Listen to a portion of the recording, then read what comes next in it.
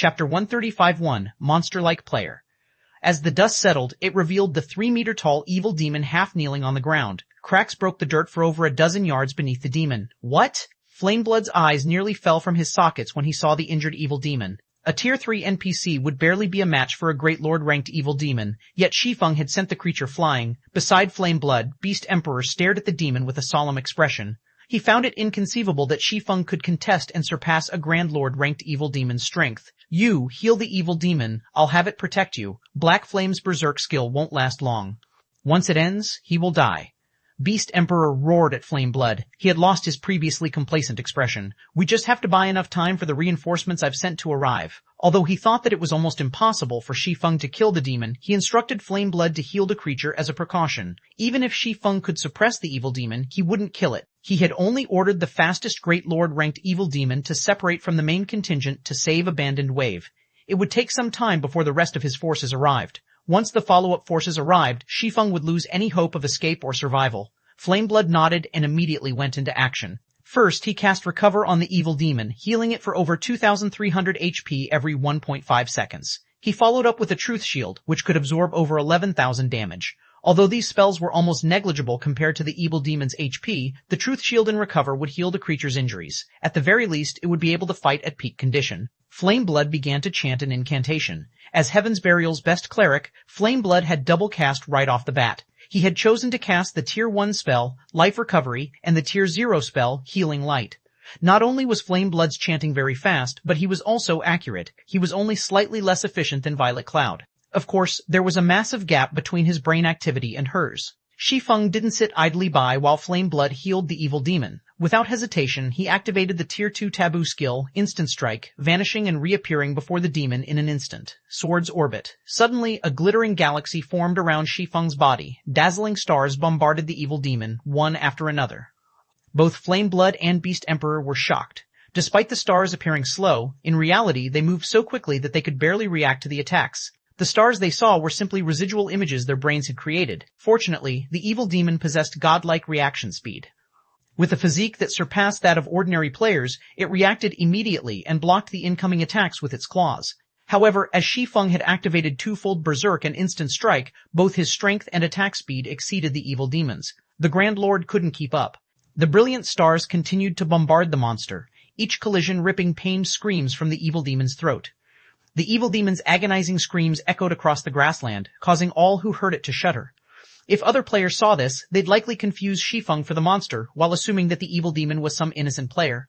Each star that penetrated the evil demon's body dealt devastating damage. 431,051, 435,19,7, 871,054. For a moment, Flameblood had even forgotten to chant his spells as he stared at the screaming demon with a dumbfounded expression. Is he a monster?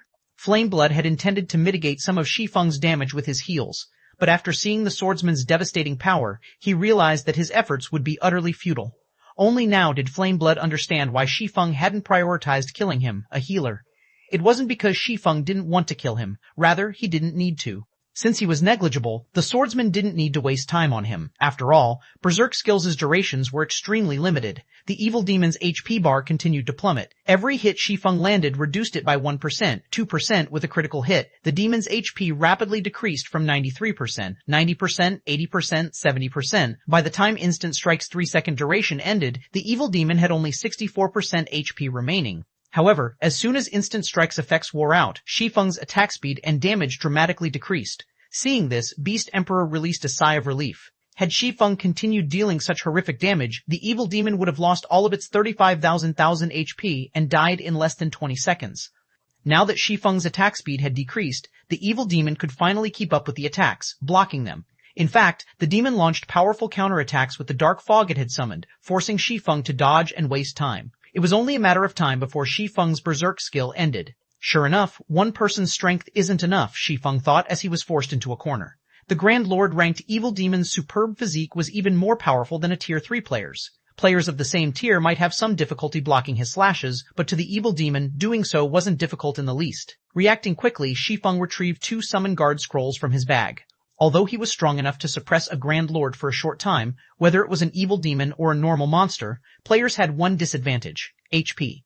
This was why it was so difficult to solo monsters of the same or a higher tier as players progressed in the game. When Shi Feng finished chanting, 2 golden magic arrays appeared beside him. Kite and Anna emerged from the arrays. Although it hadn't been long since Shi Feng last saw his personal guards, the 2 NPCs had leveled up considerably. After completing his Tier 2 promotion quest and returning to White River City, Shi Feng hadn't immediately resummoned his personal guards. Instead, he left them in the Dark Canyon to continue leveling. Compared to the time flow in God's domain, time passed 5 times faster in the Dark Canyon. Moreover, the canyon's environment was far more suitable for training. The last time Shi Feng had seen Kite, the NPC was level 70. Now, Kite had reached level 74. As for Anna, she was already level 75. She was undoubtedly the highest level personal guard in the game right now. The instant these 2 NPCs appeared, Kite swung his greatsword down. Countless wind blades surrounded the evil demon, sealing its movements completely. As for Anna, she waved her staff and chanted an incantation, summoning forth 10 level 75, Lord-ranked Rock Guardians and a Great Lord-ranked Golden Giant. Under Anna's control, the Rock Guardians positioned themselves to form a magic array, lowering the evil demon's basic attributes by 15%. Unless one of the Rock Guardians died, the array would remain active. Without wasting time, Shi Feng activated Phantom Kill and 9 Dragon Slash. At the moment, his doppelganger's attributes were even higher than Kite's. Each Abyssal Blade Phantom also dealt as much damage as the Lord-ranked Rock Guardians. With his doppelganger and Kite's support, Shi Feng overwhelmed the evil demon. Although Kite's and Anna's damage output was no match for Shi Feng's individually, when combined, they dealt even more damage than their master. Time passed gradually. Although Shi Feng's berserk skills were running out, the evil demon's HP decreased at a rate visible to the naked eye. 60%, 45%, 30%, when the evil demon's HP fell below 20%, it finally went berserk as it shrank and its skin turned crimson. Its entire body began to release more gray fog. Evil Energy Outbreak was a desperate skill that only Grand Lord ranked demons and above could use. When activated, the skill would increase the user's strength, movement speed, and attack speed by 30% and physique by 15%. However, the skill was a double-edged sword that would also decrease the user's maximum HP by 30%. Only 2 seconds remained of Shi Feng's 24-second twofold berserk state. His aura had already begun to weaken. As if it had realized that Shi Feng couldn't hold out much longer, the evil demon's lips curled up as it formed a sharp spear with the gray fog surrounding its body. With the slightest movement, the spearhead sliced space itself and created a spatial tear. The evil demon then threw the weapon at Shi Feng. As the spear flew through the air towards Shi Feng, a loud boom shook the area. Responding quickly, Anna directed the Golden Giant to block the attack. Surprisingly, however, the dark gray spear passed through the giant without causing any harm. As the spear was about to find its target, Shi Feng instinctively used Divine Steps, summoning 10 invulnerable doppelgangers around the evil demon, switching positions with one of these doppelgangers. Instinctively, Shi Feng turned his blades on the evil demon. Flame Burst, Divine Providence. At this time, his Phantom Kill doppelganger activated Flame Burst and attacked the evil demon in tandem. Although the evil demon responded very quickly, Shi Feng switched positions with another doppelganger after every slash, not giving the demon a chance to block his attacks. By the time Shi Feng landed his 15th hit, his sword's scorching flames had devoured the demon's last strand of HP. When the Grand Lord collapsed, it transformed into innumerable light particles like shattered glass and disappeared.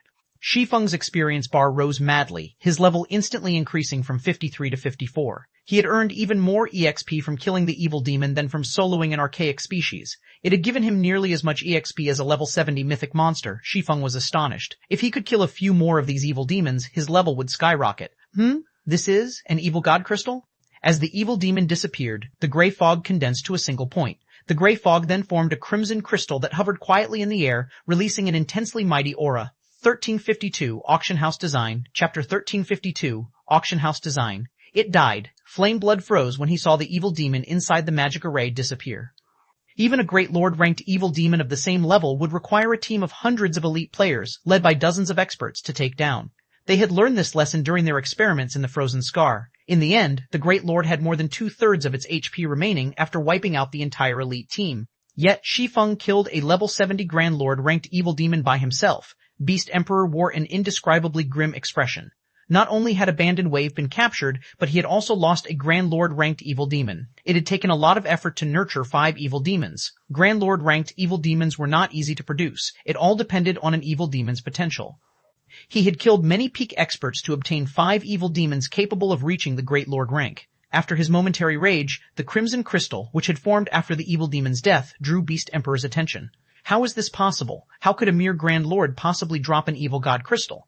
Shock, excitement, and greed flashed in Beast Emperor's eyes as he stared at the crystal. It was highly unlikely that players outside of the Evil God's temple would understand how valuable the item was. However, to Evil God's temple players, the Evil God crystal was an absolute treasure. It was even too valuable to trade for a mythic-ranked evil demon. Shi Feng grabbed the Evil God crystal and shoved it in his bag before Beast Emperor could get a closer look. His eyes became bloodshot with fury as he wanted nothing more than to kill Shi Feng with his own hands.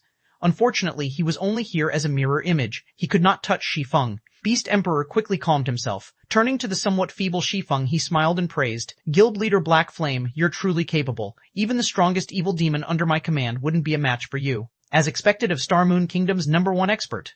"What? Trying to persuade me with sweet words after failing with brute force?" Shi Feng sneered as he glanced at Beast Emperor. Although he suffered a weakened state, decreasing his attributes by 70%, he was easily strong enough to kill Flame Blood and drag Abandoned Wave back to the War God's temple.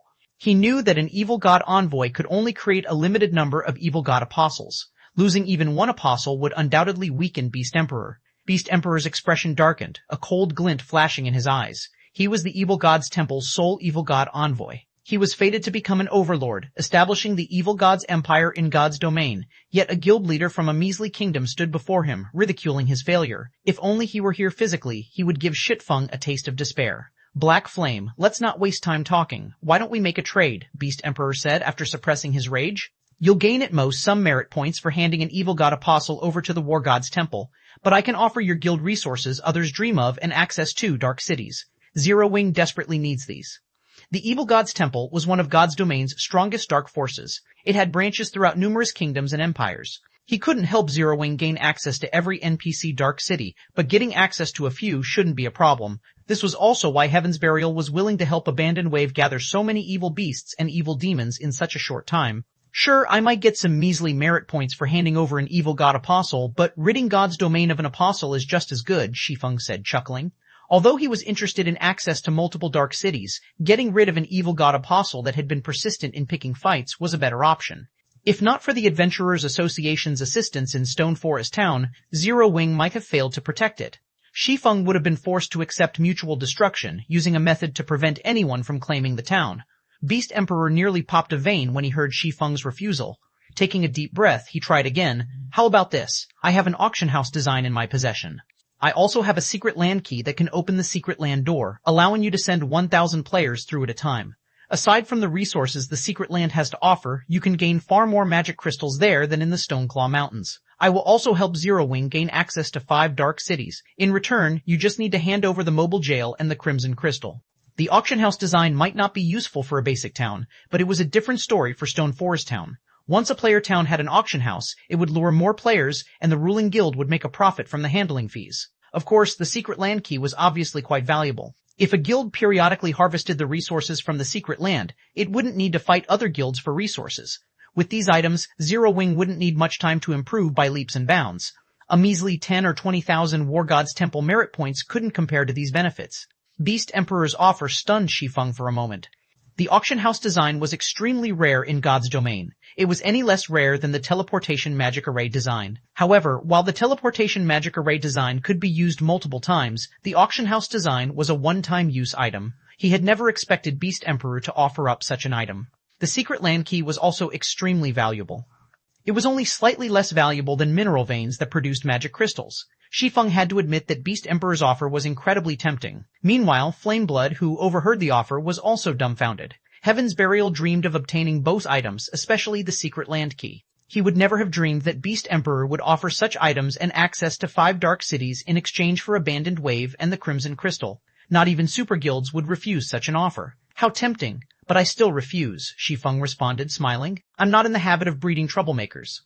If an evil god apostle had only attacked his town by chance, he might consider letting them go. However, the apostle in his hands had intentionally picked a fight. Truth be told, even if he released this troublemaking apostle, he wouldn't be afraid for his future. After all, once Zero Wing reinforced its foundations, its development speed would only continue to increase. Furthermore, an evil god apostle required a large amount of resources to create evil beasts and evil demons. If Starmoon Kingdom's various large guilds were cautious, creating more underlings wouldn't be easy. However, he had no interest in fighting siege wars for no good reason. Moreover, he still had plenty of things he needed to attend to. He did not have enough time to waste in Starmoon Kingdom.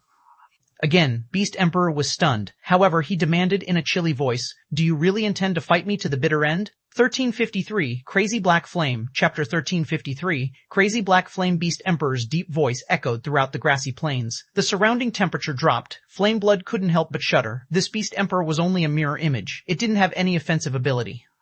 Beast Emperor wasn't even backed by a superpower. However, no guild would dare to underestimate his strength. The various superpowers were no exception. Although Flameblood didn't know how much power Beast Emperor truly wielded, he had learned that Beast Emperor still had two other evil god apostles. They had been apostles much longer than Abandoned Wave and had considerably powerful backers. Unlike Abandoned Wave, the other two apostles operated in secret in other kingdoms. They weren't like Abandoned Wave, acting boldly in the open in Starmoon Kingdom. Abandoned Wave's actions were part of the reason he had gathered such a large army of evil beasts and evil demons so quickly. After a moment of silence, Shi Feng shook his head and laughed.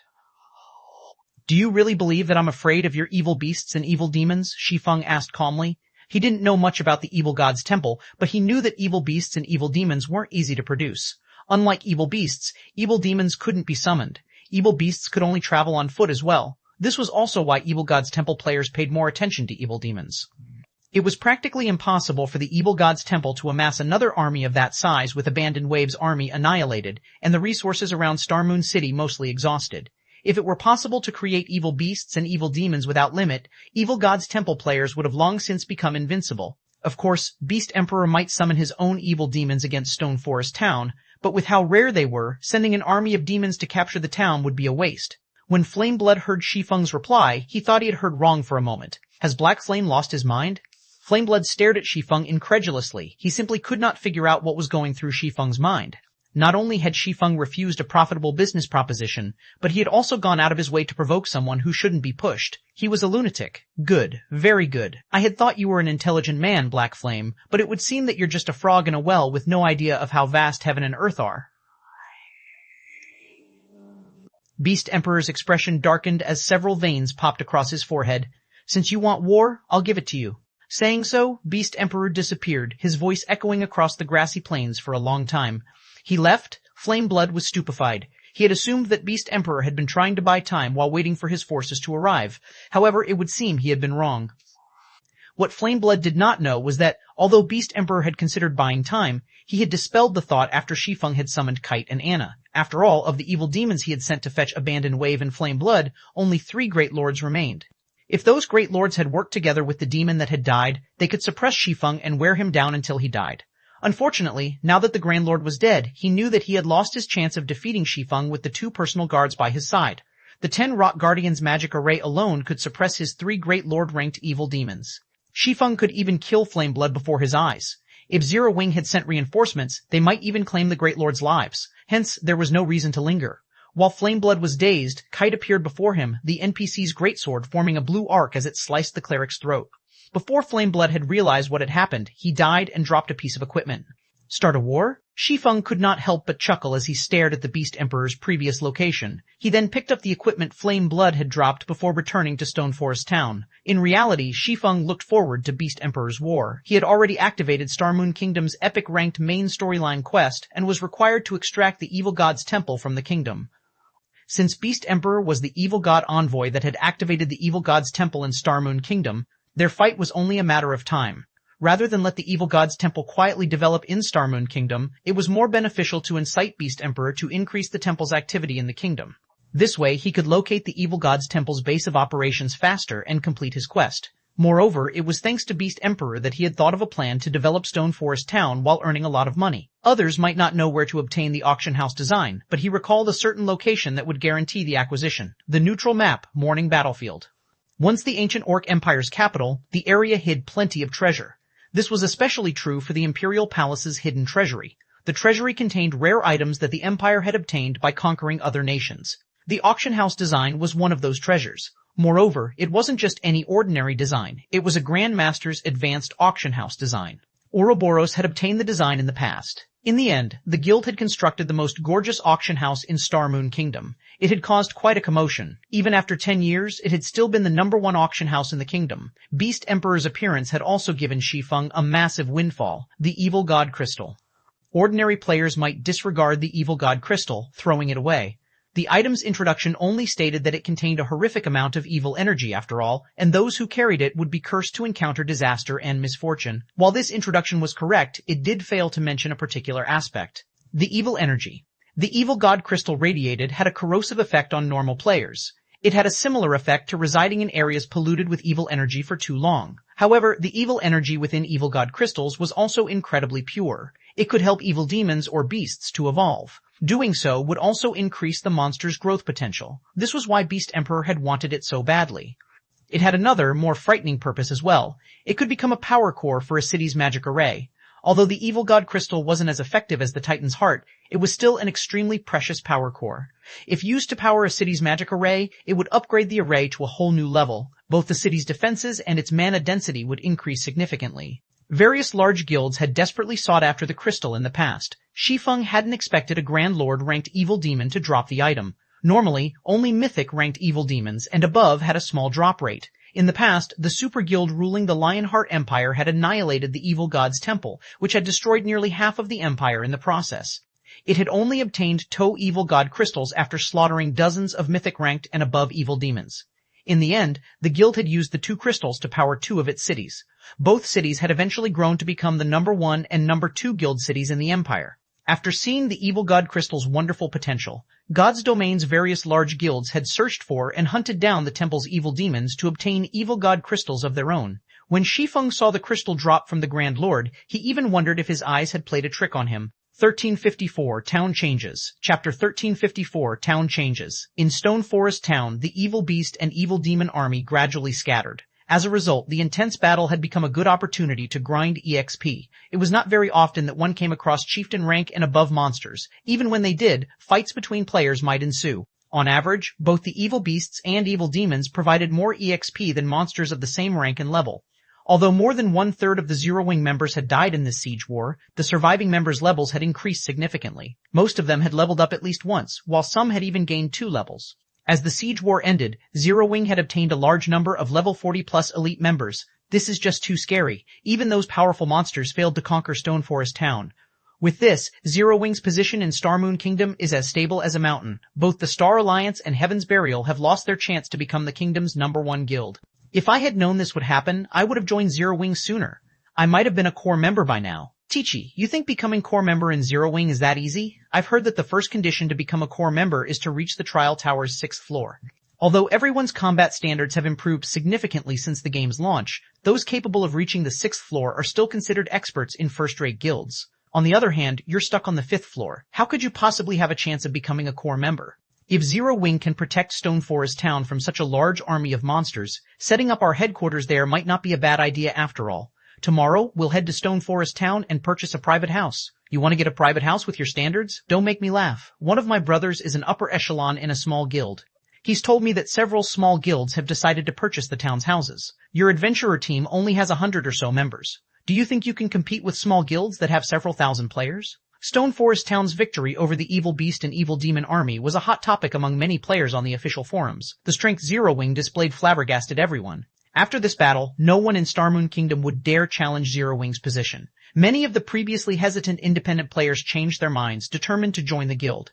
Many of these independent players hadn't considered applying to Zero Wing due to the guild's extremely high recruitment standards. If they joined other first-rate guilds, they would also receive far more benefits than if they joined Zero Wing. However, now that Zero Wing had proven how much stronger than other first-rate guilds it was, its high requirements made sense. Is this Zero Wing's true strength? Blue Phoenix, who had remained in White River City, was surprised to see peace returning to Stone Forest Town as she watched the livestream. Despite facing an army of 500,000+ monsters, not only had Zero Wing annihilated their enemy, but it had also only suffered a little over 10,000 casualties. However, although Blue Phoenix was shocked by the large number of high-tiered NPCs defending Stone Forest Town, Zero Wing's revelation of its intermediate mana pulse cannons and fleet of miniature ballistas frightened her. After all, while NPCs could not be dispatched outside of the town or city they belonged to, it was a different story for the intermediate mana pulse cannons and miniature ballistas. These war weapons could be employed against cities or to defend strategic locations. Not even the Dragon Phoenix Pavilion could compare to Zero Wing's firepower. Blue Phoenix had been prepared to lend Zero Wing the gnome cannons and special ammunition she had brought with her as a backup, but she was grateful that she hadn't. Both she and Phoenix Rain would have been laughingstocks. It seems I need to report this to Big Sis Rain. After giving the matter some thought, Blue Phoenix decided to report this situation immediately. Back in Stone Forest Town, Shi Feng discovered a long line of independent players outside of the guild residence after using a guild transfer scroll to return. These players were all considerably high-leveled. Even the weakest among them was level 38, while some had reached as level 41. Their equipment was equally impressive, with the most inferior being Secret Silver rank. With a quick glance, Shi Feng estimated that at least 200 such players waited outside the residence. Shi Feng also spotted quite a few level 20-plus players in line.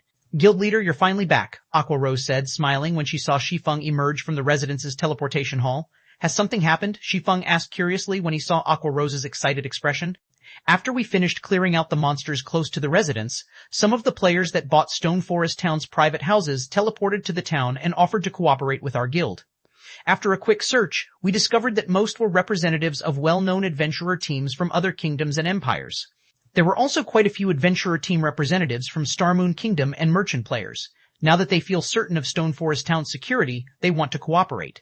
Those adventurer teams have also stated that they're willing to sell us their rare materials for 70% market price in the future. However, they've requested that Zero Wing build more private houses suitable for adventurer teams. As for the merchant players, they'd like to see us sell a few shops in town. Of course, they're willing to pay for these structures. As she spoke, Aqua Rose gestured to the various adventurer team representatives and merchant players. In God's domain, adventurer teams and merchant players generally didn't invest in smaller guilds' towns. There were two reasons for this. First, guild towns had a lack of player traffic. Second, these independent players were concerned about a town's safety. In guild wars, there were no guarantees that rival guilds wouldn't capture or destroy a guild town. A few adventurer teams had only decided to purchase Stone Forest Town's private houses because of the tempting benefits the town offered. Several hundred gold coins might be astronomical to ordinary players, but it was affordable to the kingdom's top adventurer teams. However, setting up a main base of operations in a guild town was a different story. To adventurer teams with hundreds of players, it was clear that private houses, which could only accommodate a small number of players, were not suitable. Such teams needed the ruling guild to construct houses that catered to their activities, but guilds generally refused to construct such massive structures for no good reason. Moreover, purchasing such a large house would cost more than just a few hundred gold coins. Hence, both sides needed to compromise. But no adventurer team would risk such an investment until a guild town was stable. After this siege war, Stone Forest Town had proven that it was just as secure as an NPC town, allowing players to develop in the area without worry. Because of this, many well-known adventurer teams and merchant players hurried to Stone Forest Town, afraid that their competition would steal their opportunity. Not even Aqua Rose could make the decision to allow so many players into Stone Forest Town. She had to wait for Shi Feng to return. Guild leader, would you like to meet with them? Aqua Rose asked. 1355 Adventurer House. Chapter 1355. Adventurer House God's Domain had plenty of adventurer teams. Aside from a few lone rangers, independent players with similar goals usually formed teams that were exempt from guild restrictions. Some of the top adventurer teams in the game were even as strong as some of the game's guilds. Take the Midnight Tea Party, for example. It explored various dangerous locations in God's domain, constantly challenging its limits. The adventurer team was little more than a power group of lunatics. When these people gathered, even super guilds feared their prowess. Owl was another well-known adventurer team, just as famous as the Midnight Tea Party. However, Owl had more members than the Midnight Tea Party, and they weren't as addicted to battle. Rather, Owl consisted of players that enjoyed challenging all kinds of quests. In the past, Owl had even completed a few quests that super guilds had failed. Due to these top adventurer teams' fame, the guild towns and cities they occupied would become instantly popular as countless like-minded players swarmed to these locations. However, the Midnight Tea Party had been an exception in the past. The adventurer team had never set up a fixed base, and the team members' whereabouts had been a mystery, making the team nearly impossible to locate intentionally. Meanwhile, when a large number of adventurer teams occupied a guild town, the ruling guild would rake in considerable profit long-term, and these teams would help defend the town if it were attacked.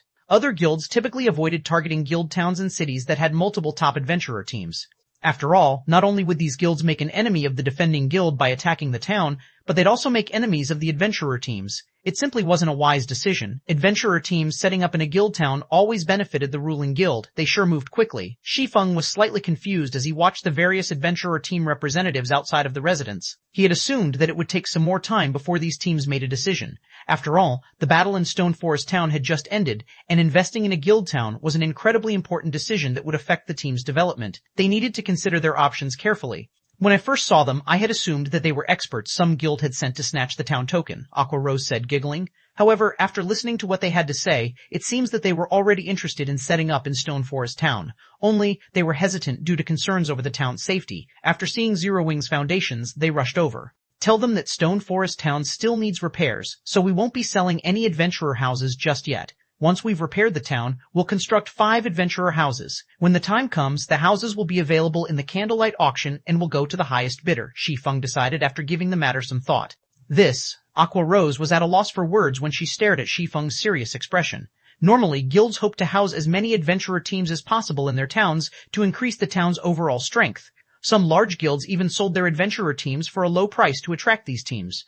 Yet, not only had Shi Feng decided to sell a limited number of these adventurer houses, but he also intended to sell them off to the highest bidders. Such a bold decision was likely to chase away these adventurer teams. Just convey my decision. A town's development is never dependent on how many adventurer teams it has. As long as they are strong enough, 2 or 3 teams will be enough, Shi Feng said. A town's land was limited, and adventurer houses easily took up enough space for 20 private houses.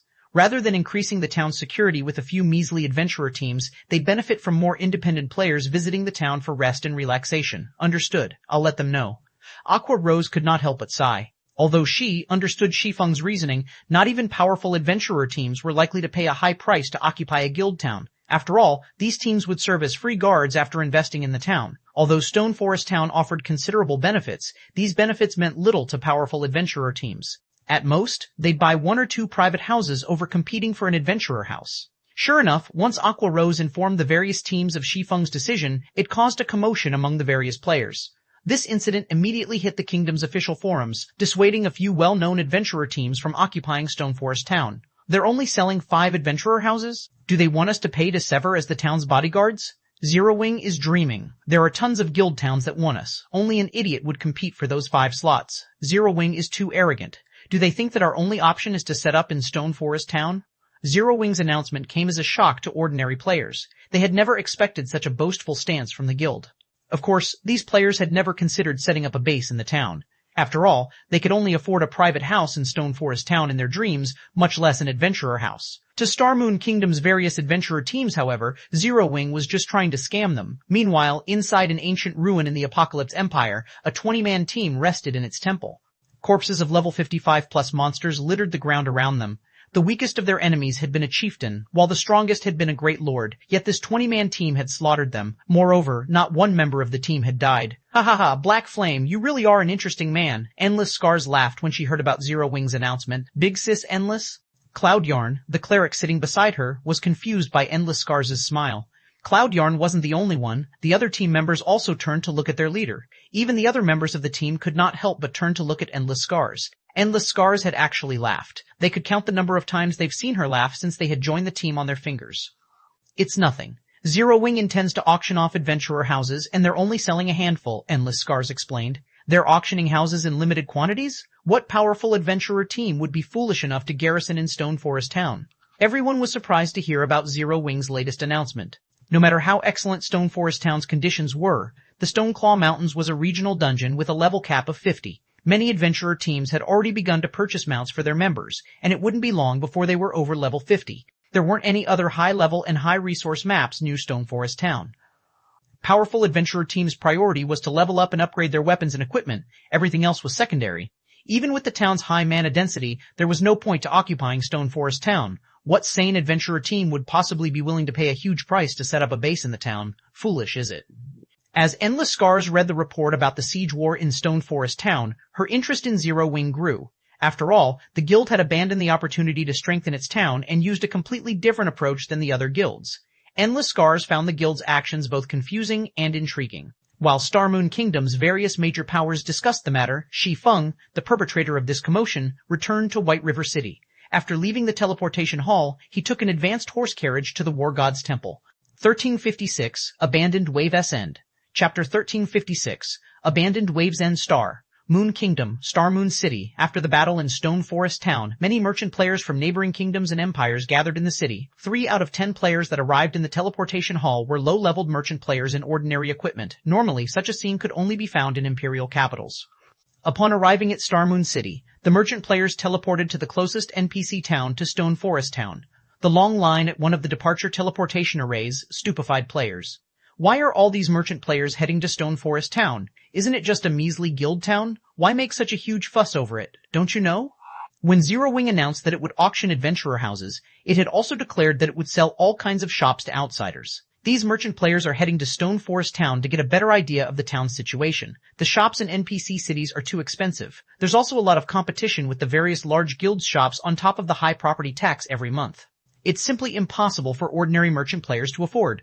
The shops in guild towns, on the other hand, are much cheaper. The monthly property tax is also much lower. Most importantly, Stone Forest Town's player traffic rivals in NPC cities. Due to the battle arena, expert players have gathered there, and they generally have plenty of precious resources. Merchant players will be able to buy and sell their items more conveniently if they had a shop in Stone Forest Town. Everyone knows that Stone Forest Town has near impeccable security now. Naturally, merchant players are eager to move into Stone Forest Town. In that case, wouldn't it be amazing if we developed in Stone Forest Town? Independent players quickly started making preparations to shift their base of operations to Stone Forest Town. Originally, the Candlelight Trading Firm's presence already made Stone Forest Town a good place to develop.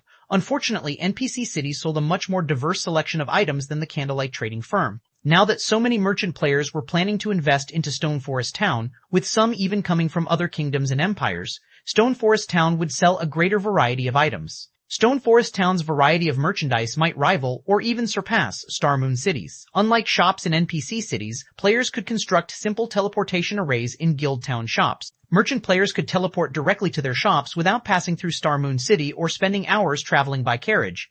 This encouraged merchant players to sell more products in Stone Forest Town, facilitating the transfer of merchandise. Heaven's Burial's upper echelons had gathered in the residence's meeting room. The meeting room was silent as everyone stared at Singular Burial, who wore a solemn expression. Despite foolishly throwing away the opportunity to invite famous adventurer teams to occupy Stone Forest Town, even more independent players were attracted by the mass of merchant players. Both Stone Forest Town and Zero Wing would develop rapidly. As a result, the gap between Heaven's Burial and Zero Wing would expand. Our only hope is to take down the Frost King as soon as possible. Although the rewards won't help us overtake Zero Wing, we can put up a fight, Singular Burial said helplessly. Not only was Zero Wing undamaged by Abandoned Waves, but it had helped increase Stone Forest Town's fame. He wouldn't have let Abandoned Wave take action so soon if he'd known this would happen. To make things worse, Abandoned Wave had been captured. With Abandoned Wave finished, there was no guild in Star Moon Kingdom capable of stopping Zero Wing from becoming the kingdom's overlord. Guild leader, I just received good news, Daybreak Fog said. Good news? Singular Burial inquired. What kind of good news could there be at a time like this? Didn't Black Flame kill Flame Blood? Broken Flow had brought his team to resurrect Flame Blood after failing at his task. Although Flame Blood had suffered grievous losses, he got to meet Abandoned Wave's leader, Beast Emperor. Beast Emperor had even secretly added Flame Blood as a friend, Daybreak Fog explained. Beast Emperor took the initiative to contact Flame Blood, stating that he wishes to have a personal chat with you. Beast Emperor also said that he's willing to help Heaven's Burial annihilate Zero Wing.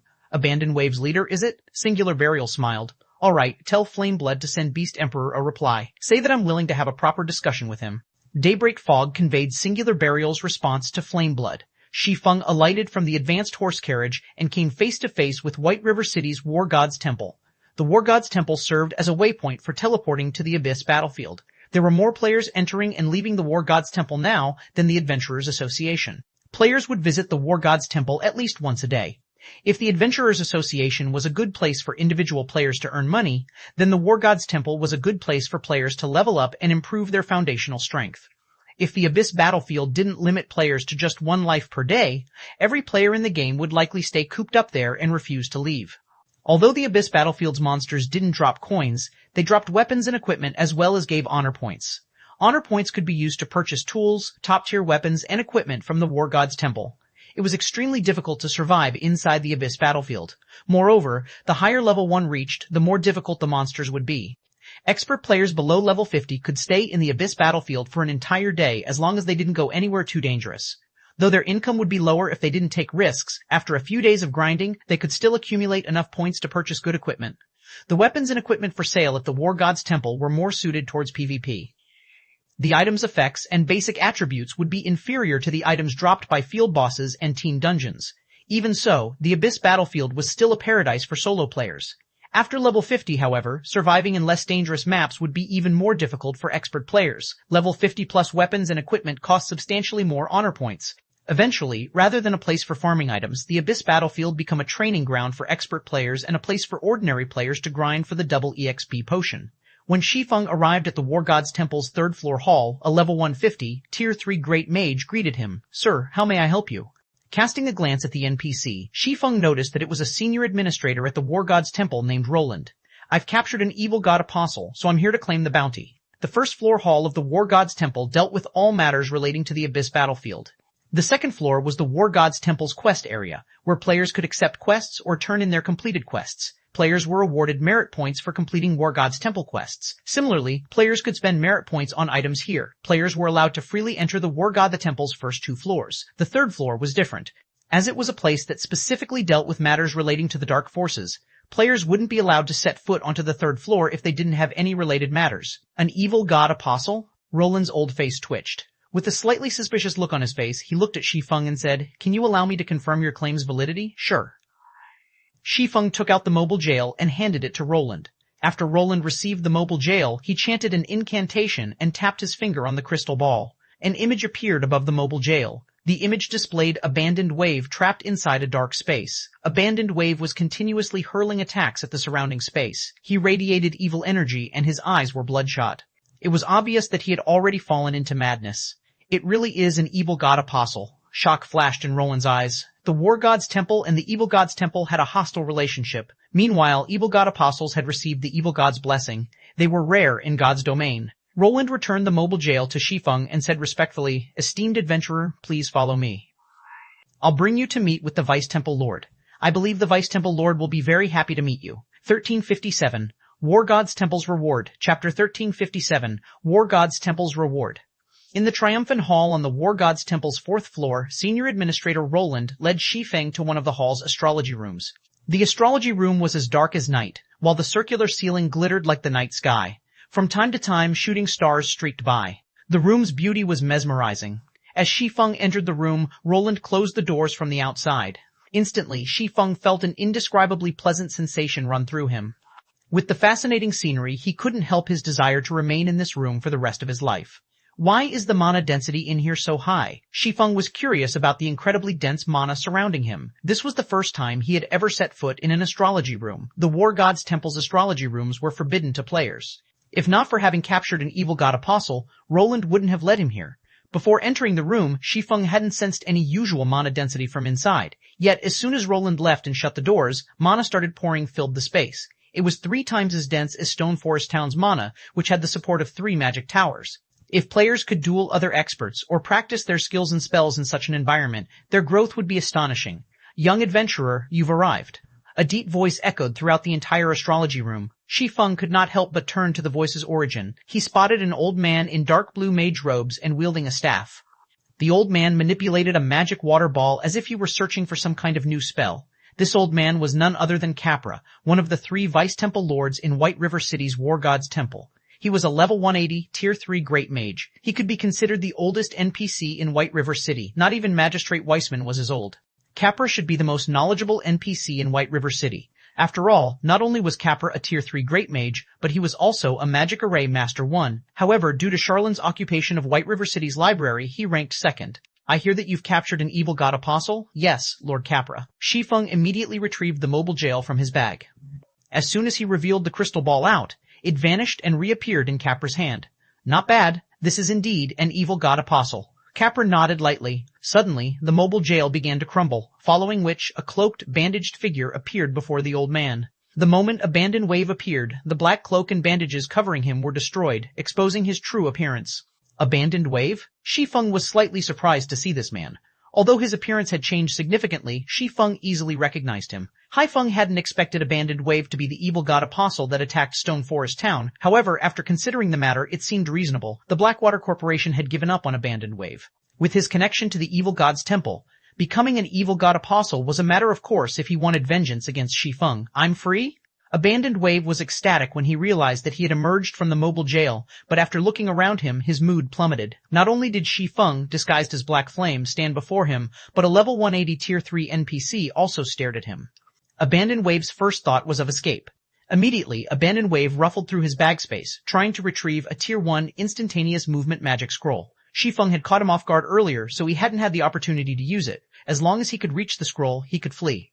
The instant Abandoned Wave got his hands the Tier 1 instantaneous movement magic scroll, he glanced at Shi Feng with a sinister smile. Black Flame, just you wait. I'll give you a taste of despair the next time we meet. Following which, Abandoned Wave unfurled the magic scroll and activated it. Abandoned Wave's elated expression returned the instant the scroll activated. It was as if he could already see Shi Feng's tragic ending. However, after a few seconds, Abandoned Wave realized that he hadn't moved, and since he had activated the scroll, the instantaneous movement magic scroll faded from his hands. Despair? Shi Feng could not help but laugh and shake his head when he saw the confusion on Abandoned Wave's face. Don't you realize that you're in the War God's temple? In God's domain, all teleportation tools and skills were useless inside a War God's temple. Players could only use these items after leaving the building. This was basic knowledge to God's domain's players. Hearing the words, War God's temple, fear twisted, Abandoned Wave's expression. He was fully aware of the consequences should the War God's temple capture him. Beast Emperor had warned him about this. When the War God's temple captured an evil God's temple player, it signified the end for said player. The captured player's only option would be starting a new account. Moreover, they wouldn't be allowed to rejoin the game immediately. They would have to wait 1 month before they could create the new account. After experiencing the joy God's domain had to offer, being unable to play for an entire month would be unbearable for players. Moreover, by the time Abandoned Wave rejoined the game, God's domain would be a different world with how fast it was developing. Black Flame. Abandoned Wave practically screamed Shi Feng's name. Although he wanted to say more, Capra had already begun to chant an incantation. In the next moment, dozens of golden chains appeared around Abandoned Wave, piercing his body. He screamed in pain as he started to burn. Eventually, he turned to ash and vanished from the astrology room. Abandoned Wave's hatred for him hadn't particularly surprised Shi Feng. Even a peak expert would struggle to catch up if they were banned from the game for a month and had to start from scratch. The Blackwater Corporation had also given up on Abandoned Wave long ago. With Abandoned Wave standards, they were not likely to meet again. Furthermore, Beast Emperor had lost an Evil God Apostle slot, following which, a series of system notifications reached Shi Feng's ears. System, congratulations, you have captured an Evil God Apostle. Rewarding 10,000 War God's Temple merit points. Reputation with the War God's Temple increased by 500 points, 100,000 Dells in EXP, 50 free mastery points, and 5 legacy skill points. System, congratulations. You are the first person to have eliminated an Evil God Apostle, rewarding War God's Warrior title. System, Capra's favorability has increased by 300 points. What an abundant reward. Shi Feng's excitement grew as he read the notifications. This was especially true when he saw the War God's Warrior title and his increased favorability with Capra.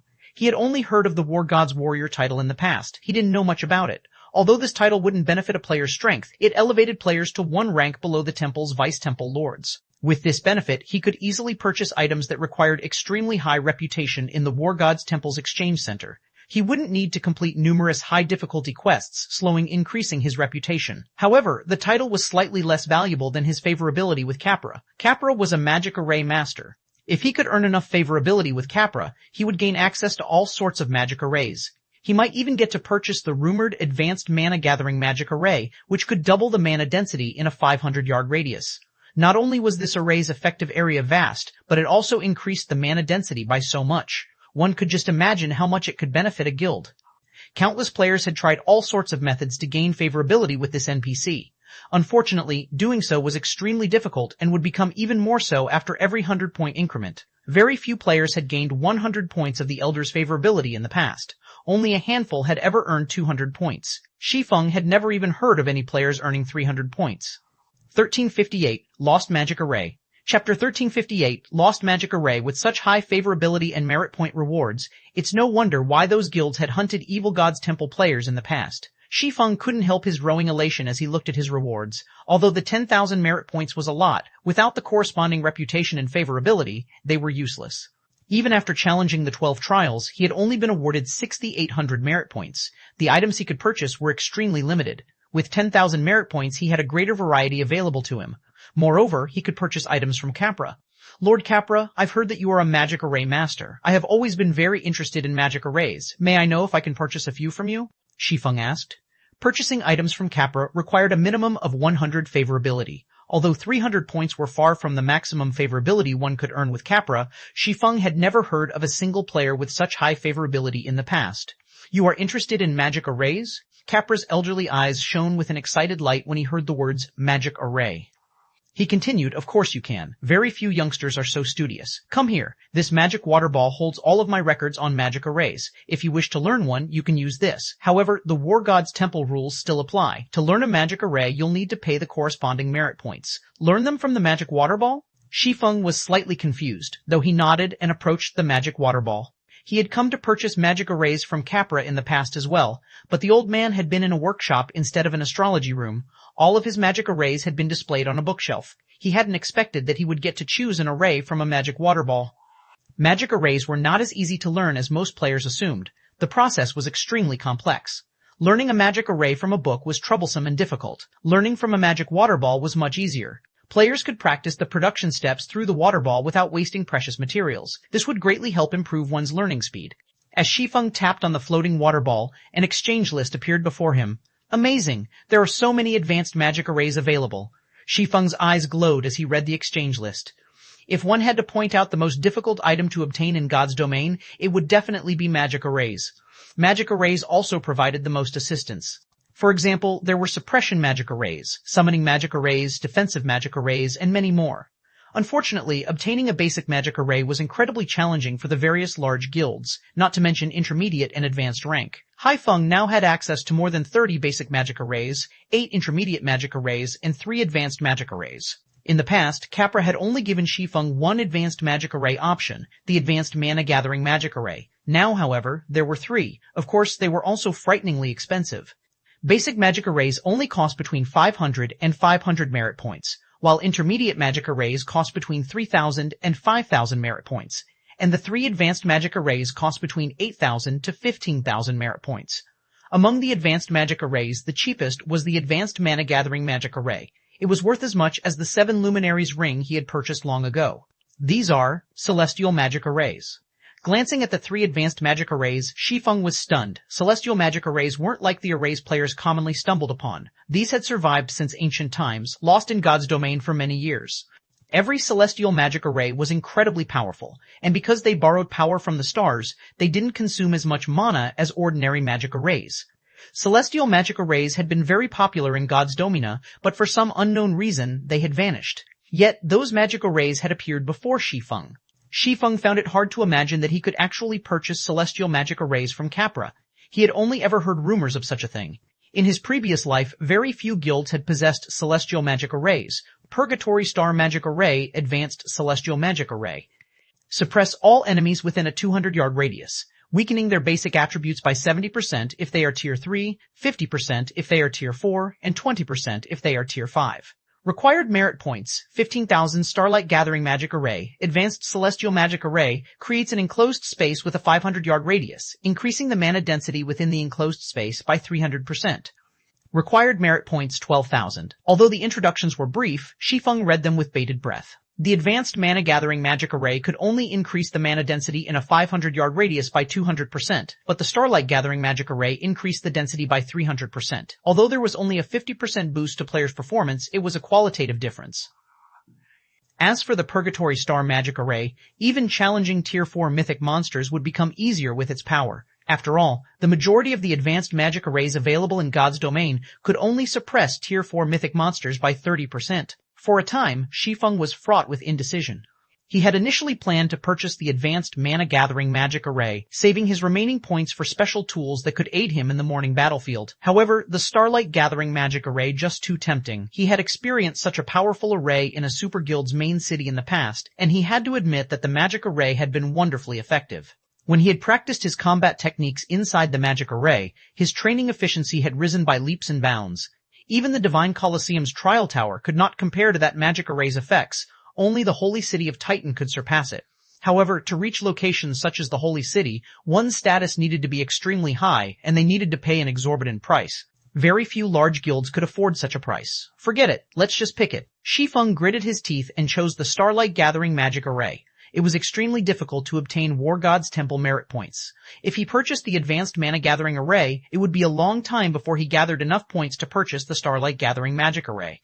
Now that Stone Forest Town had stabilized and he had begun his city's construction, setting up the Starlight Gathering Array in both locations would further reinforce their popularity. System: the Starlight Gathering Magic Array requires 12,000 merit points. You have 3,500 War God's Temple reputation points. You may pay 20% of the merit point cost in coins. Do you wish to use coins? System. Based on the system's analysis of the current market, each merit point is worth 2 gold coins. Do you wish to proceed? Purchase. Shi Feng agreed to the transaction without hesitation. 4,800 gold for 2,400 merit points wasn't particularly expensive. Fortunately, the required currency wasn't magic crystals. He wouldn't have been able to fork over a single crystal. Shi Feng wasn't particularly surprised that the cost of merit points had increased. In the future, he would likely have to part with an exorbitant amount of gold coins in exchange for merit points. After all, as players reached higher levels, their income would continue to increase. The game's player population was also increasing. As a result, more coins would become available in God's domain. It was only natural for their value to depreciate. Of course, the main God system constantly worked to lower inflation by reducing the number of coins in the market. Suddenly, Capra asked curiously, "Young adventurer, you have chosen a celestial magic array?" "Yes. I am very interested in learning the magic arrays that have been passed down since ancient times," Shi Feng confirmed, nodding. Practically every God's domain player had been interested in celestial magic arrays in the past. I won't stop you from purchasing it. However, I need to remind you that celestial magic arrays aren't like your conventional magic arrays. Producing them requires extremely rare materials. They are impossible to mass produce, Capra reminded. Thank you for the information, Lord Capra, Shi Feng responded respectfully. He had already been aware of the celestial magic array's flaws. However, even the advanced mana-gathering magic array's materials were exceedingly difficult to obtain. Since both arrays' materials were challenging to collect, it was wiser to choose the more powerful array, following which Capra chanted an incantation. Suddenly, a palm-sized water ball separated from its massive counterpart. The ball of water then landed in Shi Feng's hands. After obtaining the Starlight Gathering magic array and leaving the War God's Temple, Shi Feng received a communication request from Aqua Rose. "What's the rush? Has something happened?" Shi Feng asked when he saw the woman's anxiety. "Guild leader, check the official forums." Some time ago, Heaven's Burial signed an agreement with several top adventurer teams and dozens of well-known adventurer teams. These adventurer teams have officially occupied Heaven's Burial's town. News of this has already reached the various large guilds, Aqua Rose hurriedly reported. 1359. Pioneering the Ancient Empire. Chapter 1359, Pioneering the Ancient Empire. Top adventurer teams have occupied Heaven's Burial's town? The report confused Shi Feng. In God's domain, adventurer teams fell into various ranks, just like guilds. When referring to Star Moon Kingdom's adventurer teams, the well-known team's overall strength could compare to a first-rate guild's elite teams. As for the kingdom's top adventurer teams, everyone possessed several dozens of experts. Among these expert players, a small portion could rival first-rate guilds' peak experts. When it came to raiding team dungeons, they were even stronger than some large guilds' main forces. Normally, these top adventurer teams ventured to dangerous maps that even guild elite teams avoided.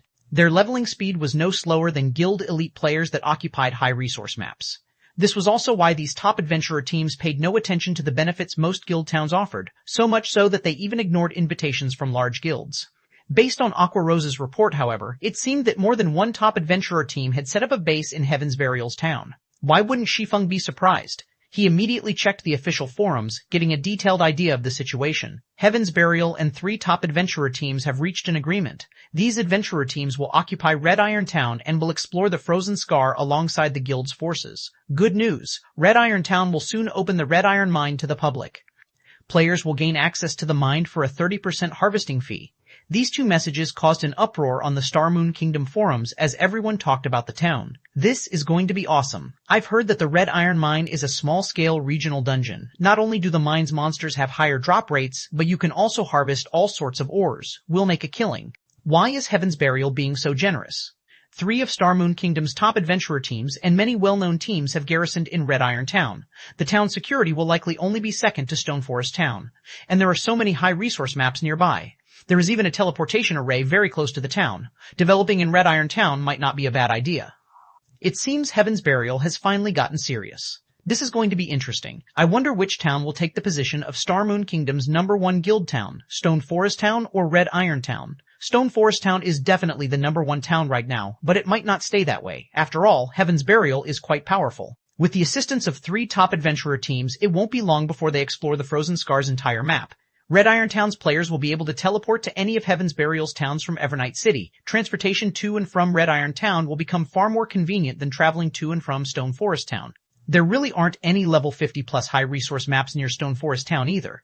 It's only suitable to players below level 50. Considering long-term development, Red Iron Town is the better option. Moreover, with 3 top adventurer teams based in the town, it'll be easier for adventurer teams to contact each other in the future. The new changes in Red Iron Town tempted many players. While it was important to increase one's individual strength, leveling and upgrading equipment was more so. More players were reaching level 40, yet despite having met the level requirement to gain a mount, most were too poor to purchase one and had to continue their travels on foot. Red Iron Town was also attractive due to how easy it would be to earn coins. Heaven's Burial is even willing to part with such a gold mine? Shi Feng was astonished as he read the forum posts. It was not easy to open a mine. First, a team needed to defeat the mine's boss. Otherwise, the monsters inside would continue to respawn quickly. The monsters would also scale to the highest leveled player that entered the mine. As the boss respawned periodically, players were also required to defeat it each time they encountered it. Furthermore, the mine's ore deposits were limited and would only respawn when the boss did. When a guild occupied a mine, they generally only allowed their own people inside. Yet, Heaven's Burial was generous enough to open the mine to the general public after clearing its monsters and boss. Although iron ore wasn't particularly valuable, not many towns in God's domain had access to an ore vein. Hence, the various large guilds would prioritize towns with the most common ore veins as they offered a plethora of riches. Guild leader, once it secured the adventurer team's assistance, Heaven's Burial dispatched a 1,000-man elite team to pioneer the Frozen Scar. They also sent their 100-man main force. Even the main force's weakest player is level 42. They'll clear the map much faster than their previous exploration, Aqua Rose said helplessly. On the other hand, we just survived a massive war. Although we didn't have many casualties, we had lost many of our experts and main force members. During the final stand at the guild residence, in particular, we lost a significant number of our main force members and core members. While weapons and equipment aren't a problem, the players who were killed by evil demons suffered double the usual penalty. Our main force and core members that had died lost 2 levels apiece. This has significantly slowed our progress in the Blizzard Fortress and with the Frost King. Moreover, the dark guilds around White River City are growing bolder. We've had to dispatch our experts to deal with them from time to time. Guild leader, should we recall Snow's forces and prioritize killing the Frost King? It had never been wise to underestimate Heaven's Burial's main force. And now that so many top and well-known adventurer teams had joined Heaven's Burial's exploration team, the team's overall strength had increased. In contrast, Zero Wing had been forced to dispatch its main force and experts to various locations to expand the guild's influence. As a result, their exploration team's strength had fallen. If they let Heaven's Burial get the Frost King's first kill, Heaven's Burial's position in Evernight City would become unshakable. Meanwhile, Zero Wing would lose the best opportunity to gain access to Evernight City. If that happened, Stone Forest Town's popularity would plummet by the time mainstream players reached level 50. In fact, Red Iron Town had nearly caught up to Stone Forest Town. Forget it. We can't recall Snow. If we don't have a team of experts there to defend the Branch Guild and the Black Dragon Empire, the Empire's large guilds will take the opportunity to strike, Shi Feng said, shaking his head. This was why he had refused to ask Gentle Snow for help to protect Stone Forest Town. He then said, "This is a golden opportunity." It's been a while since Zero Wing had a large-scale guild operation. Aqua, see to the necessary preparations. Round up 1,000 people. Aside from the main force members and core members, do not select any elite players below level 40. After you've finished, have them gather in Dark Lake Town. We're going to pioneer the ancient Orc Empire. Guild leader, you're going to lead the operation? Aqua Rose's excitement grew as her guild leader issued orders. Normally, the guild leader would organize guild operations as their main purpose was to increase the guild's prestige and motivation. However, Shi Feng was usually too busy. Normally, he was impossible to find. Hence, Zero Wing's vice guild leaders, such as herself and Gentle Snow, organized these events. Although nobody in the guild had complained, practically every player that joined Zero Wing knew of Black Flame, and they were all dying to meet him. The guild's main force and core members were particularly eager to quest and raid dungeons with their guild leader. I'll take command this time. Shi Feng nodded. He had initially intended to head to the Frozen Scar, but the environment was simply too harsh. Without sufficient preparation, the Frost King was impossible to raid. Moreover, his current goal was to help his people level up. Naturally, they had to travel to a higher level map. The guild members will go crazy when they hear this, Aqua Rose responded, smiling. She immediately disconnected the call and began to address the necessary arrangements. 1360, shocking everyone. Chapter 1360, shocking everyone. White River City, Zero Wing's residence. After disconnecting her call with Shi Feng, Aqua Rose published an announcement in the guild chat. The guild leader will be leading a guild operation personally. All main force members and core members in Starmoon Kingdom gather in White River City immediately. Elite members level 40 and above may apply to join by contacting me. Priority will be given to those with guild mounts. The instant the announcement published, the guild chat exploded with comments. Vice guild leader, this isn't a trick, right? Boss Black Flame is really gonna lead us? What? The guild leader is leading a guild op himself? Are we going after some guild? This is awesome. I need to apply. Big Sis Aqua, can't you relax the requirements a little bit? I've just reached level 40 after many difficulties. I can't afford a guild mount right now. Ha ha ha, this is great. I've been saving up and bought a guild mount as soon as they were available. For a time, Zero Wings members were frenzied. This was especially true for the main force and core members. They were all fully aware of what benefits a guild leader-led operation would offer. Not only could they level up incredibly fast, but they'd also get to see the guild leader in action up close as they gained combat experience. Less than a minute after the announcement, Aqua Rose received over 1,000 applications. At the same time, plenty of members were disappointed. After all, despite such a rare opportunity to join a large-scale operation led by their guild leader himself, they didn't qualify to join because they had already spent their GCP and coins on upgrading their weapons and equipment. They did not have any money to purchase a guild mount. While Aqua Rose selected participants from her elite members, the various guild experts scattered across Star Moon Kingdom returned to the residence in White River City. Very quickly, the overall mood in the residence lifted considerably as the guild members' excitement grew. Meanwhile, the players lined up outside the residence's entrance hoping to join Zero Wing were stunned as they watched Zero Wing's experts return. Not only were these experts above level 40, but they were also ridiculously well geared, with even the most inferior piece of equipment being level 40 fine gold rank. Many of these experts even wielded level 40 dark gold weapons. Meanwhile, the number of such experts returning continued to increase. The most incredible sight was the tall, mighty Thunderwolves traveling next to these experts. After entering the guild residence, these experts lined up outside of the guild hall, yet despite their quiet stances, they all radiated an indescribably heavy pressure. What's Zero Wing planning? Their guild mounts are so cool. Why do I get the feeling that I couldn't even defeat one of those guild mounts in a fight? Everyone was utterly stupefied. Although many players had already reached level 40, very few had mounts, yet hundreds of Thunderwolves stood before them. Players who didn't know any better might assume that this was an NPC army. Moreover, everyone could see around 50 different types of mounts aside from the Thunderwolves. Every mount was bronze rank or above. Not everyone had a clear grasp of Zero Wing's power, but after this display, they finally understood why Zero Wing was Star Moon Kingdom's #1 guild. While other guilds struggled to get common mounts, Zero Wing had already popularized the Thunderwolf. Shortly after Zero Wing's 1,000-man legion had gathered, with Aqua Rose in the lead, the legion departed for White River City's teleportation hall.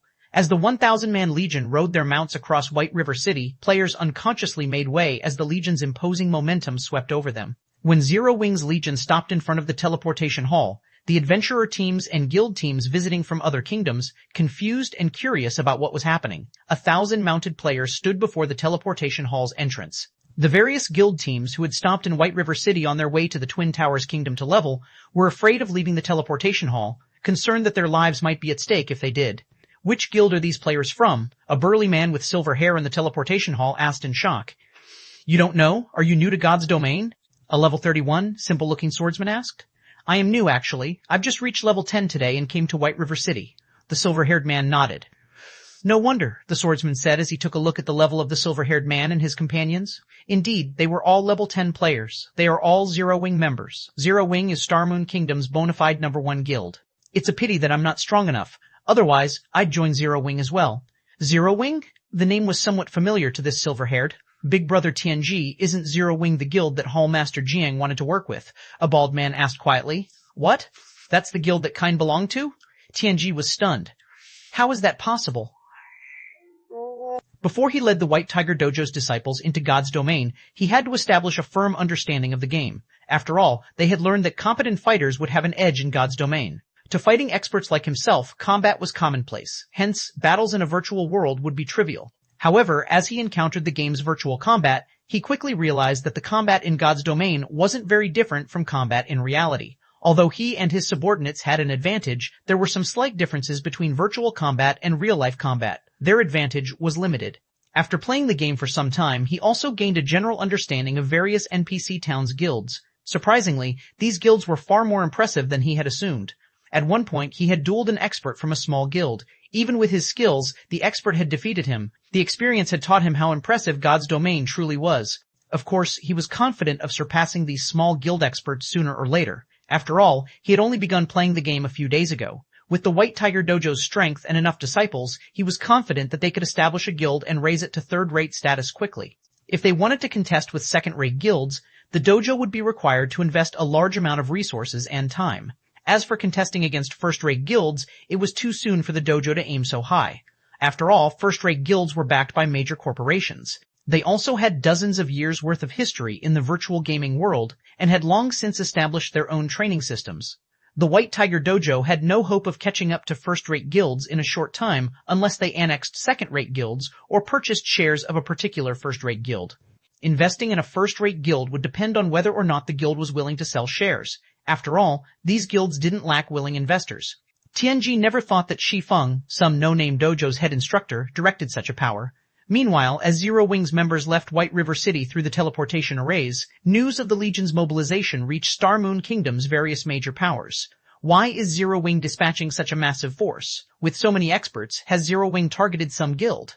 Could Zero Wing be planning to exterminate the Dark Guilds? Normally, these major powers ignored a 1,000-man elite team. However, they couldn't ignore such a legion from Zero Wing. After all, every one of those players was an expert. If Zero Wing had targeted a particular guild, even a 10,000-man elite army would not be able to stop this legion. For a time, the various major powers discussed their guesses about Zero Wing's intentions. They also recalled their own members to their respective cities. 1361 Ancient Orc Empire, Chapter 1361, Ancient Orc Empire. Inside a snow-dusted gorge in the frozen scar, the air was cold enough to fog players' breath. Ice-covered plants glittered like ice sculptures littering the ground.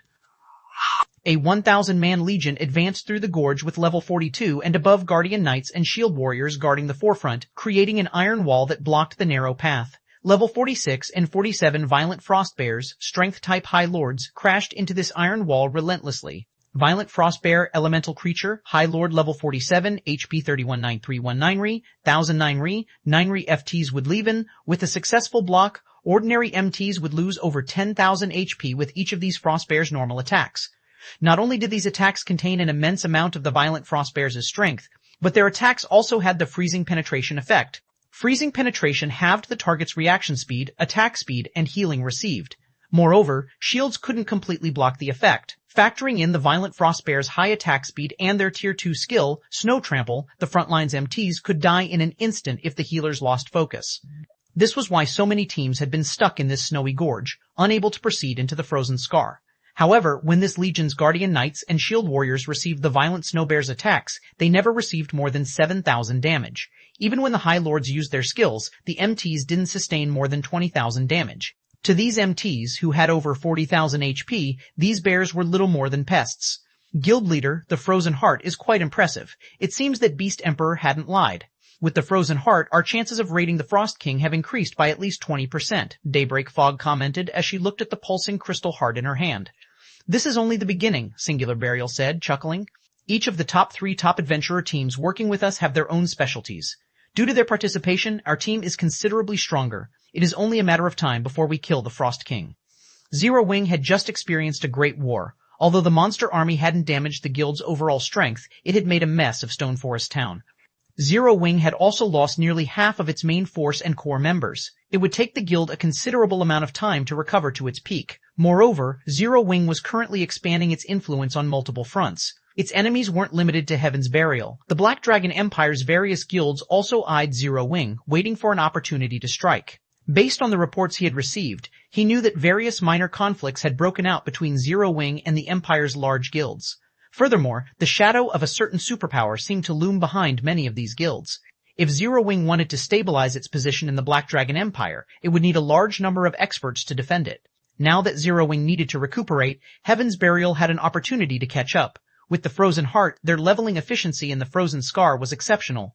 As an Asura mode regional dungeon, these monsters provided far more EXP than monsters elsewhere. Once Heaven's Burial's core members reached level 49, they could challenge level 50 large-scale team dungeons before other guilds and secure the Frost King's first kill. At that time, Red Iron Town might even be on par with Stone Forest Town. Heaven's Burial also had Beast Emperor's secret support. As Singular Burial sketched out his plan in his mind, Daybreak Fog suddenly paled.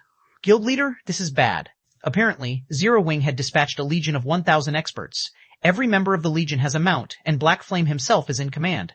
Although we still don't know their intentions, everyone suspects that the guild has targeted someone. Guilds throughout the kingdom have begun to recall their main forces and ordered their other teams to spread out. Should we do the same? Daybreak Fog asked worriedly after reading the message she had just received. A 1,000 expert legion was no trivial matter. Moreover, Black Flame himself led this group. Do our spies in Zero Wing know where the legion is going? Singular Burial asked. Our spies' ranks aren't high enough for the guild operation, Daybreak Fog replied, shaking her head. Although she had wanted to send experts into Zero Wing, the guild's management was incredibly strict. The guild actively used the main god system's contracts to restrict members in ways they didn't normally pay attention to. Daybreak Fog found it hard to imagine that Zero Wing had only established a few months ago. Not even first-rate guilds could compare to Zero Wing's setup. The guild investigated every expert they accepted, making it very difficult to spy on Zero Wing. They had been forced to send a few players with potential, having them gradually grow stronger. However, what Daybreak Fog did not know was that Shi Feng had been a guild leader in God's domain for nearly a decade. Meanwhile, the guild systems in 10 years would be far more complex. He had various ways to deal with spies. Although he couldn't eradicate all of the spies among the middle and lower echelon members, he could contain the guild's important secrets. As a precaution, scatter the Ghost Shadow Legion's assassins throughout the Frozen Scar. Have them report back as soon as they discover Zero Wing's Legion, Singular Burial commanded after giving the matter some thought. In reality, though, Singular Burial doubted that Zero Wing would pick a fight with Heaven's Burial. After all, both guilds had a neutral stance with each other on the surface, focusing on their own development. Zero Wing had no reason to deal with Heaven's Burial. Abandoned Wave had led the monster army against Stone Forest Town. Flameblood had also reported that his identity hadn't been exposed. Moreover, if their guilds fought, other guilds would take advantage of the situation.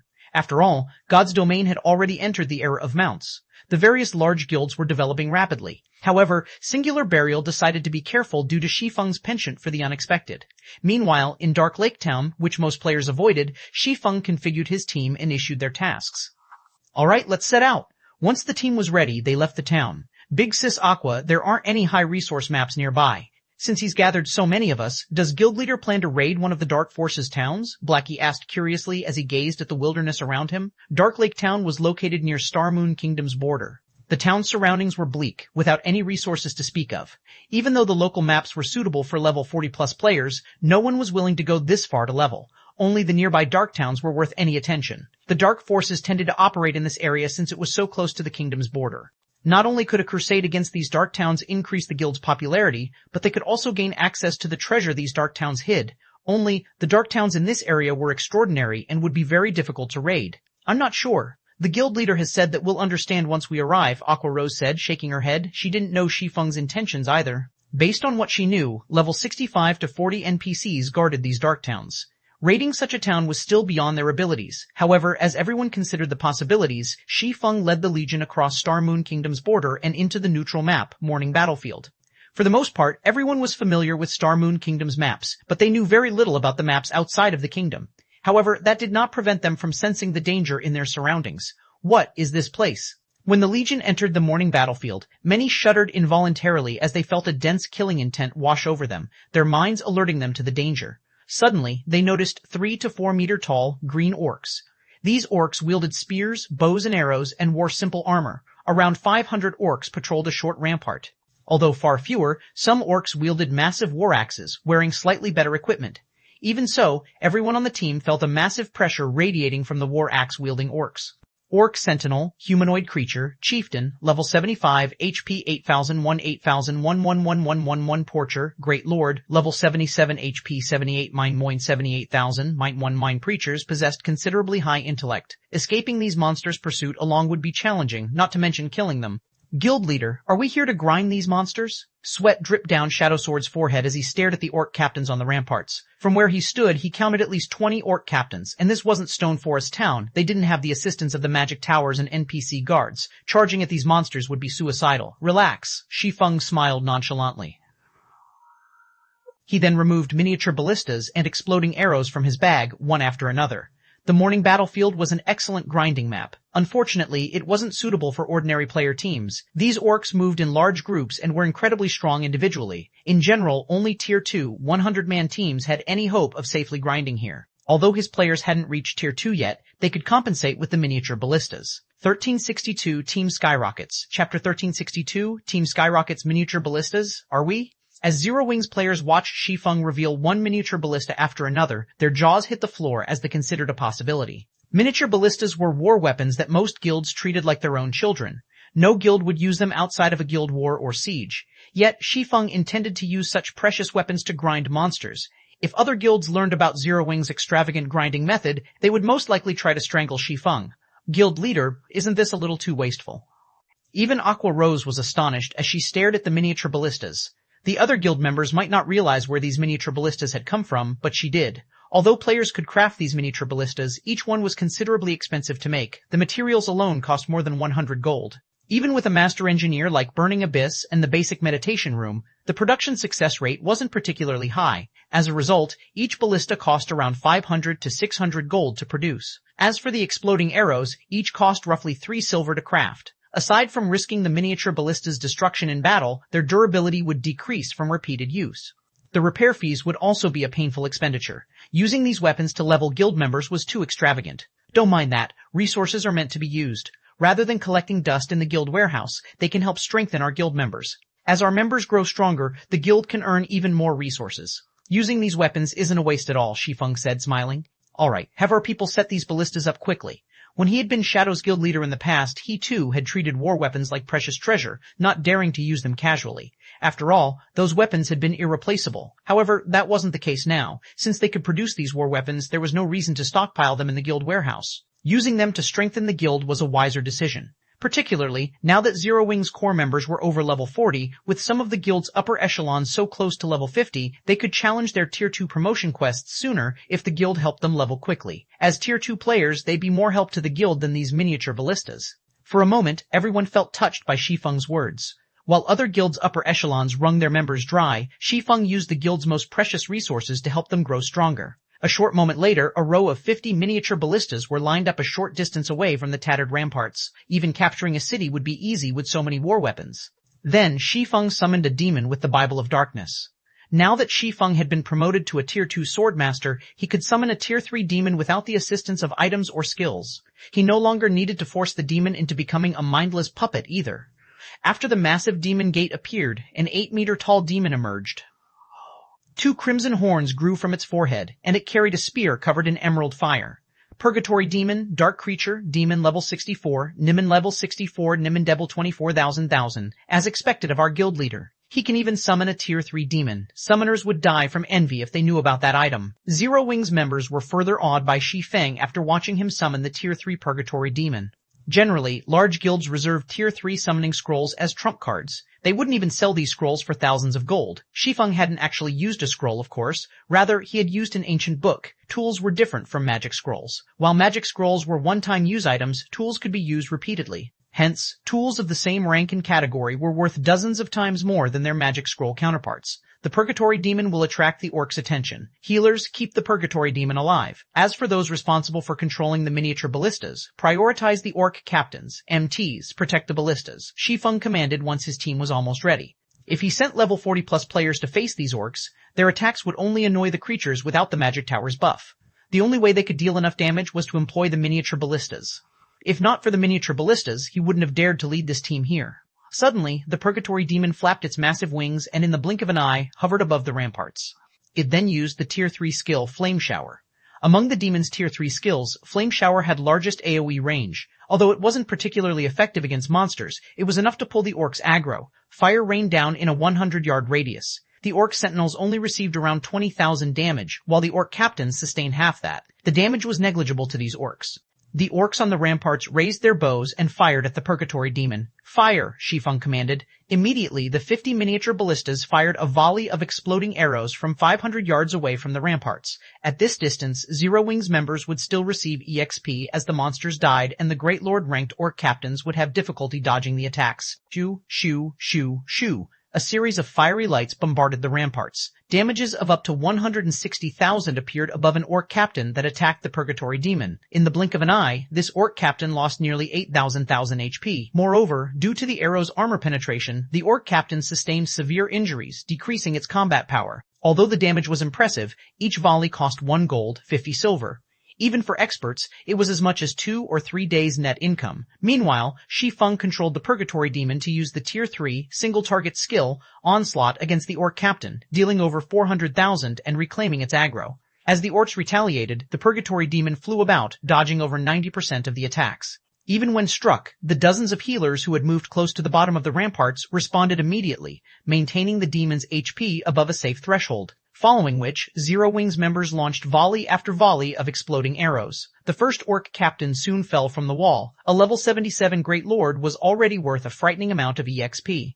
Including the bonus EXP from defeating a higher level opponent, everyone's experience bars increased by a noticeable amount despite sharing it among 1,000 players. It gave so much EXP. This is amazing. I'd have to grind for dozens of minutes to get this much EXP. Everyone was elated. Normally, it took a long time to kill a Great Lord of the same level, but they had taken 30 seconds or so to defeat the level 77 Great Lord. Moreover, once the orc captain died, it dropped several items. However, as they were still engaged in battle, no one moved towards the loot. After killing the first orc captain, the team focused their fire on the other orc captains. In such a way, one orc captain after another fell from the ramparts. By the time they had annihilated the 20-plus captains, many level 42 players had leveled to 43. As for Aqua Rose, Alluring Summer, and the other upper echelons, they had reached level 49. They were only one level away from level 50 now. 1363. Dispute Between Towns. Chapter 1363. Dispute Between Towns. Now that they had eliminated the orc captains on the ramparts, dealing with the orc sentinels had become much easier. They didn't even need a full volley of exploding arrows to kill a sentinel. The team on had to watch from afar. Only the healers were a little worn out as they had focused on healing the purgatory demon from time to time. With the miniature ballistas firing one volley after another, it took less than half an hour to clear out the orcs on the wall. Although the orc sentinels hadn't given as much EXP as the captains, everyone's experience bars rose by a sizable chunk. Their leveling speed was dozens of times faster than normal. This leveling speed is amazing. At this rate, we'll level up again in a few more hours. Zero Wings members were ecstatic. They hadn't experienced such astounding leveling speed since obtaining their Tier 1 classes. Only, sustaining this leveling speed required a large number of exploding arrows. Of course, EXP wasn't the only thing the Zero Wing Legion had obtained. There was also the items scattered above the ramparts. Following which, Shi Feng jumped onto the wall to collect the loot while the rest of his guild members pushed the miniature ballistas forward. The benefits of pioneering a new map are wonderful. The drop rate is much higher than usual. Shi Feng was inwardly astonished as he picked up the loot. After reaching level 50, monsters' drop rate in God's domain would decrease drastically. A level 50 plus chieftain might not drop as much as elite monsters right now. However, contrary to expectations, the loot dropped by the orcs was considerably good. Over 8 gold had dropped in coins alone. There were also 20 plus level 70 common weapons and pieces of equipment which could be dismantled for raw materials. 3 level 70 bronze weapons and pieces of equipment and various ordinary materials had dropped as well. All of those items were only the level 75 orc sentinels loot. The orc captain's loot was far more impressive. In total, the orc captains had dropped over 10 level 70 mysterious iron weapons and pieces of equipment. If sold, each piece of equipment could easily fetch 5 gold or more. While the weapons could go for at least 10 gold, they were far more valuable than mysterious iron weapons and equipment below level 50. The orc captains also dropped 2 pieces of level 70 secret silver equipment, a pair of mage boots and a pair of plate gloves. Each of these items could easily fetch over 100 gold. The orc captains had also dropped high-ranking potions and tier 2 magic scrolls. Overall, the loot's value, more or less, made up for the exploding arrow's cost. An advanced recipe fragment? As Shi Feng organized the orc captain's loot, he noticed half of a tattered piece of paper. When he clicked to check its description, he could not help his elation. Magic Soul Potion Recipe Fragment. In God's domain, advanced rank recipes and designs weren't easy to purchase. Moreover, most advanced recipes and designs dropped as fragments. Players rarely found complete recipes and designs. On the market, advanced recipes and designs generally sold for a minimum of 500 gold, though this was only in the case of ordinary recipes and designs. Players couldn't even buy valuable ones with coins, and people generally wanted items of equal value. Shi Feng had never expected to obtain the Magic Soul Potion recipe, which was an extremely rare drop in the morning battlefield. The Magic Soul Potion was a rare potion. It was an advanced potion that increased the user's basic attributes by 10% and magic resistance by 100% for 1 hour. Unlike the potions that gave a fixed amount of magic resistance, the Magic Soul Potion would never become outdated. Even after players had reached level 200, the potion had been incredibly popular in the past. Hence, many large guilds had often grinded in the morning battlefield. Unfortunately, the recipe's drop rate was abysmal. In the end, very few guilds had obtained the complete recipe. Could this be a benefit of pioneering the map? Shi Feng wondered. If he could obtain a complete Magic Soul Potion recipe, it would be a great help to guild members when raiding large-scale team dungeons. Moreover, they wouldn't need to prepare as much to raid the Frost King with the Magic Soul Potion. They could start raiding the boss once the team's basic attributes met the requirements. Guild leader, has something good dropped? Aqua Rose asked when she saw Shi Feng's smile. It's certainly not bad. Shi Feng then shared the loot information in the team chat. When the Legion members saw the list, they couldn't help but gasp. We killed all those great lords and chieftains, yet we got so few items in return? Guild leader, why don't we go somewhere else? We'll only lose money if we stay here, Blackie and the others suggested. If they continued at this rate, although their levels might increase very quickly, the guild would suffer for it. While it is true that we're not compensating for our losses, if we can gather 4 more magic soul potion recipe fragments, we'll earn back everything we've lost and more, Shi Feng said, chuckling nonchalantly. He proceeded to lead everyone deeper into the morning battlefield. In reality, their losses hadn't been that great. After all, he also had the soul orb, which allowed him to absorb souls from Great Lord rank monsters and above. He could turn every 30 souls he absorbed into a soul crystal. He had obtained one from their first slaughter, lessening their losses considerably. Hearing Shi Feng's words, the Legion regained its motivation as they silently swore to complete the magic soul potion recipe. As the team ventured farther into the morning battlefield, they encountered far more orcs. Their strength continued to increase as well. Unlike the first orc army, which had only consisted of great lords and chieftains, the following armies included lords and high lords as well. Fortunately, Shi Feng could summon an additional tier 3 demon after 3 hours. This time, he had called forth a magical class demon. With 1 melee and 1 magical class demon, the demons could barely weather the orc army's attacks, buying Zero Wings members enough time to kill the high-tiered bosses. After grinding for nearly 9 hours, Shi Feng and the others finally left the morning battlefield's outer region, reaching the inner area. Throughout their expedition, the previously level 42 and 43 players had gained 1 or more levels. Now, most of the Legion's members were level 45. If they chose, they could monopolize all top 100 spots on Starmoon Kingdom's ranking list. Aqua Rose and the others who were level 49 hadn't gained any additional levels due to the massive amount of EXP they needed to cross the hurdle. Even so, they were not too far from level 50 either. As for the magic soul potions recipe fragments, due to Shi Feng's continuous use of divine providence, the team had gathered 4 fragments by the time they reached the inner region. While the Legion explored the morning battlefield, Stone Forest Town's repairs had almost completed. The battle arena had resumed its normal operation, and more players than ever before had gathered in the town. The town's player population had already passed the 1 million threshold. Among these players, many were merchant players and adventurer teams originating from other kingdoms and empires. All of these players had come to attend the candlelight auction tomorrow, which would include Zero Wings private houses and shops as the main attractions. Overall, Stone Forest Town's prospects were impressive. In fact, Phoenix Rain, Zero Wings' collaborator, had reaped a massive profit from the situation. Currently, all the virtual products won in her virtual store sold like hotcakes.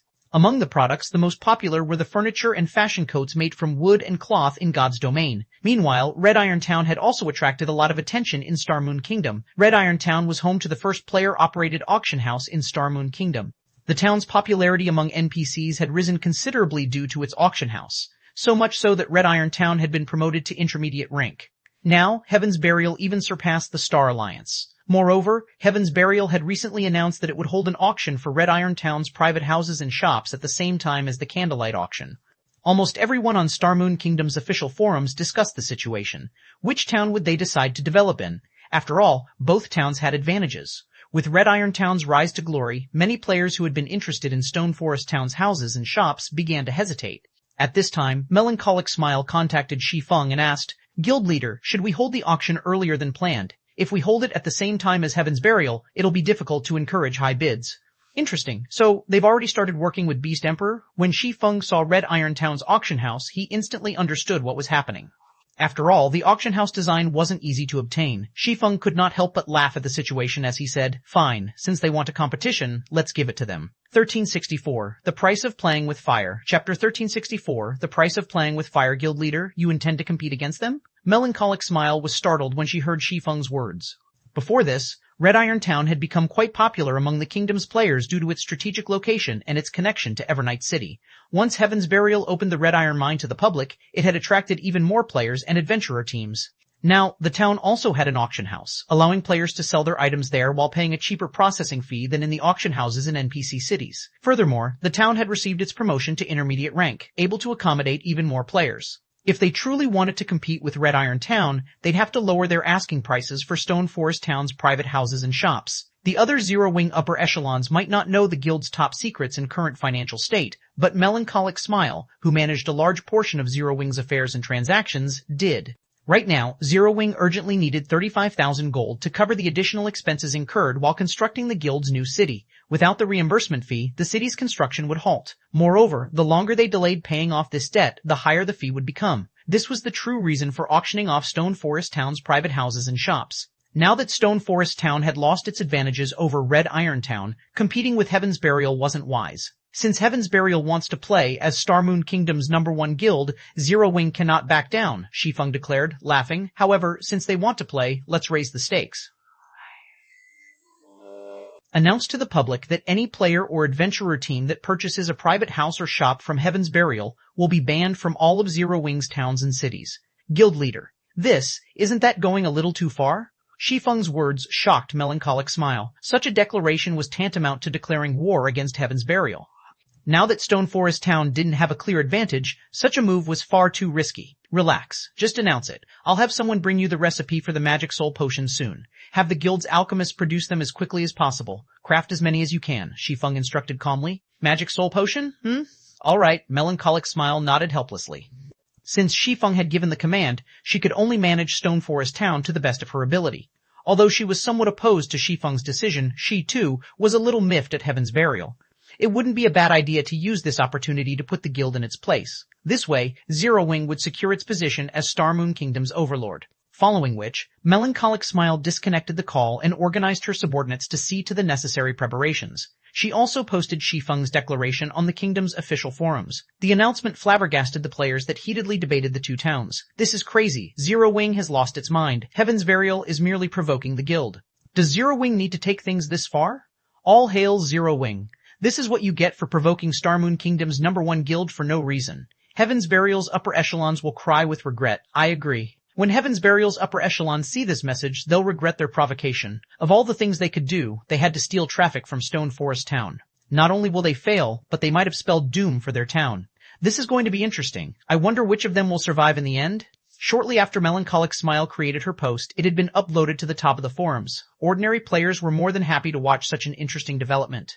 After all, neither the guild town's private houses nor the shops had anything to do with them. The various adventurer teams and merchant players, however, had a different reaction to the news. This was especially true for the various adventurer teams that had already garrisoned in Red Iron Town. When they saw the post, they turned deathly pale. Zero Wing is insane. Why are they being so desperate? Although they had already set up in Red Iron Town, they still visited Stone Forest Town's battle arena to train and improve their combat techniques. Moreover, if they obtained the championship in the Battle Arenas tournament, they'd have the opportunity to learn a secret technique. But Zero Wing's announcement had destroyed their chances. After all, even large guilds' core members had a very low chance of learning a secret technique, much less adventurer teams' independent players. They would also lose the opportunity to purchase the items from the town's wandering merchant NPCs. The various adventurer teams that had garrisoned in Red Iron Town began to resent Heaven's Burial. Of all the things the guild could do, it had to play with fire and provoke Zero Wing. Now, their adventurer teams had been caught in the crossfire. 5 short minutes after Melancholic Smile announced Zero Wing's intentions, over a dozen well-known adventurer teams in Red Iron Town declared their intent to withdraw. The merchant players who had considered purchasing shops in the town had begun to hesitate as well. Although Red Iron Town was prosperous, it was no match for Stone Forest Town. Most importantly, Stone Forest Town had the money-making machine, the Battle Arena. With the Battle Arena, the town attracted countless experts. The top adventurer teams in Red Iron Town also began to panic. Zero Wing. Do you really think we need your Battle Arena to improve? Zero Wing thinks too highly of itself. Such tactics are only useful against well-known adventurer teams. Although the post had somewhat shaken the 3 top adventurer teams, they were still confident of their own strength. Even without the Battle Arena, they could find areas to train their combat standards. Moreover, they were confident that with their assistance, Heaven's Burial could nurture Red Iron Town to surpass Stone Forest Town. Meanwhile, in the morning battlefield, Aqua Rose, Alluring Smile, Blackie, and the other upper echelons had reached level 50 while Shi Feng had conversed with Melancholic Smile. Wonderful, I finally reached level 50. Blackie laughed when he saw the golden glow envelop his body. I can finally challenge my Tier 2 promotion quest. The rest of these core members were also excited. Currently, every expert's goal was to obtain their Tier 2 class. This was especially true for Aqua Rose and Zero Wing's other upper echelons, as they knew Shi Feng had already completed his. They had also witnessed Shi Feng's battle against Evil Fire, so they were fully aware of how powerful a Tier 2 class was. It was on a completely different level from a Tier 1 class. Since you've reached level 50, you can go and challenge your Tier 2 promotion quests now. When Shi Feng saw that Aqua Rose and some others had reached level 50, he took a fist-sized stone tablet from his bag. It was none other than the Sea God's Legacy, which Shi Feng had obtained in the Sea Dragon's secret land.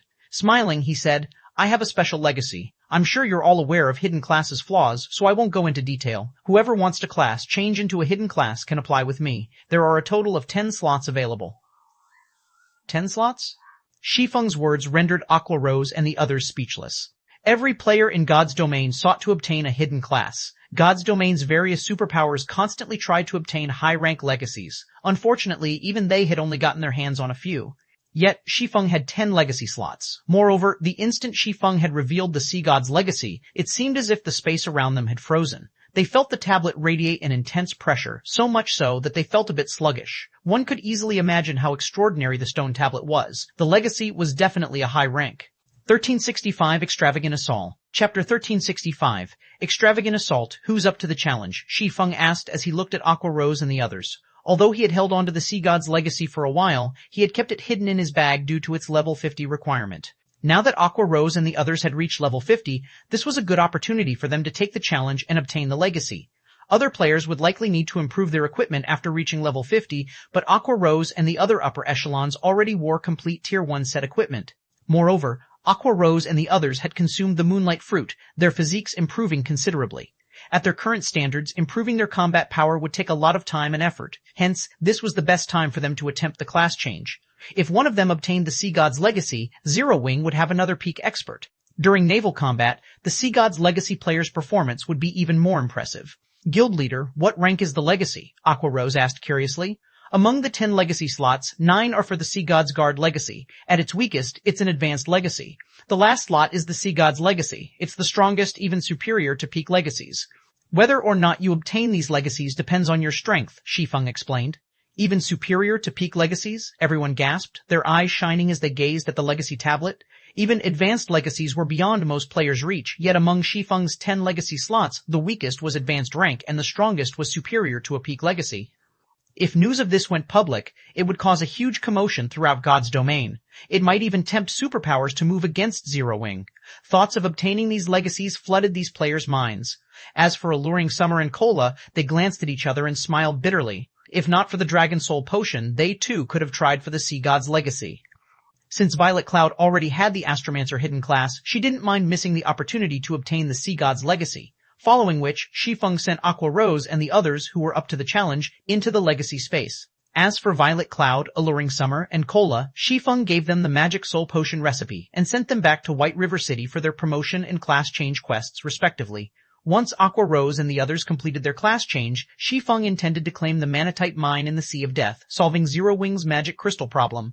The crystals from the Stoneclaw Mountains, the Battle Arena, and Team Dungeons simply weren't enough for the guild's expenditures. He also had the Ring of Gospel, which he needed to give a frightening number of magic crystals each week. Hai Feng had considered securing the Manatite Mine earlier, but the island it was on was too dangerous. Current players simply couldn't contend with the monsters there. Hence, he had put the matter on hold. However, if Aqua Rose and the others obtained the Sea God's legacies, they could claim the mine. Only the various superpowers had qualified to hold the Manatite Mine in the past. If Zero Wing had their own, it would boost the guild's development by leaps and bounds. Quickly, Shi Feng suppressed the excitement in his heart. Completing the Ancient Orc Empire quest was his current priority. It was the reason he had led this legion to the morning battlefield. Following which, Shi Feng led Zero Wing's members and cleared out the orc armies in their path, slowly advancing towards the Ancient Orc Empire's capital. Once in the morning battlefield's inner region, the legion encountered far more, stronger orcs. On average, these orcs were above level 80. If not for the miniature ballistas, they wouldn't have been able to continue. After another 3 hours or so grinding, Shi Feng and the others finally reached the ancient city's ruins. As the capital of an empire that had once shaken the God's Domain continent, one could still feel the city's might even after the corrosion of time. The city walls alone were 50 meters tall, and the main gates depicted over a dozen massive divine figures. Numerous high-rank buildings filled the city. Among them, the most awe-inspiring was the ancient Orc Empire's palace. It loomed like a massive mountain, and one could easily overlook the entire capital from the top of the palace. Despite having fallen to ruin, the capital's mana was far denser than elsewhere. Even from outside, Zero Wing's players could feel it. However, compared to those factors, the number of orcs inside the city was shocking. The Legion was stupefied. The ancient city should have been lost to history, yet Zero Wing's members felt as if they had just walked into a current orc city. Orcs constantly passed through the city's main gates, and those that entered the city seemed like well-trained soldiers. Their auras and levels were far superior to the orcs the Legion had encountered on the way here. Even the lowest-leveled orc was level 80. Chieftain-ranked orcs were everywhere as well. From time to time, these players also spotted level 85 Grand Lords leading squads as they patrolled the walls. Their eyes shone with wisdom. Guild leader, you don't intend to attack this city, right? Zero Wing's members gulped as they stared at the ancient city before them. They were the elite among Zero Wing's elites, and even the weakest among them could reach the Trial Tower's 5th floor. They were quite confident in capturing a dark town with 50 miniature ballistas, but as they stared at the scene before them, they couldn't help but panic. They could already see tens of thousands of orcs, including at least 20 level 85 Grand Lords and more than 200 Great Lords. There was doubt that more orcs lay beyond the city walls. This wasn't a place for current players. Moreover, orcs weren't like wild beasts. These monsters possessed a certain degree of intellect. If they attacked even one of these orcs, they might aggro every orc in sight. Even with 2 level 64, tier 3 demons on their side, they had little hope against these powerful orcs. Why are so many monsters here? Shi Feng, who stood at the foot of a mountain, was similarly stunned as he stared at the imperial capital before him. Is this because of the quest? When he had come here in the past, only a few orc tribes had lived in the area. Now, however, the ancient city had a large orc population. But after giving the matter some thought, Shi Feng found the situation reasonable. After all, this was an SSS rank commission. The system wouldn't make it easy to obtain the disintegration axe. Otherwise, Star Moon Kingdom wouldn't have failed all 3 of the freebie SSS rank commissions. We won't be able to force our way through the front gates. We'll have to lure the orcs out. Glancing around the ancient city, Shi Feng discarded his plan of a direct assault. Unless he had a team of 3,000 level 80 elite players and a large stock war weapons, clearing out the orcs on the city walls would be impossible. With their current combatants, they had no chance of defeating these orcs. However, after going through great lengths to reach the city, Shi Feng refused to give up without a fight. Lure the orcs? When everyone heard of Shi Feng's crazy plan, they wondered if they had misheard him. Whether or not they could lure these orcs without dying? How were they supposed to enter the city if they succeeded? However, Shi Feng didn't offer an explanation as he began to distribute tasks. The imperial capital had 4 entrances, all of which were heavily guarded.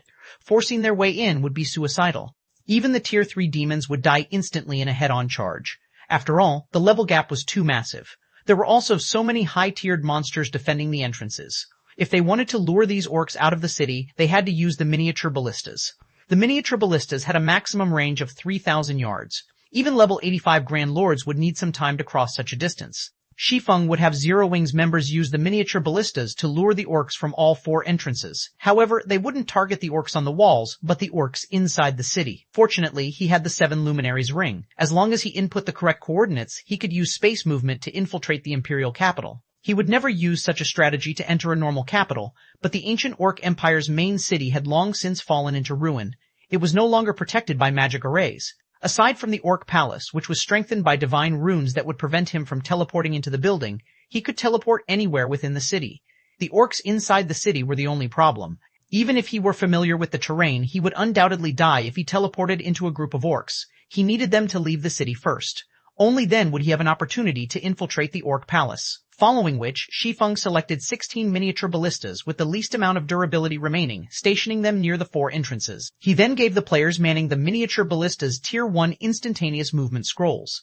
This way, these players could leave the battlefield as soon as the orcs left the city. They could then find a safe location and use a return scroll to leave the morning battlefield. He had the rest of his legion take the remaining miniature ballistas back to Stone Forest Town and rest. Although this plan would sacrifice 16 miniature ballistas, it would be a worthwhile trade if he successfully entered the Orc Palace. When Zero Wings members heard Shi Feng's crazy plan, they thought it was extravagant. Shi Feng wanted to trade 16 miniature ballistas for a single opportunity. Throughout God's domain, Shi Feng was likely the only player mad enough to do something like this. The other superpowers guild leaders would never make such a gamble. Time passed quickly. Under Shi Feng's command, the 16 miniature ballistas moved into position. Guild leader, our side is ready. All right, begin. Once everyone was prepared, Shi Feng adjusted his position and gave the command. Immediately, the 16 miniature ballistas launched exploding arrows at the ancient capital's walls. The exploding arrows passed through the walls easily. Before the orcs on the walls could even react, the exploding arrows exploded inside the city. Boom, boom, boom, boom.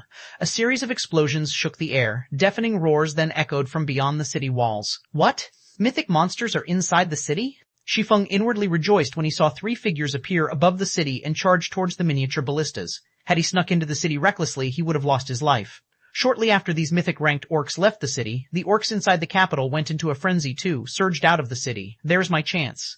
Seeing the orcs pour out of the city and the 3 mythic orcs more than 200 yards away from its walls, Shi Feng activated space movement and leaped into the spatial tear that formed before him. After vanishing from the foot of the mountain, he appeared before the orcs' palace's main entrance. 1366. Ancient Treasure Chest. Chapter 1366. Ancient Treasure Chest. The instant Shi Feng appeared before the towering palace, he immediately sensed two sources of killing intent locking onto him. If an ordinary player were standing in his place, the pressure definitely would have suffocated them. Sure enough, the game won't let players enter the palace so easily. Shi Feng glanced at the two stone statues situated on each side of the palace's main entrance. The killing intent he felt came from none other than these two statues. Originally, he thought that once he had lured away the orcs surrounding the palace, he could enter the palace undetected. However, his distraction attempt had failed to draw these two gargoyles from their stations, as they simply stood guard before the palace's entrance. Gargoyle, Demonic Beast, Great Lord, level 85, HP 90 million million 90 million million thousand. The instant these two gargoyles awakened, they let loose an angry roar that echoed throughout the entire ancient city. Their cries immediately notified the orcs, which had left the city to deal with the invaders, that there was an intruder at the palace. The orcs promptly turned around and raced back. Damn it, Shi Feng promptly activated Wind Rider and dashed into the palace. The terrain inside the orc palace was complex. Moreover, the interior was slightly cramped. There, he would not have to take the full brunt of the orc army. In the next moment, Shi Feng transformed into a streak of light as he disappeared into the inner section of the palace. As for the awakened gargoyles, they flapped the wings on their backs and chased after him. Guild leader, not good. The three mythic-ranked orcs returned to the city right away after destroying the miniature ballistas. A Zero-Wing member who was hiding at the foot of a mountain reported hurriedly in the team chat when he saw the mythic orcs flying back to the city. Already? Shi Feng frowned slightly. He then replied, I got it. You guys should leave this place now. Although the gargoyles were currently chasing after him, after he activated Wind Rider, he was much faster than they were. Moreover, now that he had entered the palace, with the interior of the palace akin to a maze, even if he couldn't throw the gargoyles off his trail, the gargoyles wouldn't be able to do anything to him within a short period. The only problem was the three mythic orcs. If they spotted him, he definitely wouldn't even have a chance to escape. He needed to locate the disintegration axe before those mythic orcs discovered him. If he failed in his attempt this time, the difficulty of his next attempt at entering the palace would no doubt be much higher. Fortunately, Shi Feng was still relatively familiar with the palace's terrain. Without faltering, he rapidly wound closer and closer to the palace's underground treasury. Roar! As Shi Feng neared the underground treasury, the two gargoyles grew enraged, continuously letting out one roar after another while also spitting out gray breaths. Everything that came in contact with this breath was immediately petrified. Players could not block this move, only dodge. When Wind Rider's duration was close to running out, Shi Feng was still more than halfway to the underground treasury. Meanwhile, like navigators, the two gargoyles constantly reported their exact locations to the orcs inside the city. If I don't get rid of these two gargoyles, those three mythic orcs will most likely find me in short order. A deep frown formed on Shi Feng's face as he looked at the two gargoyles dogging his heels. He finally understood why nobody managed to complete this commission in the past. Anyone who wished to complete it needed sufficient combat power to capture the ancient city. However, doing so was easier said than done. Although he had managed to get into the palace using a trick, if he did not kill the two gargoyles chasing after him, it would be only a matter of time before he had to face off against the three mythic orcs. However, even if the two gargoyles simply stood still and did nothing, he wouldn't be able to kill either one of them due to their ridiculously high HPs. Just as Shi Feng was trying to think of a way to deal with the gargoyles, he suddenly discovered a forked path ahead of him. Meanwhile, the two branches headed in opposite directions. A forked path? Shi Feng's lips curled up slightly when he saw the fork ahead. Although killing the gargoyles was beyond him, throwing them off his trail would be sufficient to achieve his goal. As long as he could escape the gargoyles' perception range, the two great lords would no longer be able to locate him, following which Shi Feng activated Phantom Kill. He and his doppelganger then split up, each of them taking one of the paths ahead. However, the path Shi Feng himself chose did not lead to the palace's treasury but to the underground library. The gargoyles had long since locked on to Shi Feng's presence, so they completely ignored the doppelganger as they continued in pursuit of the real body. Soon, the distance separating Shi Feng and his doppelganger widened. 100 yards, 300 yards, 500 yards. When Wind Rider's duration ended and Shi Feng landed back on the ground, the two gargoyles immediately moved to surround him. They then revealed sinister expressions as they stalked up to Shi Feng step by step. 700 yards, this should be enough. Looking at the gargoyles that were already preparing to assault him, Shi Feng silently guessed the distance between him and his doppelganger. In God's domain, different monsters had different perception ranges. According to statistics, setting aside those with very high intellect, monsters at the Great Lord rank generally had a maximum perception range of 500 to 600 yards, while mythic monsters was between 1,000 and 1,000 yards. Thus, when players were targeted by mythic monsters, escape was generally impossible. As for the gargoyles, due to them being demonic beasts, they could be considered relatively sensitive monsters. Hence, their maximum perception range should exceed 500 yards. As a precaution, Shi Feng chose to put at least 700 yards between himself and his doppelganger before swapping positions. In the next moment, the two gargoyles let loose angry roars as they spat out gray whirlwinds from their mouths. In this cramped space, it was practically impossible for Shi Feng to avoid the whirlwinds. Replace. Shi Feng directly used his doppelganger replace skill, switching positions with his distant doppelganger. At the same time, he also had his doppelganger activate defensive blade to buy him as much time as possible. You guys have fun with my doppelganger. Shi Feng smiled faintly when he appeared in the other pathway. He could tell that the killing intent locked on him had already disappeared. He then activated Windwalk and dashed towards the underground treasury. Although there were no longer any monsters on his tail, Shi Feng did not dare to be careless. He immediately activated Omniscient Eyes to constantly scan his surroundings. The reason he had done so was the increase in density of traps as one got closer to the palace's treasury, and accidentally triggering even one of them might result in death. When Shi Feng had come here in the past, the Orc Palace had long since been explored by other players. Back then, the traps inside the palace were mostly disabled already. He had only visited it to try his luck and see if he could come across any treasure chests. After all, treasure chests spawned randomly. Meanwhile, the chances of stumbling across a treasure chest in a location like a palace was much higher than elsewhere. What? There really is a treasure chest. Shortly after Shi Feng headed off to the treasury, he discovered a small secret room in a corridor leading to a small courtyard, and placed inside the secret room was a treasure chest. I don't think I saw this secret room in the past. However, the magic barrier set up to protect this room really is complex. I wonder what rank the treasure chest stored inside is. Omniscient Eyes only allowed him to perceive the shape of the treasure chest. He could not determine the quality and color of the materials used to create the treasure chest itself, following which Shi Feng walked over to the secret room. Fortunately, no traps were set up inside the secret room. There was only a magic barrier that concealed the room from the eyes of players, so there was no danger whatsoever. If he did not take away such a treasure chest, then he really would be doing a disservice to himself. The concealment technique used is really brilliant. Not only is there a magic barrier to hide the room's presence, but there is also a physical mechanism hiding it. Even an expert in cracking traps would not be able to notice this room. No wonder nobody managed to discover this place in the past, Shi Feng muttered in astonishment. Unfortunately, even if the room was skillfully hidden, such trickery was no use against Omniscient Eyes. Breaking through the magic barrier was a piece of cake. Shi Feng just activated Flame Burst and sent 10 or so attacks at the wall concealing the room. Once the barrier was shattered, the real wall appeared before him. He then pulled the chain hidden by the foot of the wall. In the next moment, the wall slowly rose, revealing the secret room. The instant the secret room was opened, Shi Feng felt a dense wave of mana washing over him, giving him a pleasant feeling. His mind also felt refreshed. In the next moment, however, a terrifying aura enveloped his body, making even movement difficult. After Shi Feng saw the true nature of this treasure chest, he could not help his surprise. An ancient treasure chest. 1367. God's Possession. Chapter 1367. God's Possession. Shi Feng's breathing grew short as he looked at the pitch-black treasure chest, which was covered in a thick layer of dust sitting inside the room. An ancient treasure chest. This was something he had only heard about in rumors, but an ancient treasure chest was a treasure chest handed down from the ancient gods. Although the treasure chest seemed to be made of black iron, in reality it was made of obsidian crystal, one of the materials that were second to only the 7 luminaries crystal. Every ancient treasure chest was worth an unimaginable amount of money in God's domain because they contained the possession of gods. Rumors had it that even the most inferior item one could obtain from an ancient treasure chest could rival those from an epic treasure chest, while better ones could rival even the items from legendary treasure chests. Meanwhile, the rarity of ancient treasure chests was on par with epic treasure chests. Shi Feng had only ever heard about them and never personally seen one before. According to rumors, one could come across an ancient treasure chest only in extremely dangerous ancient ruins. He never imagined that he would actually find one in the ancient Orc Empire. So, this is an ancient treasure chest? It really is amazing. When Shi Feng arrived before the ancient treasure chest, he felt as if his entire body was about to be crushed. As the ancient treasure chest was an item personally created by a god, in addition to the divine runes carved by a god on the treasure chest. The closer Shi Feng approached the ancient treasure chest, the stronger the divine might he experienced. Now that he was standing right in front of the ancient treasure chest, it felt as if the blood inside his body had turned to lead.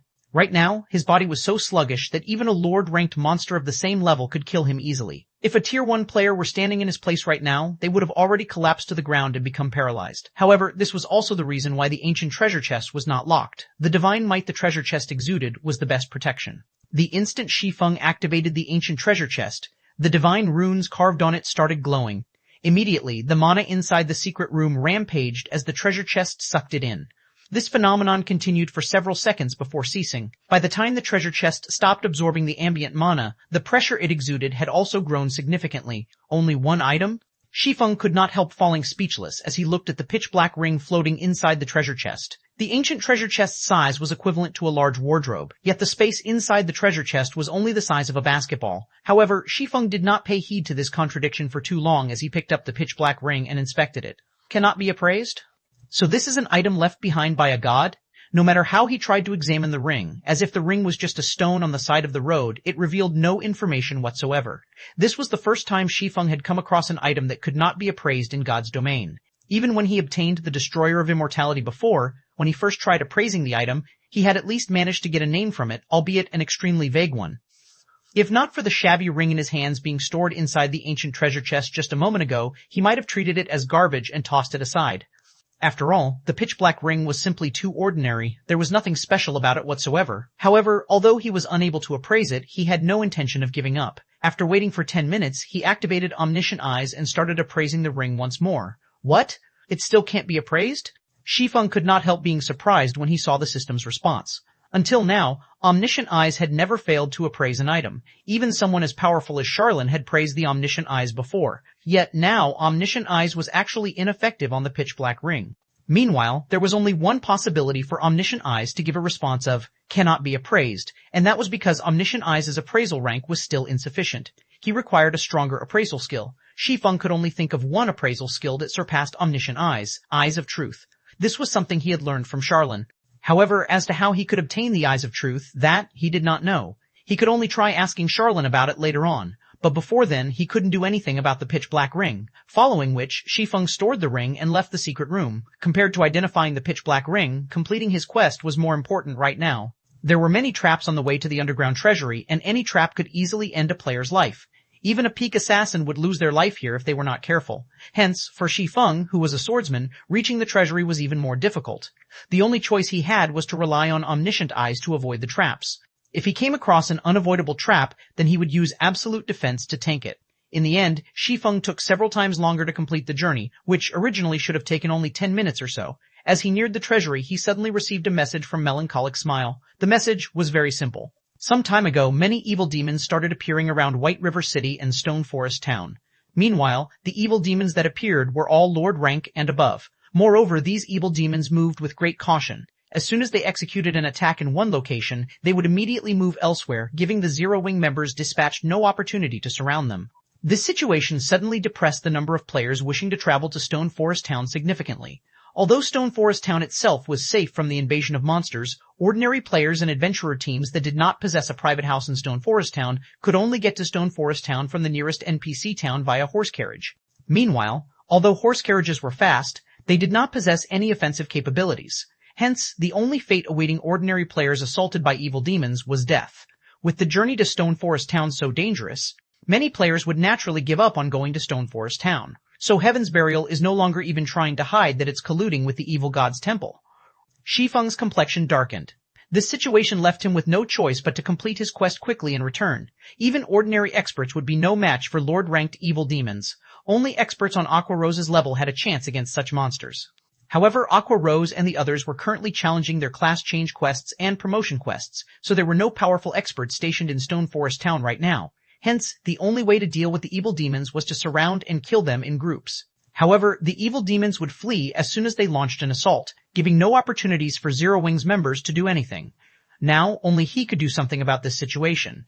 As soon as an evil demon appeared, if he was notified of the coordinates of the assaulted players, he could go to the scene immediately using the Seven Luminaries Ring's space movement. However, he had just managed to enter the Orc Palace after going through so much trouble. If he returned before completing his quest, it would be much more difficult to get into the palace again on his next attempt. Following which, Shi Feng sent Melancholic Smile a message, telling her to have Zero Wing's members form patrol squads and patrol the routes leading to Stone Forest Town for the time being. Although doing so required a lot of manpower, they would be able to suppress the evil demons to a certain extent and prevent them from casually attacking the merchant routes. Time passed quickly. After spending another 2 hours or so traveling inside the palace, Shi Feng finally arrived at the hall before the palace's treasury. Inside the spacious hall, which was strengthened by divine runes and magic arrays, an armored orc with its eyes shut sat quietly before the treasury's doors. From afar, the orc looked just like a statue. I was wondering why no orcs came searching for me at the underground treasury after such a long time had passed, so there was still such a guard here. Shi Feng could not help but frown as he looked at the armored orc while hiding in a dark corner of the corridor. Although the orc guarding the treasury was not very large, it could even be described as thin and old. Any player that crossed it at this stage of the game would definitely die. The reason for this was this orc being none other than the chieftain of a tribe. Orc chieftain, humanoid creature. Mythic level 85, HP 320,000 kin million. Against this monster, even a 100-man elite team of level 85 tier 2 players would be annihilated. Shi Feng knew this because he had led a team to raid an orc chieftain before, except that he had already been promoted into a tier 3 sword king back then. In terms of strength, the orc chieftain was much more powerful than the 3 mythic ranked orcs that had charged out of the city. Moreover, its intellect could rival even that of an NPC. It was like a sage among orcs. Even a 1,000-man elite team of the same level would wipe unless they had a tool that could target the orc chieftain's weakness. Just as Shi Feng was thinking about how to get past the orc chieftain, he suddenly heard footsteps coming from behind him. Moreover, the sound was also growing louder. 1368. Mythic Orc, Chapter 1368. Mythic Orc. Upon hearing the footsteps, Shi Feng instinctively activated Omniscient Eyes. Immediately he could see everything happening within 100 yards. A patrol squad? With Omniscient Eyes perception, he sensed a group of 6 level 85 orc warriors moving towards his position, every one of them a great lord. If not for the orc warriors having to disable the various traps, they would have long since reached his position. After watching the orc warriors disable the traps one after another, Shi Feng made a rough estimate. His guess was that these orc warriors needed roughly 20 seconds to disable each trap, which meant they would take a maximum of only 3 minutes to reach him. Moreover, the corridor leading to the treasury did not have any forks. Once the patrol squad disabled the traps and entered the corridor, he would have nowhere to hide. The security here is really tight. It seems I can only give that thing a shot. Shi Feng shifted his gaze to the orc chieftain resting before the treasury. Now that his goal was already before him, there was no way he would simply retreat without doing anything. Besides, these orcs were highly intelligent. Who knew what sort of changes would occur on his next attempt at entering this place? Also, judging by the earlier sight of orcs continuously entering the city gates, he could tell that the number of orcs in the ancient city would most likely become even more frightening in the future. Following which, Shi Feng took out a summon guard scroll from his bag and summoned Anna. He then took out the Bible of Darkness and summoned a tier 3 demon. Although a level 64 tier 3 demon was no different from a fly to a level 85, mythic ranked orc, right now, every second counted. When he had visited the Orc Palace in his previous life, there had been no Orc chieftain defending the treasury. However, there had been a magic barrier, and the toughness of this magic barrier could even rival the magic array protecting White River City. Even Tier 4 mythic monsters would be helpless against it. In order to enter it, players needed to use 1 mana stone to disable the barrier temporarily. While he had already prepared the mana stone required, disabling the magic barrier was time-consuming. To be precise, it took 30 seconds to disable the barrier. 30 seconds might not be a long time, but surviving against a level 85 mythic orc for 30 seconds would be an extremely challenging feat for Shi Feng's current self to accomplish. After Anna appeared, she summoned 10 level 75 rock guardians and 1 level 75 great lord ranked golden giant. Although these summoned creatures were nothing in the face of the orc chieftain, they could buy him some time. "Let's begin," Shi Feng commanded. Anna promptly controlled the golden giant to dash forward, the great lord making the ground shudder as it ran. Almost immediately, the orc chieftain, who was still over 200 yards away from the golden giant, discovered the great lord's presence. Upon opening its eyes, the orc chieftain gave the golden giant a look of contempt. In the next moment, a wave of crimson energy flooded out into the surroundings from the orc chieftain's body. The instant this energy wave enveloped the golden giant's movements turned sluggish, as if the great lord had just run into a muddy swamp. Even its basic attributes fell by 20%. Impossible! An orc has actually grasped a tier 4 domain? Shi Feng was shocked when he saw the crimson domain that had formed around the orc chieftain. Even tier 4 NPCs would not necessarily possess a tier 4 domain skill. Any monster or NPC that managed to grasp a tier 4 domain would have their strength categorized as tier 4 peak. Unless one had a sufficiently powerful magic array, defeating such monsters and NPCs was practically impossible for player teams below tier 4. After all, not only could a domain suppress its user's enemies, but it could also strengthen its user. Unless one possessed a domain of their own to serve as a counter or had overwhelming power, they would definitely be killed. Although the orc chieftain's domain was not very powerful and had a range of only 200 yards, even a 1,000-man elite team would not be able to defeat it without the aid of an advanced magic array's suppression. The golden giant had only crossed a distance of 10 yards or so when the orc chieftain already appeared before it. In terms of size, the orc chieftain looked no different from an infant as it stood before the golden giant. However, when the Golden Giant, a strength-based great lord, sent a punch at the Orc Chieftain, the latter easily stopped the blow with just one hand. In the next moment, too lazy to even use its weapon, the Orc Chieftain countered with a punch of its own at the Golden Giant's body. Along with a loud boom, a strong gust of wind enveloped the entire hall as the Golden Giant went flying over 30 yards. Its body got embedded deep inside a wall while its HP instantly plummeted over 1,000,000 as well. The Orc Chieftain's strength surprised even Shi Feng. Whether it was in terms of speed or strength, the Orc Chieftain was simply not an opponent that players at this stage of the game could go up against. Just one attack would be more than enough to kill a Tier 2 MT of the same level with their life-saving skill activated. The Orc Chieftain was an existence that was far superior even to the evil Earth Dragons that appeared during the Siege War. When the Orc Chieftain appeared before the Golden Giant once more and was about to swing its fist at the Great Lord again, Anna quickly had the 10 Rock Guardians rush forward and form a magic barrier, trapping the Orc Chieftain in it. Unless the Orc Chieftain killed the Rock Guardians, it would not be able to escape the barrier. Meanwhile, with the barrier activated, not only did the Rock Guardians' basic attributes increase, but the damage they received would also be shared equally among themselves. Hence, it would take the Orc Chieftain some time to whittle down the Rock Guardians' combined HP of over 200,000. Good. Seeing the Orc Chieftain trapped, Shi Feng activated Wind Rider and dashed towards the doors of the treasury without hesitation. Despicable thief. The Orc Chieftain immediately noticed Shi Feng approaching the treasury's doors, the originally playful look on its face turning serious. It then retrieved the greatsword slung on its back and sent a fierce slash at the magic barrier. The Orc Chieftain's slash opened a crack in the magic barrier, nearly slicing the barrier in two. For a moment, Shi Feng even thought that the magic barrier would fail to contain the Orc Chieftain. Fortunately, the Orc Chieftain's attack did not reach the magic barrier's shattering limit, and the barrier mended itself rapidly by absorbing a portion of the Rock Guardian's HPs. However, in the blink of an eye, each Rock Guardian lost over 100,000 HP. After seeing its first attack fail, the Orc Chieftain shifted its target from the magic barrier itself to one of the Rock Guardians. Scorching flames enveloping its greatsword, the Orc Chieftain swung the weapon down on its new target. Immediately, every one of the Lord-ranked Rock Guardians lost over 300,000 HP. Their destruction was only a matter of time.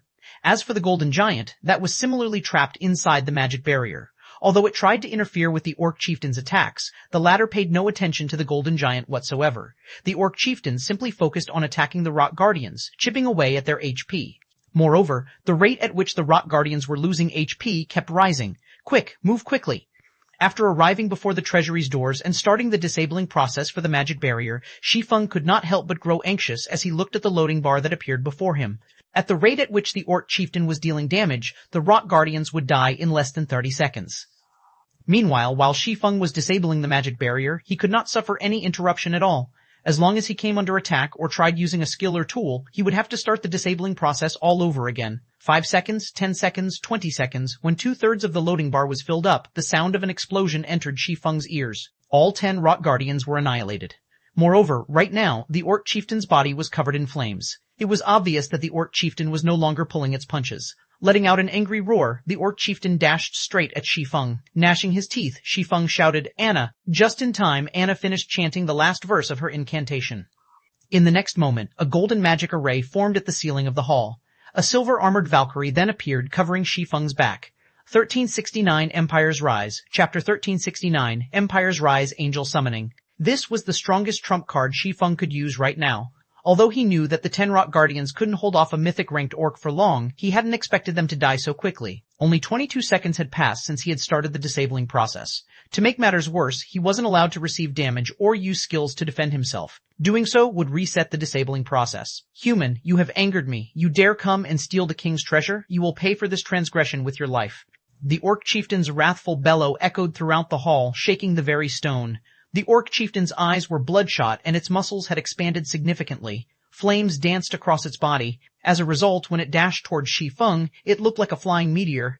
Even with over 100 yards between them, Shi Feng couldn't help but shudder when he felt the Orc Chieftain's violent killing intent wrap around him. Since he was so close to disabling the magic barrier, the Orc Chieftain had entered its berserk state, both its strength and speed receiving significant buffs. Although Anna could summon a Tier 4 Valkyrie, she was only level 75. The Valkyrie she summoned would be the same level. A level 75 Valkyrie was already at a disadvantage against a level 85 Mythic Orc, not to mention while that Mythic Orc was in a berserk state. As the loading bar was nearly full, the Orc Chieftain stood less than 30 yards away from Shi Feng. "Turn to dust." The Orc Chieftain shouted as it swung its greatsword, the flames around the weapon descending on Shi Feng. The Valkyrie finally moved as the flaming pillar was about to smash into Shi Feng. Before anyone noticed, a golden lightning spear had appeared in the Valkyrie's hand, and she threw the lightning spear at the flaming pillar. As the lightning spear left the Valkyrie's hand, a thundering boom echoed throughout the hall. The instant the spear encountered the pillar of fire, the flames scattered as the lightning spear continued towards the orc chieftain. However, despite the lightning spear's astonishing speed, moving so fast that even Shi Feng didn't have time to react, the orc chieftain struck the incoming spear down with its greatsword, diverting the attack trajectory. Boom! When spear and greatsword collided, brilliant sparks scattered around the impact. The resulting shockwave of the collision was so powerful that even Shi Feng, who was quite far away from the orc chieftain, felt it. Following which, the orc chieftain, who was in a berserk state, flew over 20 yards backward, fear surfacing on its face as it stared at the Valkyrie. So strong, Shi Feng's gaped at the scene. Although he knew that the Valkyrie was quite strong due to being a member of the angel race, he had never expected her to overwhelm a mythic monster with a tier 4 domain. Furthermore, the Valkyrie was 10 levels below the orc chieftain. If not for angel summoning's 10-second duration, the Valkyrie might even kill the chieftain. Shi Feng's excitement grew as he thought about killing a level 85 tier 4 peak monster. If he killed the orc chieftain, he could obtain loot that was even more extraordinary than what ordinary mythic monsters dropped. After all, every tier 4 peak monster was an overlord in God's domain. Every one of these creatures' deaths would send tremors throughout God's domain. After landing her first attack, the Valkyrie's wings trembled slightly. In the blink of an eye, she arrived before the orc chieftain wielding another golden lightning spear. This time, she thrust the spear forward, moving so fast that even Shi Feng's eyes couldn't keep up. However, the orc chieftain wasn't fazed as he took a step forward and met the spear with his greatsword. In an instant, the Valkyrie and orc chieftain exchanged several blows, the two tier 4 existences filling the hall with lightning and fire. The battle's residual power alone prevented anyone from approaching. However, the numerous exchanges pushed the orc chieftain back, one step after another, increasing the distance between him and Shi Feng. Shi Feng released a sigh of relief as the Valkyrie suppressed the orc chieftain. In the meantime, the loading bar gradually continued to fill. When the loading bar was full, the magic barrier protecting the treasury disappeared. Damnable human. Seeing the magic barrier vanish, the orc chieftain's eyes turned bloodshot as he glared hatefully at Shi Feng. Die. Suddenly, the hall's mana grew violent as a gray, threefold magic array formed at the tip of the orc chieftain's greatsword.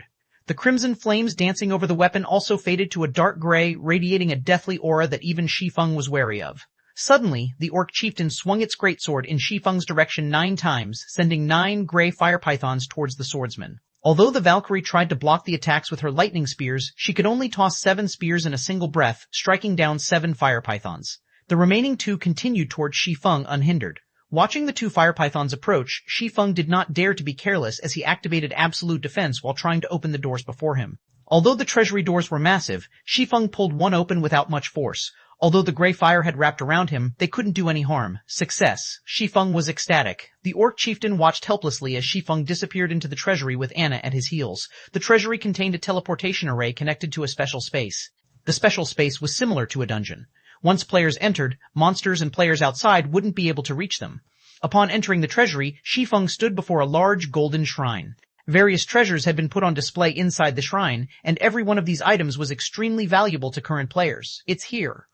Shi Feng was elated to see the pitch-black war axe inside one of the shrine's magic crystal pillars. The war axe inside the magic crystal pillar was none other than the disintegration axe, the weapon which had once belonged to the Orc Empire's founding emperor. Legend had it that this axe possessed boundless power, and a single hit could destroy a city. The disintegration axe had been the reason the Orc Empire had prospered and been feared by God's domain's various empires. However, for some unknown reason, the disintegration axe had been shattered, resulting in the Orc Empire's eventual downfall. The disintegration axe before him was merely one of the larger fragments. Although the disintegration axe's fragment was right before him, Shi Feng didn't hurry to grab it. Instead, he slowly checked the shrine's other treasures. If the Orc Palace's treasury were a unique dungeon, then these treasures were its loot. Only, while some of the items on display were available in unlimited quantities, some items would disappear forever once they were claimed. However, whether or not players could claim these items would depend on their abilities. Every team that entered the palace treasury only had 2 chances to pick an item. The higher quality the items they chose were, the stronger their opponent would be. Only after killing these monsters would players be granted their chosen item. After the 2 attempts, players would have to wait 5 days before re-entering the treasury. Shi Feng had long since familiarized himself with the monsters that could appear in the treasury, including their level of difficulty. Only, he wasn't sure if his quest would trigger any changes. After confirming the disintegration axe's location, the sound of a system notification reached his ears as he scanned through the nearby items. System announcement. A player has triggered the new expansion pack, Empire's Rise. The system will undergo an update. The estimated duration is 10 hours. Please prepare to log out. 1370 Weapon of Legends secured. Chapter 1370, Weapon of Legends secured. The system announcement immediately caused a commotion among God's Domain's players. What? Why is the system starting an update now? I just joined a party for a dungeon. Who's the bastard that triggered a new expansion pack this time? 10 hours? This update is so long. I wonder what will have changed the next time I log in. For a time, the players heatedly discussed the announcement. Everyone was interested to see what the new expansion pack would bring. This was especially true for the game's various major powers. After all, every new expansion pack represented a new opportunity. If they could take advantage of the new opportunity, they might secure certain benefits. The expansion pack, Demon God's Disturbance, was one such example. This expansion pack had spawned dark cities in the various kingdoms and empires, giving many guilds an opportunity to rise to prominence. The ancient Orc Empire's rise has such a massive effect. Shi Feng was slightly astonished as he read the system announcement. As far as he could remember, normal expansion packs hadn't triggered updates in the past. Only large-scale expansion packs would do so. Moreover, the Empire's Rise expansion pack had triggered a 10-hour-long system update. Such a lengthy system update could rival a system upgrade. But Shi Feng didn't give it too much thought as he decided to log out and rest. No one would know the new expansion pack's contents until after the system update finished. It was currently 5 a.m. in the real world. As soon as Shi Feng logged out of God's Domain and opened his eyes in the virtual gaming cabin, a series of messages and voicemails bombarded his screen. It seems that I have a lot to do since winning the friendly competition. Shi Feng briefly glanced through the messages and voicemails. Liang Jing had sent the majority of these messages, while a small portion were invitations, inviting him, the Big Dipper Dojo's head instructor, to participate in various companies' and corporations' events. He hadn't been this popular before the White Tiger Dojo's competition. Due to the fact that the White Tiger Dojo had gone to great lengths to promote the friendly competition, the Big Dipper Dojo had become incredibly popular after defeating the White Tiger Dojo. People came every day to join the dojo, including a few local professional fighters. In addition, based on a report from Blackie, Zero Wing had recently recruited nearly 100 newcomers for internal nurturing. Blackie had also stated that if they continued recruiting internal members at this rate, the Greenwater Villa would soon reach maximum occupancy. Shi Feng had also considered this issue. However, Gentle Snow's negotiations had not been favorable as though several companies still refused to let go of Ouroboros' training grounds. All she could do now was wait. They would sell the training ground, sooner or later, since its upkeep was quite expensive, and they wouldn't be able to afford it for long. However, Shi Feng had also considered constructing his own training ground since he had received a massive amount of funding from Phoenix Rain some time ago. He had only avoided this option thus far simply because it was so time-consuming. After going offline, Shi Feng began his busy day. Not only did he need to train, but he also needed to instruct Blackie and the others. When Shi Feng saw how cramped the Greenwater Villa was becoming, the need for his own training ground grew even stronger. That afternoon, Liang Jing contacted him and reported, "Head instructor, a representative from the White Tiger Dojo has arrived with a message. It seems that Hallmaster Jiang has invited you to the White Tiger Dojo for a drink. Would you like me to prepare for your departure?" "The White Tiger Dojo wants to meet with me?" Shi Feng could not help but laugh. Jiang Tianyuan had already rejected his proposal, only offering a vague reply. Now, the man wanted to speak with him again. "This is interesting, but I don't have time for that right now. God's Domain system update will finish soon. Tell them that I'm very busy, and we'll talk next time." "Next time?" Liang Jing was dumbfounded. They were talking about an invitation from Jiang Tianyuan. Even Chairman Shao would obediently meet the man, yet Shi Feng rejected the invitation. However, since Shi Feng had given his reply, Liang Jing could only follow his instructions accordingly and reject the White Tiger Dojo's invitation. Meanwhile, Jie Qiwen, who waited in the Big Dipper Dojo, was momentarily stunned when he received Liang Jing's reply. Shortly after, however, a sneer twisted his expression. "This punk is quite bold. He even dares to reject the Hallmaster Jiang's invitation." Jie Qiwen had worried that Shi Feng might become a threat to his position, seeing as Jiang Tianyuan had actually sent the man a personal invitation, but he was more than happy to help Shi Feng dig his own grave. "All right, I'll report to the Hallmaster, word for word." After Jie Qiwen left, Shi Feng returned to his room and drank a bottle of A-rank nutrient fluids before logging back into God's Domain. When Shi Feng logged back in, nothing had changed. He couldn't find anything different about the shrine. He was a little confused. Such lengthy updates normally generated some change, yet nothing was different. Forget it. "I'll worry about it after I get my hands on the item." Shi Feng promptly gave up on searching for the system update's changes and began to search through the shrine's items. He was very familiar with the monsters inside the Orc Palace's treasury. He knew this area's rules like the back of his hand. After players selected an item, a monster between level 50 and 100 would appear. Normally, the monster would only be 5 levels higher than the player. The monster's rank depended on the selected item, ranging between Grand Lord and High Lord. A different number of monsters would also appear. This number depended on how many players had entered the treasury. The treasury allowed up to a maximum of 20 people to enter at a time, and NPC guards would be included. If a 20-man team entered the treasury, 3 challenge monsters would appear per item. If it were a 6-man party though, only 1 challenge monster would appear. For Shi Feng, who had dark gold and epic guards, this area was no more of a challenge than his own backyard. He just needed to select his prize. He could leave the rest to Anna and Kite.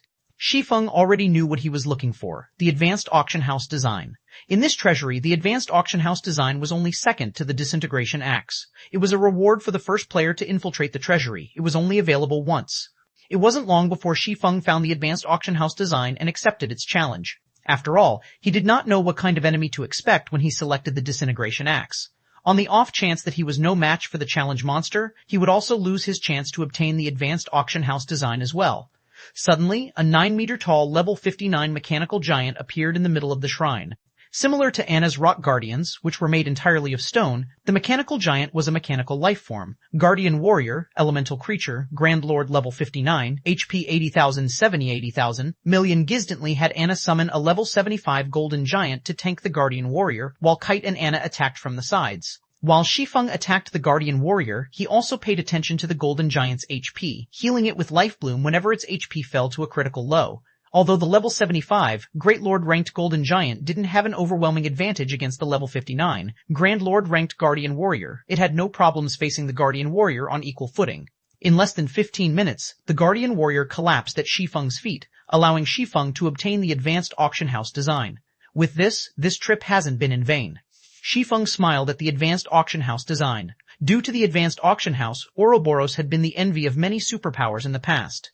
The income of the advanced auction house alone had been a considerable portion of Ouroboros' total income. Moreover, this was only the result of constructing the advanced auction house in one of the guild's towns. If the advanced auction house occupied a superpower's main city, it could generate several times more wealth. After obtaining the advanced auction house design, Shi Feng had Kite and Anna retreat. He would decide whether or not to involve his personal guards in the fight after he saw the challenge monster. He then waited another 3 hours for the Bible of Darkness's demon summoning skill to finish its cooldown, only accepting the Disintegration Axe's challenge after summoning a level 64 Tier 3 demon. As soon as Shi Feng chose to take the challenge, he heard the sound of a system notification. System, you have discovered the Disintegration Axe. Do you wish to collect the weapon? Confused, Shi Feng chose to collect the weapon. Suddenly, an extra item appeared in his bag. It was none other than the Disintegration Axe, which had previously been inside the magic crystal pillar. I got it, just like that? After seeing the Disintegration Axe in his bag, he glanced around him, searching for monsters. He then heard another system notification. System, you have selected 2 items from the treasury. You will be teleported to the nearest NPC city in 3 seconds. Before Shi Feng could even inspect the Disintegration Axe's attributes, his body transformed into a streak of light as he vanished from the treasury. 1371 Kingdom Changes, Chapter 1371, Kingdom Changes Purple Thorns, Kingdom Roxanne City. Before Shi Feng could react, the system had teleported him here. Huh? Why did it teleport me to this city? Shi Feng was little confused as he looked at his current location the system displayed. In the past, he had always been transported to Starmoon Kingdom's Dark Lake Town after leaving the Orc Palace's treasury, yet he had been sent to the Purple Thorns Kingdom this time. The teleportation hall bustled with activity. Shi Feng could even hear many independent teams recruiting members in the hall. Recruiting a team to grind orc bosses in Lakefront Town for honor points. Level 40+ experts only. We already have a healer. Recruiting for an escort quest. Delivering resources to the front line. Need 2 more players. Level 38 and above. Must have in level 35 secret silver equipment or above. We already have MTs and healers. Practically every independent team wanted elite players or better. Shi Feng found such a scene hard to imagine in a border city like Roxanne City. However, how fast these independent teams filled their slots was even more shocking. What is up with this city? After glancing at the players in the teleportation hall, he discovered that practically every player was at the elite standard or above. There were even quite a few level 40+ independent experts. The activity in this city's teleportation hall could even rival White River cities.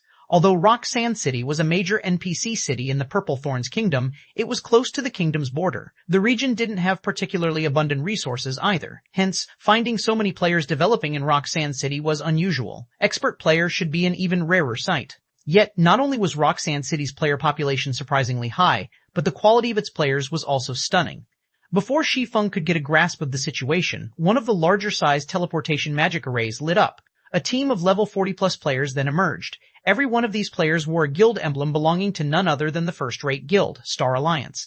Upon arriving, the Star Alliance members quickly left the teleportation hall. They summoned their mounts and made their way towards Roxanne City's main entrance. By the looks of it, they seemed to be in a rush. Shortly after the Star Alliance's team arrived, teams from other large guilds began to teleport in. Like the Star Alliance's teams, these teams also hurried towards the city's entrance. After watching this, Shi Feng connected to the official forums to get a better idea of what was happening. The fact that so many large guilds had dispatched their expert and elite teams suggested that something big was going down. So, this is the case. Realization quickly dawned on Shi Feng after he read through the Purple Thorns Kingdom's official forums. Due to the Empire's Rise expansion pack, orcs had begun to occupy areas near the morning battlefield. Although they had yet to occupy a large area, they were expanding. Meanwhile, the morning battlefield was now beyond recognition. The orcs had already claimed several neutral maps nearby. Thus far, 4 kingdoms had been affected by the morning battlefield's expansion. Orcs all over God's domain were becoming more active. Some had even captured NPC towns. To deal with these orcs, the continent's various countries had issued high-ranking quests. Although these quests were quite difficult, the remuneration was considerably abundant. Because of this, the areas these orcs had claimed became excellent locations to grind money and items. This was also a good opportunity for the game's various guilds to increase their popularity. These guilds had begun to receive team quests in their respective residences, each quest requiring them to hunt orcs. However, this was only the tip of the iceberg. The best part about this expansion pack was that players who reclaimed captured towns would obtain a town-building order and town reputation order. These 2 rewards were precisely the reason that the large guilds were going crazy. The town-building order allowed a guild to construct a town wherever they desired. Of course, the town could only be built in the country they had obtained the building order from. However, this wasn't a problem for the various large guilds, particularly for the first-rate guilds and above. Large guilds generally developed in multiple kingdoms and empires simultaneously, and they generally had a considerable amount of power in each location. So, supporting the development of one guild town wouldn't be a problem. The town reputation order had an even greater purpose. It could increase a town's popularity, which would hasten a town's promotion speed. The further a guild town developed, the more popularity it required to reach its next promotion. This was the main limit to guild town promotions. Meanwhile, the town reputation order could help solve this problem. Why wouldn't the various guilds go mad over this? Hence, many guilds had organized crusades against the orcs. Some had even organized armies of hundreds of thousands to raid captured towns. Unfortunately, the orcs defending these captured towns were extraordinarily powerful. These orcs were generally level 60 and above, making the towns very difficult to reclaim. Moreover, the more players that were dispatched to reclaim a town, the more monsters a town would contain. After watching others' failed attempts, the various large guilds had grown docile. Now, they only dispatched 100-man expert teams to complete the issued guild team quests instead of trying to reclaim towns. After reading through the discussions of players on the forums, Shi Feng was greatly shocked. He had to admit that this expansion had a massive impact on God's domain's various major powers. If dealt with properly, it would not even be surprising to see a guild instantly rise to become a country's overlord. It was no wonder why the system update had taken so long to complete. As Shi Feng considered investigating these Orc Town incidents, he received a call from Melancholic Smile. "Guild leader, how is your quest coming along?" Melancholic Smile asked, slightly anxious. "I've just finished it."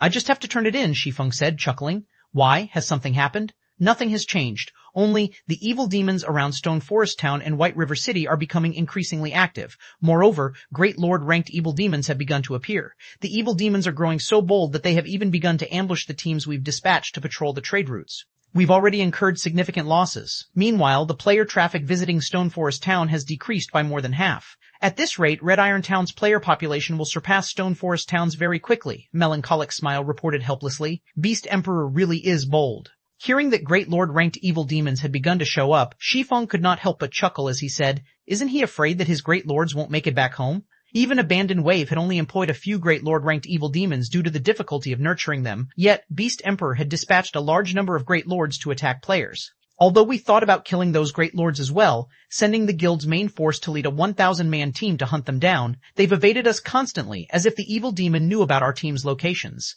As a result, our members have just wasted a lot of their time," Melancholic Smile said, shaking her head. "In that case, have everyone return to Stone Forest Town. Split up the guild's assassins to monitor the trade routes. Notify me the moment they spot a Great Lord-ranked evil demon," Shi Feng said, smiling. "Order a retreat?"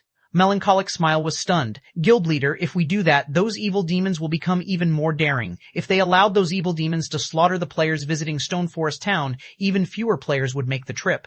It'll be fine, Shi Feng said, chuckling. However, tell our assassins to be careful. They mustn't be discovered. Understood.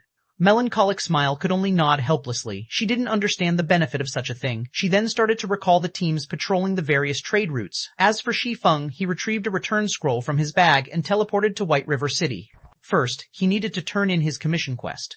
1372 SS Rank Commissions Rewards. Chapter 1372 SSS Rank Commissions Rewards Star Moon Kingdom, Frozen Scar, below a snow-laden mountain. The Legion of Experts under Singular Burial's command cleared out frost giants that surged down the mountain. Although these frost giants were not particularly strong, only level 47 special elites, their environment worked in their favor. Not only did the snowy environment drastically reduce players' movement speed and reaction speed, but it also increased their stamina consumption by at least 6 times. However, frost giants weren't Heaven's Burial's only opponents. The team also had to face High Lord-ranked Violent Frost Bears and Great Lord-ranked Frost Pythons. The Frost Pythons in particular posed a threat to large player groups. Unlike the Violent Frost Bears, which had powerful single-target attacks, the Frost Pythons had powerful AoE attacks. If players were not careful, a single breath attack could annihilate an entire team. However, while the Frost Pythons might be difficult foes for other teams, they weren't much of an issue for Singular Burial's Legion. As long as monsters were within a certain range, even the Frost Python's breath attacks could only do so much damage with the Frozen Heart. It protected players from the frozen state. In turn, it protected them from falling to the Frost Giant's mercy. The Frozen Heart would also slow players' stamina consumption to only 2 or 3 times the normal rate as the freezing temperatures gnawed at players' bodies. Although players would still be affected, at least they could last through a single battle. Good. Lure the Pythons to the side and prioritize killing the Frost Giants and Violent Frost Bears. Singular Burial commanded as he fired arrows at the Frost Pythons, luring them away from the other monsters. Commanded by several experts, Heaven's Burial's team quickly lured the Frost Pythons away, allowing the other team members to kill the incoming Frost Giants. Guild leader, news just came in from Zero Wing. The guild has withdrawn its various elite teams from patrolling the trade routes. They've only kept their assassins on the roads to monitor the situation, Ghost Shadow reported. They've retreated? Singular Burial was stunned. He then smiled as he said, "It seems that I have overestimated Zero Wing." The war between Zero Wing and Heaven's Burial was limited to a battle of attrition. However, Heaven's Burial had the evil demons to exhaust their opponent's manpower and resources. Moreover, the evil demons could affect Stone Forest Town's operation. Singular Burial had assumed that Zero Wing would hold on for quite some time or dispatch an army of tens of thousands to lock down the Stoneclaw Mountains. He had even prepared for an all-out field battle with the other guild. After all, a field battle was different from a siege battle. In a siege battle, Zero Wing had an advantage with the surrounding terrain and the assistance of NPC guards, but the guild wouldn't have these advantages in the field. With a large number of evil demons on their side, Heaven's Burial could deal a heavy blow, even if Zero Wing had a large fleet of miniature ballistas. Furthermore, Zero Wing had yet to recover from the previous war. He had never expected Zero Wing to give up so quickly. That's right, Zero Wing likely regrets starting a war with us without understanding the evil demon's capabilities. Not only are the chieftain rank evil demons quite powerful, but they also possess superior intellect and stealth capabilities. Even sending an assassin to track them would be useless. Furthermore, these evil demons are much faster than players. Even if Zero Wing's assassins discover them, the guild's members won't be able to catch up, Ghost Shadow said, nodding. This is a good opportunity. Take some people with you and notify Flameblood in person. Tell him that Outplan's initial phase has come to fruition. You and Flameblood will then execute the next phase, crippling Stone Forest Town's trade routes. Singular Burial instructed, smiling. Once Beast Emperor is ready, we'll be ready to raid the Frost King. I can't wait to see how Zero Wing intends to compete with us. I'll notify Flameblood right away, Ghost Shadow said, excited. Beast Emperor's strength was more frightening than they had imagined. Even someone like Abandoned Wave couldn't compare to such an existence. Moreover, his strength wasn't reliant on evil beasts and evil demons. He had many more tricks up his sleeves. Meanwhile, in a second-floor VIP room in White River City's Adventurers Association, a tall, beautiful woman in white mage robes entered the room before Shi Feng had even taken his seat. This female NPC was Renee, one of the Vice Association leaders of White River City's Adventurers Association. She was a level 180, Tier 3 illusionist. Lord Protector, I have heard that you've completed the Ancient Orc Empire Commission. May I confirm the validity of this statement? Renee asked. Certainly. Shi Feng then retrieved the disintegration axe from his bag and placed it on the table before him.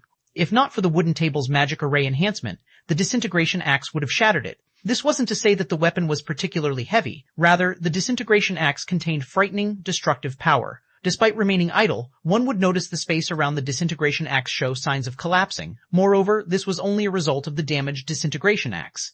If the weapon were whole, there was no telling what it could achieve. If the disintegration axe were used in battle, one could just imagine how horrific of a scene it would create. This really is the disintegration axe the Commission described. Renee could not help her surprise when she saw the weapon. Lord Protector, you really are impressive. It's been dozens of years since the Commission was first issued in Star Moon Kingdom, but until now, no one has ever completed it. The association leader will be pleased to hear of your success. Now that I've confirmed the validity of the disintegration axe, Lord Protector, please follow me to turn in the commission. Renee led Shi Feng out of the VIP room and up to the Adventurers Association's third floor. She then led him to the association's treasure room. There were 4 level 180, tier 3 puppet guards stationed before the treasury. The room was also protected by a 5-fold magic array. The security was extremely tight, and even tier 5 players shouldn't consider attempting to break in. However, as Renee was a vice association leader, she had no issues leading Shi Feng into the treasury. Lord Protector, please wait here for a moment. Renee left Shi Feng at a counter inside the treasury. She then approached the rows of display cabinets to retrieve an item. Shi Feng was a little confused. Normally, players turn their commission quests in at one of the first floor counters or VIP rooms on the second floor. This was the first time Shi Feng had entered the Adventurers Association's treasury. From what Shi Feng could see, he had to admit that the treasure room was a magnificent sight to behold. From the outside, the treasury appeared to be quite small, but it was bigger on the inside. The interior was roughly the size of 2 basketball courts with all sorts of items on display, some of which players could purchase from the association. Shi Feng had even spotted the association's prized 7 Luminaries crystal. The crystal was as large as the VIP room's wooden table. God's Domain's various superpowers would be shocked to see such a large chunk of crystal. Even after 10 years, Shadow had never collected so many 7 Luminaries crystal. If he could get his hands on that crystal, he could instantly upgrade his mind space by several ranks. Lord Protector, I apologize for the wait. Renee walked toward Shi Feng while carrying a wooden box carved with divine runes. Smiling, she said, in light of you being the first adventurer in Star Moon Kingdom to complete an SSS rank commission, the Adventurers Association has decided to offer you a choice. You may turn the quest in and obtain the reward item that has been entrusted to us, or you may accept the reward the Adventurers Association has to offer. The original reward, or the Association's reward? Shi Feng was slightly confused. This was the first time he had heard about the Adventurers Association offering a different reward. That's right, the disintegration axe itself is the original reward. The current disintegration axe is completely unusable as it would harm both the user and others. However, the person that issued the commission has a way to recast the axe. As for the Adventurers Association's reward, we'd like to offer this wooden box. 1373 Ring of Legends promoted. Chapter 1373 Ring of Legends promoted, the disintegration axe or the wooden box. Shi Feng's gaze traveled between the disintegration axe in his hand and the wooden box Renee held. Currently, he was both confused and elated. He was also slightly hesitant. He hadn't expected the commission's reward to be the disintegration axe itself. He had to admit that the reward for an SSS rank commission was truly frightening. There was no doubting the disintegration axe's power. Although he couldn't see the weapon's information, based on the power he felt from holding it, he could tell that if the weapon were repaired and given to a berserker, said berserker would become a god of destruction. Meanwhile, the wooden box in Renee's hands had been decorated with ancient divine runes. It even radiated a faint trace of divine might. It was obvious that the wooden box's origin was not ordinary. Otherwise, the Adventurers Association wouldn't offer it as a replacement reward. Lady Renee, may I know the contents of this wooden box? Shi Feng asked. Of course, Renee answered, giggling. Although I cannot let you open the box, I can tell you that the item inside is called the Sacred Stone. It's not that I don't wish to show you the item, but the Sacred Stone is somewhat special. Once the wooden box has been opened, the Sacred Stone will vanish if it's not used within 3 hours. The Sacred Stone has a variety of uses. I would say that its greatest purpose is reinforcing a weapon or piece of equipment. However, as we only have one stone, the highest rank it can upgrade an item to is Fragmented Legendary rank. Moreover, the item's base materials must be of sufficiently high quality, otherwise the upgrade will fail. If you wish to reinforce the item further, you'll need to collect more sacred stones. Unfortunately, sacred stones were even difficult to come by in ancient times, much less now. You don't have to choose immediately. When you've made your decision, you may come to me to retrieve your reward. Hearing Renee's explanation, Shi Feng stared at the wooden box in shock. He had never imagined that the Adventurers Association would be so generous as to offer such a treasure. Shi Feng had heard about the sacred stone in the past. Indeed, as Renee had explained, it was an extremely valuable item. It was even rarer than your average fragmented legendary item. God's Domain had extremely few fragmented legendary items. As a result, obtaining just one was excruciatingly difficult, not to mention finding an item that was suitable for oneself. Meanwhile, the Sacred Stone could upgrade a suitable item to fragmented legendary rank. It was common knowledge in God's domain that the more compatible one was with a weapon or piece of equipment, the more benefits one would gain from said item. Hence, rather than using a weapon or piece of equipment with powerful attributes, expert players preferred to use items that they were compatible with. This was also why, after reaching the later stages of the game, many experts would turn down weapons and equipment from dungeons, searching for customized items instead. In the past, one sacred stone had been worth 2 fragmented legendary items.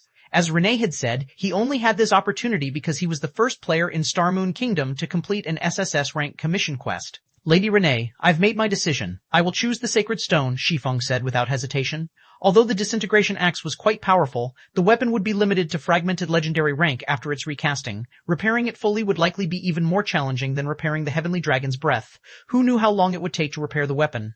Moreover, Rampant Blade, Shadow Sword, and Gentle Snow, Zero Wing's top 3 berserkers, didn't use war axes. They wouldn't be able to utilize the weapon to its fullest potential. Since that was the case, he might as well select the more valuable Sacred Stone. System, congratulations. You have completed the SSS rank commission quest Ancient Orc Empire. Rewarding 1 Sacred Stone, Adventurers Association Reputation, plus 1,000, Starmoon Kingdom Reputation, plus 1,000, Humanity Reputation, plus 100, Legacy Skill Points, plus 15, and Free Attribute Points, plus 60. When the sound of the system notification reached his ears, a golden glow wrapped around Shi Feng's body as he leveled from level 54 to 79% of level 55. The quest awarded an abundant amount of EXP. If not for the nature of Shi Feng's hidden class, he would have reached level 56 with the awarded EXP. The rewards are astounding. I actually got 15 legacy skill points. The quest's rewards astonished Shi Feng. At his level, 60 free attribute points was nothing. At Tier 1, players would gain 8 free attribute points with each level up. At Tier 2, that number increased to 20. In other words, the 60 points were on par with 3 levels for a normal player. However, the legacy skill points were a different story. Players only gained 1 point for every 3 levels, yet he had just earned 15 points. Following which, Shi Feng allocated his free attribute points to strength and agility, increasing each by a considerable amount. For Tier 1 players, this many attribute points was the equivalent to an additional piece of level 35 mysterious iron equipment. Shi Feng had to admit that this was the frightening part about Tier 2 classes. Tier 1 classes simply couldn't compare. The sooner players completed their Tier 2 promotion, the more benefits they could gain. If they only completed their promotion quest after level 60, they would have 120 free attribute points less than players who completed their promotion at level 50. Unless they intentionally died and returned to level 50, recovering those points was impossible. Shi Feng didn't take the time to learn a new Tier 2 legacy skill after he finished allocating his free attribute points. 15 points simply weren't enough to purchase a useful skill. He intended to save them instead. He then fetched the sacred stone from his bag. Shi Feng already knew how he would use the sacred stone. He would upgrade the 7 Luminaries ring. The 7 Luminaries ring was, by far, the best epic item he had ever seen. Not even the sacred sword-killing ray could compare. Unfortunately, the 7 Luminaries ring was a replica. It couldn't be repaired as he had with the Heavenly Dragon's breath. The sacred stone was his only hope of upgrading the item. The 7 Luminaries ring was a perfect choice. The 7 Luminaries ring replica's creator had attempted to craft a fragmented legendary ring, so one could imagine the quality of the materials used in its production. Unfortunately, the ring had been epic rank. In fact, he should be able to upgrade the ring to legendary rank with enough sacred stones. However, Shi Feng only played with the thought of upgrading the 7 Luminaries ring to legendary rank. Quite a few God rank players had attempted to upgrade their weapons and equipment to legendary rank with sacred stones, but even after 10 years, not one of these players had succeeded. The reason for their failure was simple. Upgrading an item to legendary rank required far too many sacred stones. Even God-ranked experts with Super Guilds' support hadn't been able to gather enough. As for exactly how many sacred stones were required, no one knew. However, there was a rumor that one God-ranked expert had failed to upgrade their item to legendary rank even after investing over a dozen sacred stones. Let's see how much potential you have. Shi Feng then opened the wooden box and picked up the white palm-sized sacred stone. He then chose to use it on the 7 Luminaries ring. Suddenly, the sacred stone radiated an incomparably intense power. Golden energy streamed from the stone, flowing into the 7 Luminaries ring in Shi Feng's other palm. A moment later, the sacred stone turned to dust while the 7 Luminaries ring underwent an earth-shattering transformation. 7 different streams of light flowed out of the ring, giving it a mesmerizing look. Moreover, the ring now emitted a faint trace of pressure. It was hard to imagine that this item was only a ring, not a weapon. So strong. When Shi Feng called up and read the 7 Luminaries ring's attribute panel, he could not help but gasp. 1374, Humanoid Great Lord. Chapter 1374, Humanoid Great Lord. Staring at the 7 Luminaries ring's attributes, even Shi Feng could not believe that it was merely a fragmented legendary item. The ring had already been the most powerful epic-ranked ring he had ever seen. Now that he had upgraded to fragmented legendary rank, not only had its physical appearance undergone a massive transformation, but its attributes had as well. 7 Luminaries Ring, Replica, Ring, Fragmented Legendary Rank, Equipment Requirement, Strength 1200, Agility 1000 attributes will be adjusted according to user's level. Strength plus 130, Agility plus 15, Intelligence plus 102, Endurance plus 105, Vitality plus 105, 551 equipped. Increase strength by 40%, agility by 40%, intelligence by 40%, endurance by 30%, endurance by 30%, and vitality by 30%. All negative environmental effects weakened by 50%, all item level requirements reduced by 10 levels. Additional skill. 7 Luminaries Aura. There are 7 different auras: earth, water, wind, fire, time, illusion, and space. Only one aura can be used each time, and there will be a cooldown of 20 seconds when changing between auras. Aura of Earth requires 2000 million EXP to level up. Defense increased by 100%, damage taken reduced by 50%. Activatable skill. Absolute Domain. Become immune to all damage for 10 seconds. All allies within a 50-yard radius become immune to all damage for 5 seconds. Cooldown. 2 minutes. Aura of Water requires 2 million EXP to level up. Healing effects increased by 100%. Cast consumption reduced by 50%. Activatable skill. Life Domain heals all allies within a 50-yard radius for 10% of their HP every second for 30 seconds. Cooldown, 3 minutes. Aura of Wind requires 2000 mils in EXP to level up. Movement speed increased by 80%, attack speed increased by 60%, reaction speed increased by 20%. Activatable skill. Gale Domain enables temporary flight and movement speed increase of 300% and reduces the movement speed of all enemies within a 100-yard radius by 50% for 30 seconds. Cooldown, 3 minutes. Aura of Fire requires 2000 mil in EXP to level up. Damage increased by 50%, target's defense reduced by 80%. Activatable skill. Flame Domain inflicts 1500% damage within a 60-yard radius for 7 seconds. Damage upscales by 20% every second. Cooldown, 5 minutes. Aura of Time requires 3 million EXP to level up. Cooldown of all skills reduced by 50%. Enemies within a 200-yard radius will have their movement speed and attack speed reduced by 40%, and cooldown of skills increased by 50%. Activatable skill. Forbidden Domain prevents enemies within a 500-yard radius from using any skills or tools for 30 seconds. Cooldown, 3 minutes. Aura of Illusion requires 3 million thousand EXP to level up. All attributes increased by 40%. Enemies within a 200-yard radius will have all their attributes reduced by 40%.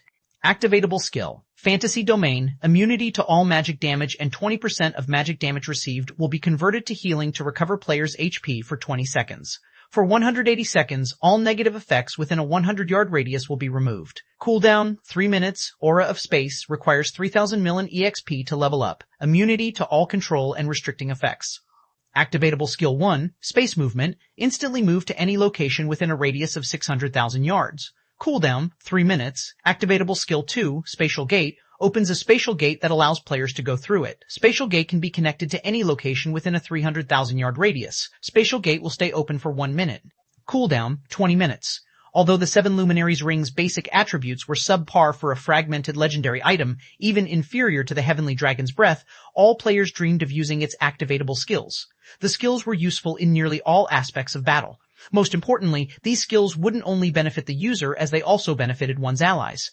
The Aura of Space's new skill, Spatial Gate, was particularly useful as it could allow the ring's user to take a player team with them wherever they wished. With this skill, traveling to dangerous maps to farm bosses would become much easier. After all, 300,000 yards was the equivalent of an average leveling map. Spatial Gate, Shi Feng's lips curled into a smile as he read this new skill. I had thought that claiming the Manatite Vein was going to be troublesome. It seems I've just saved myself a lot of time. The Sea of Death's Manatite Vein was not that easy to obtain. He had planned to secure a group instantaneous teleportation scroll, but it seemed that he no longer needed to.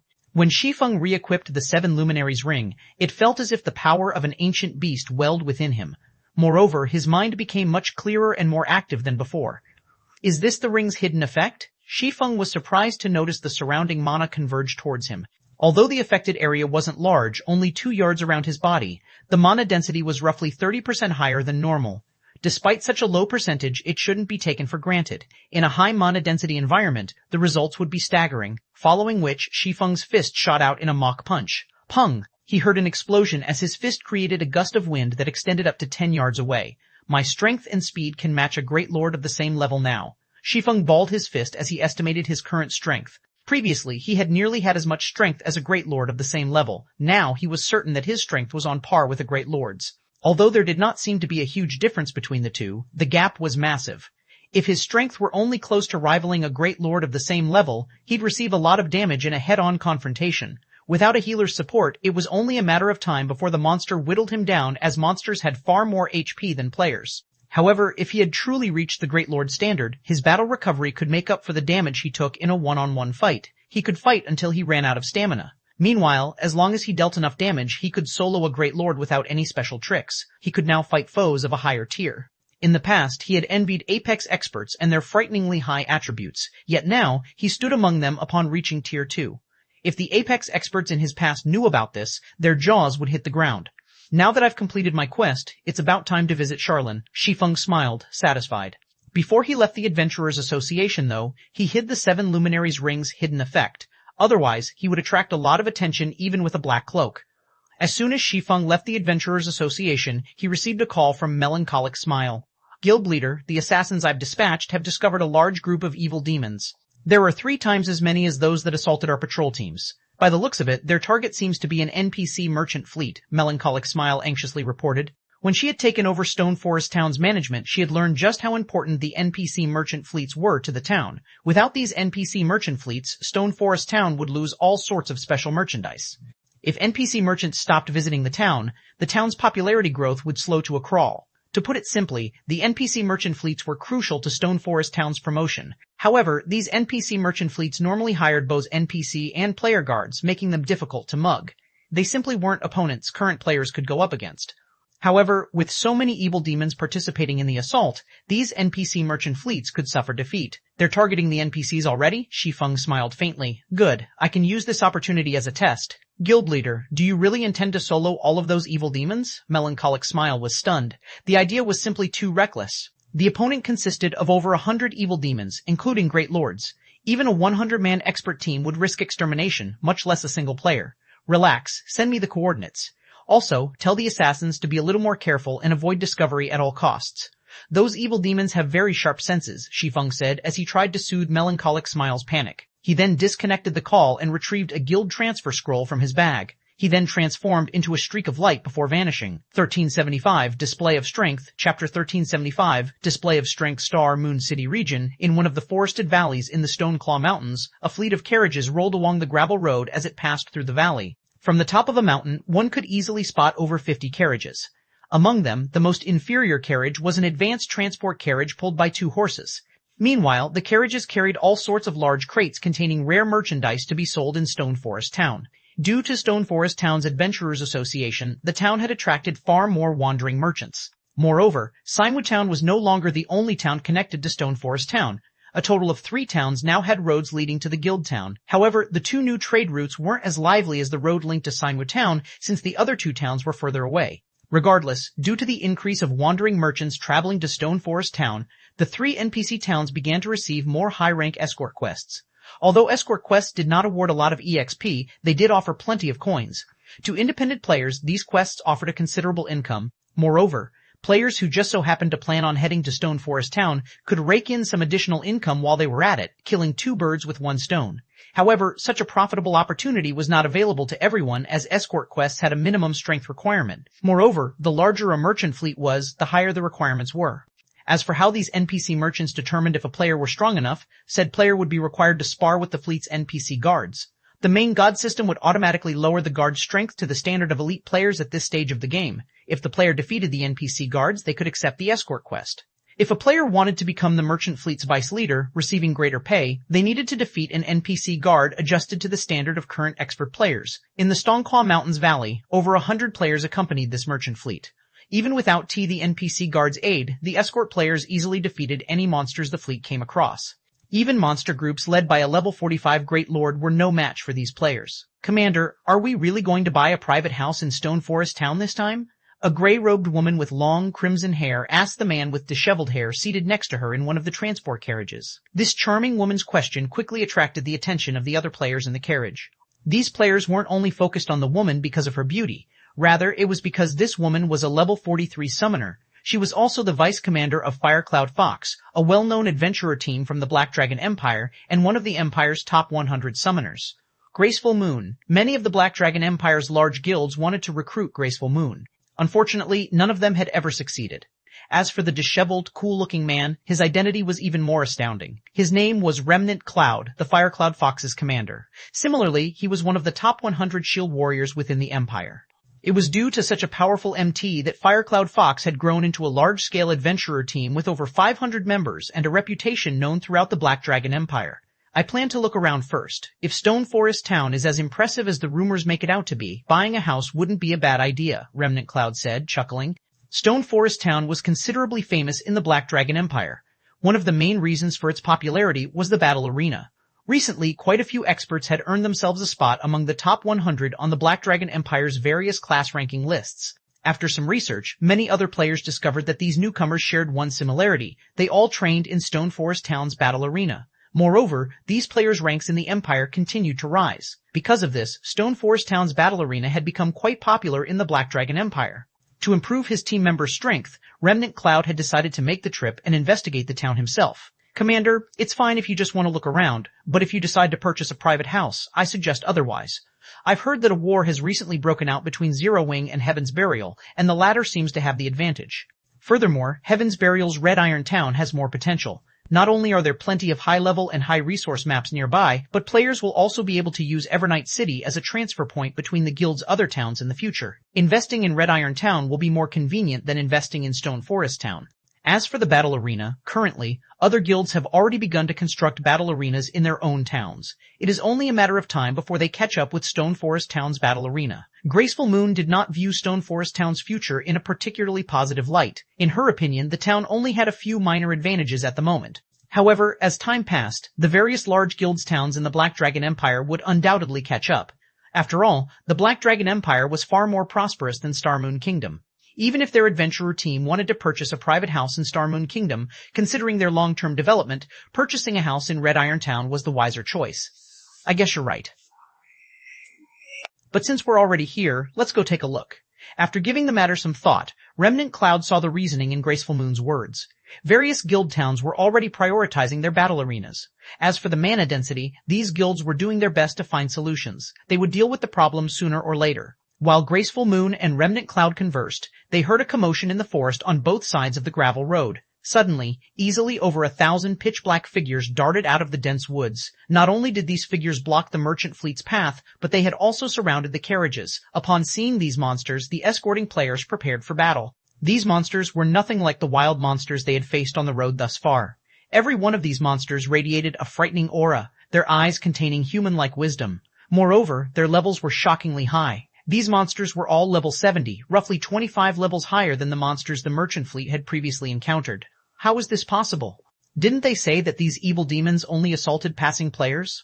Why are they targeting the merchant fleets? Some escort players from Starmoon Kingdom recognized the evil demons immediately. After all, they had seen these evil demons siege Stone Forest Town.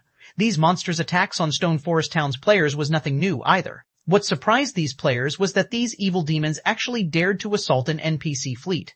Aside from the escort players, a large number of NPC guards protected the merchant fleet. Each one of these guards was level 80, and among them were 3 Tier 3 guards, over 60 Tier 2 guards, and over 100 Tier 1 guards. They were not existences current players could easily defeat. Before these players could recover from their shock, the evil demons surged forward. Ha ha ha! Go! Destroy the merchandise! Ghost Shadow, hiding amongst the trees, laughed as he watched his legions surround the merchant fleet. To ensure the fleet's destruction, Heaven's Burial had dispatched the Ghost Shadow Legion's elites, and Beast Emperor had sent them an evil demon army to assist. 2 level 70, Grand Lord ranked evil demons led the army. Given enough time, they could certainly eliminate the NPC merchant fleet. Although the evil demons' levels were lower than the NPCs, they had the numerical advantage. Moreover, they didn't need to kill the NPCs. Their goal was simply to kill the players and destroy the cargo. Damn it, why are there so many powerful monsters? Graceful Moon's eyebrows rose in surprise. Not only did the level 70 chieftain ranked evil demons easily defeat her summoned creatures, but they also dodged her spirit bullets. If not for Remnant Cloud activating a berserk skill and life-saving skill to hold the evil demons back, the monsters would have long since closed in on her. The other players weren't as lucky. Despite the battle beginning only a brief moment ago, over a dozen players had already died. On this kind of battlefield, these players were utterly useless. They were slaughtered like ants. "Moon, get out of here, I'll hold them back," Remnant Cloud barked. He could tell that only death awaited them should they stay. They couldn't win a battle of this level. But, although Graceful Moon wanted to argue, when she saw a High Lord overwhelm her commander, she took out an instantaneous movement scroll and activated it.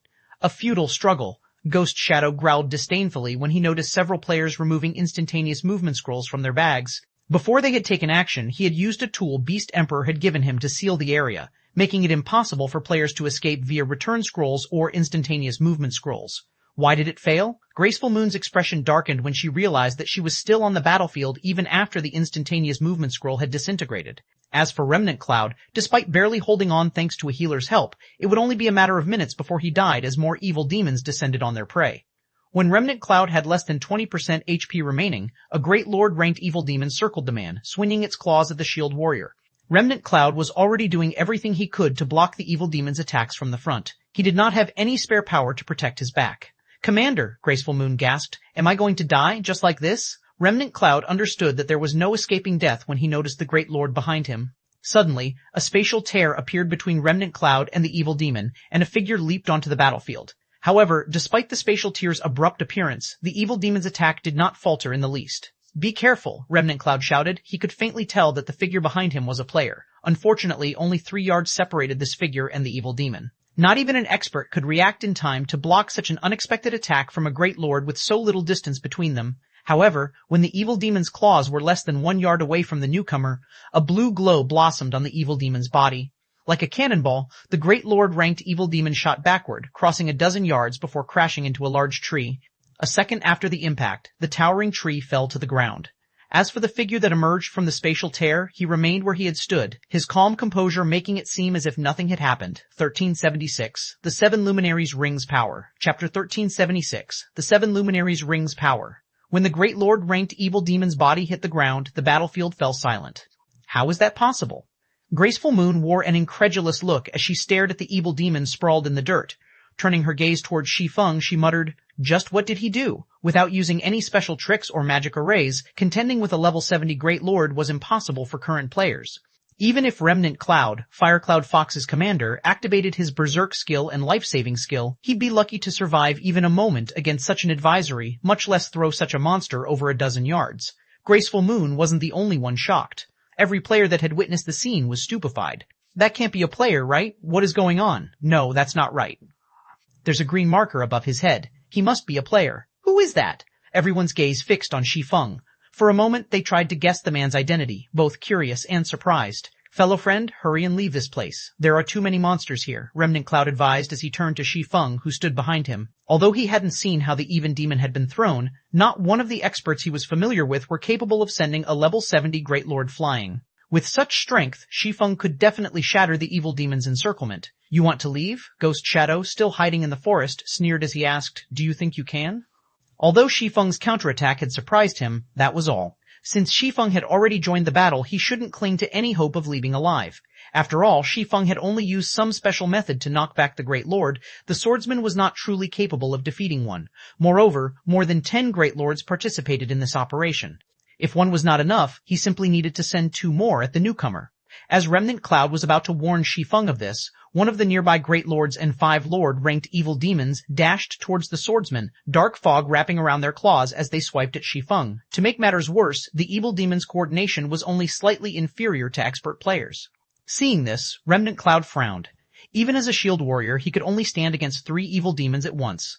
No swordsman could block 6 evil demons simultaneously without activating a life-saving skill. However, just as the 6 evil demons were about to land their attacks, a galaxy of stars appeared around Shi Feng, radiating a brilliant blue glow. Compared to Shi Feng's previous executions, his current sword's orbit was more complete and beautiful. Pung, pung, pung. When the blue glow illuminated the area, the 6 evil demons were instantly sent flying by over 20 yards.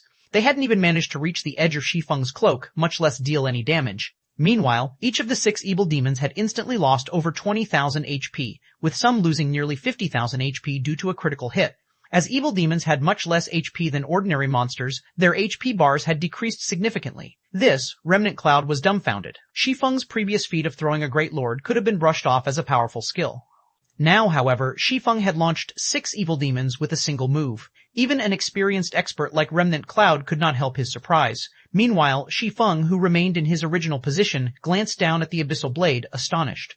After upgrading the Abyssal Blade, the magic weapon had gained the passive skill Abyssal Will, which improved his physique depending on the surrounding mana density. Due to the Seven Luminaries ring, the mana density around him had increased considerably, which, in turn, improved his physique further. If not for the combination of these factors, he would not have executed such a perfect sword's orbit. I wonder how this move will fare. Shi Feng suddenly vanished. Void steps. He disappeared? Where did he go? Did he leave? That's not right. He was using two one-handed swords. He should either be a berserker or a swordsman. How could he possibly be an assassin? Was he a ghost? Before everyone could recover from their shock, Shi Feng's sudden disappearance surprised them once more. Impossible. I've already sealed the area. Players can only enter, not leave.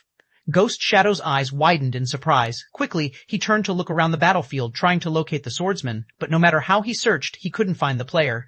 As players began to wonder if they had hallucinated, a figure appeared behind the three evil demons that Remnant Cloud faced. Fresh blood fountained from the three evil demons' bodies as they curled like shrimp and flew over 20 yards away. So fast! By the time Remnant Cloud realized what had happened, the three evil demons before him had disappeared. When he tried to get a good look at his savior, he realized that the figure before him was only an afterimage. In the blink of an eye, Shi Feng reappeared over a dozen yards away.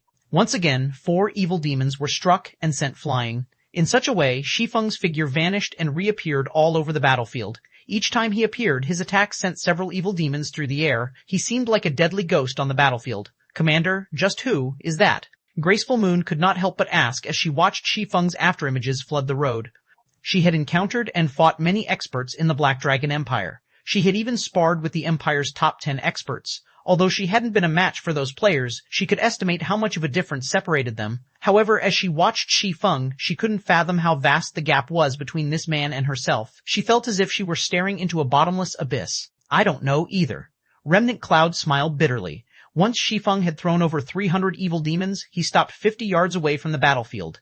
He seemed like he had just casually strolled through the area, coming and going with ease. My physique should have improved by nearly 10%. Shi Feng rejoiced as he glanced at his Abyssal Blade. Although the burden of using Void Steps so many times consecutively was great, it wasn't intolerable due to his high attributes and physique. Moreover, executing Void Steps was now easier than ever before thanks to the high mana density encasing his body. His current location's average density was the only limiting factor. If he fought in a high mana density environment, the effects would be unimaginable. After a short pause, the 300+ evil demons that he sent flying charged at him like maniacs.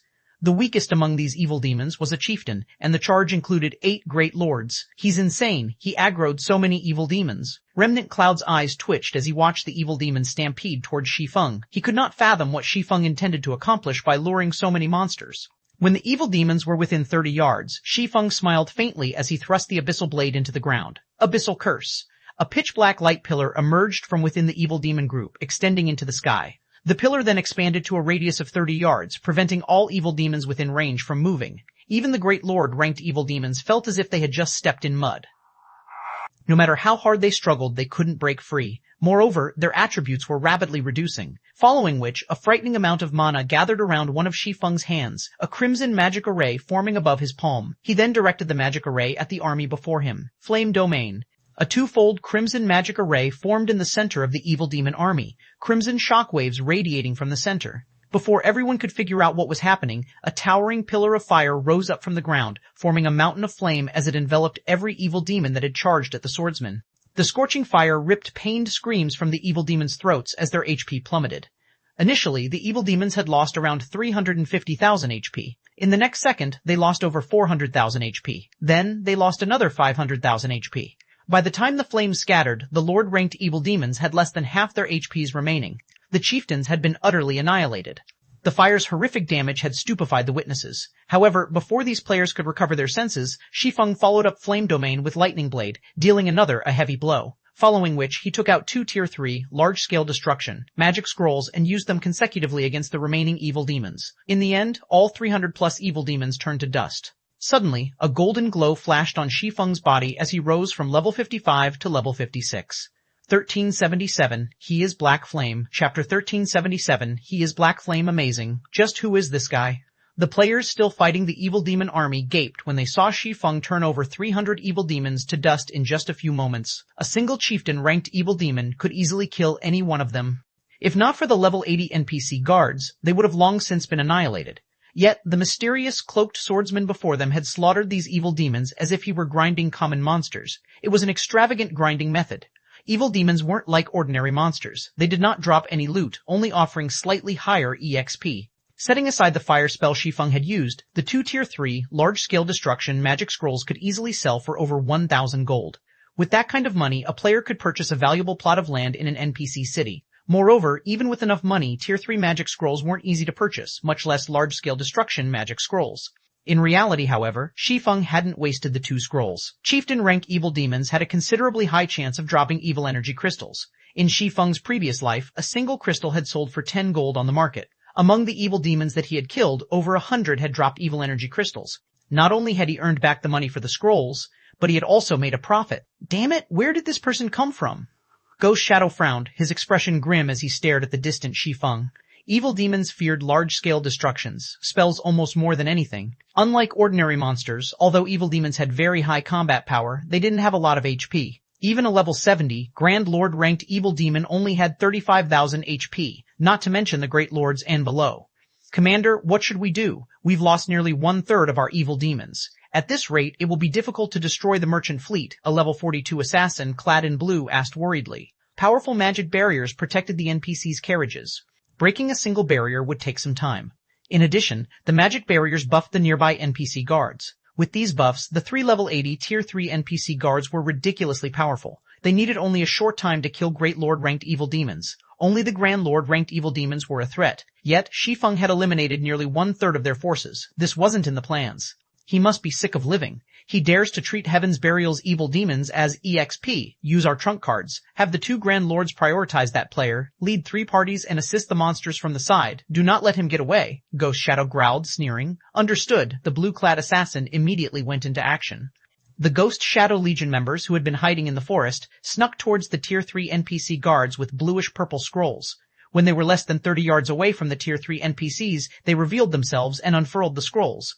Suddenly, 3 purplish-gold magic barriers, each manned by 36 players, appeared and trapped the 3 Tier 3 NPCs and a large number of Tier 2 NPCs, freeing the evil demons from their opponents.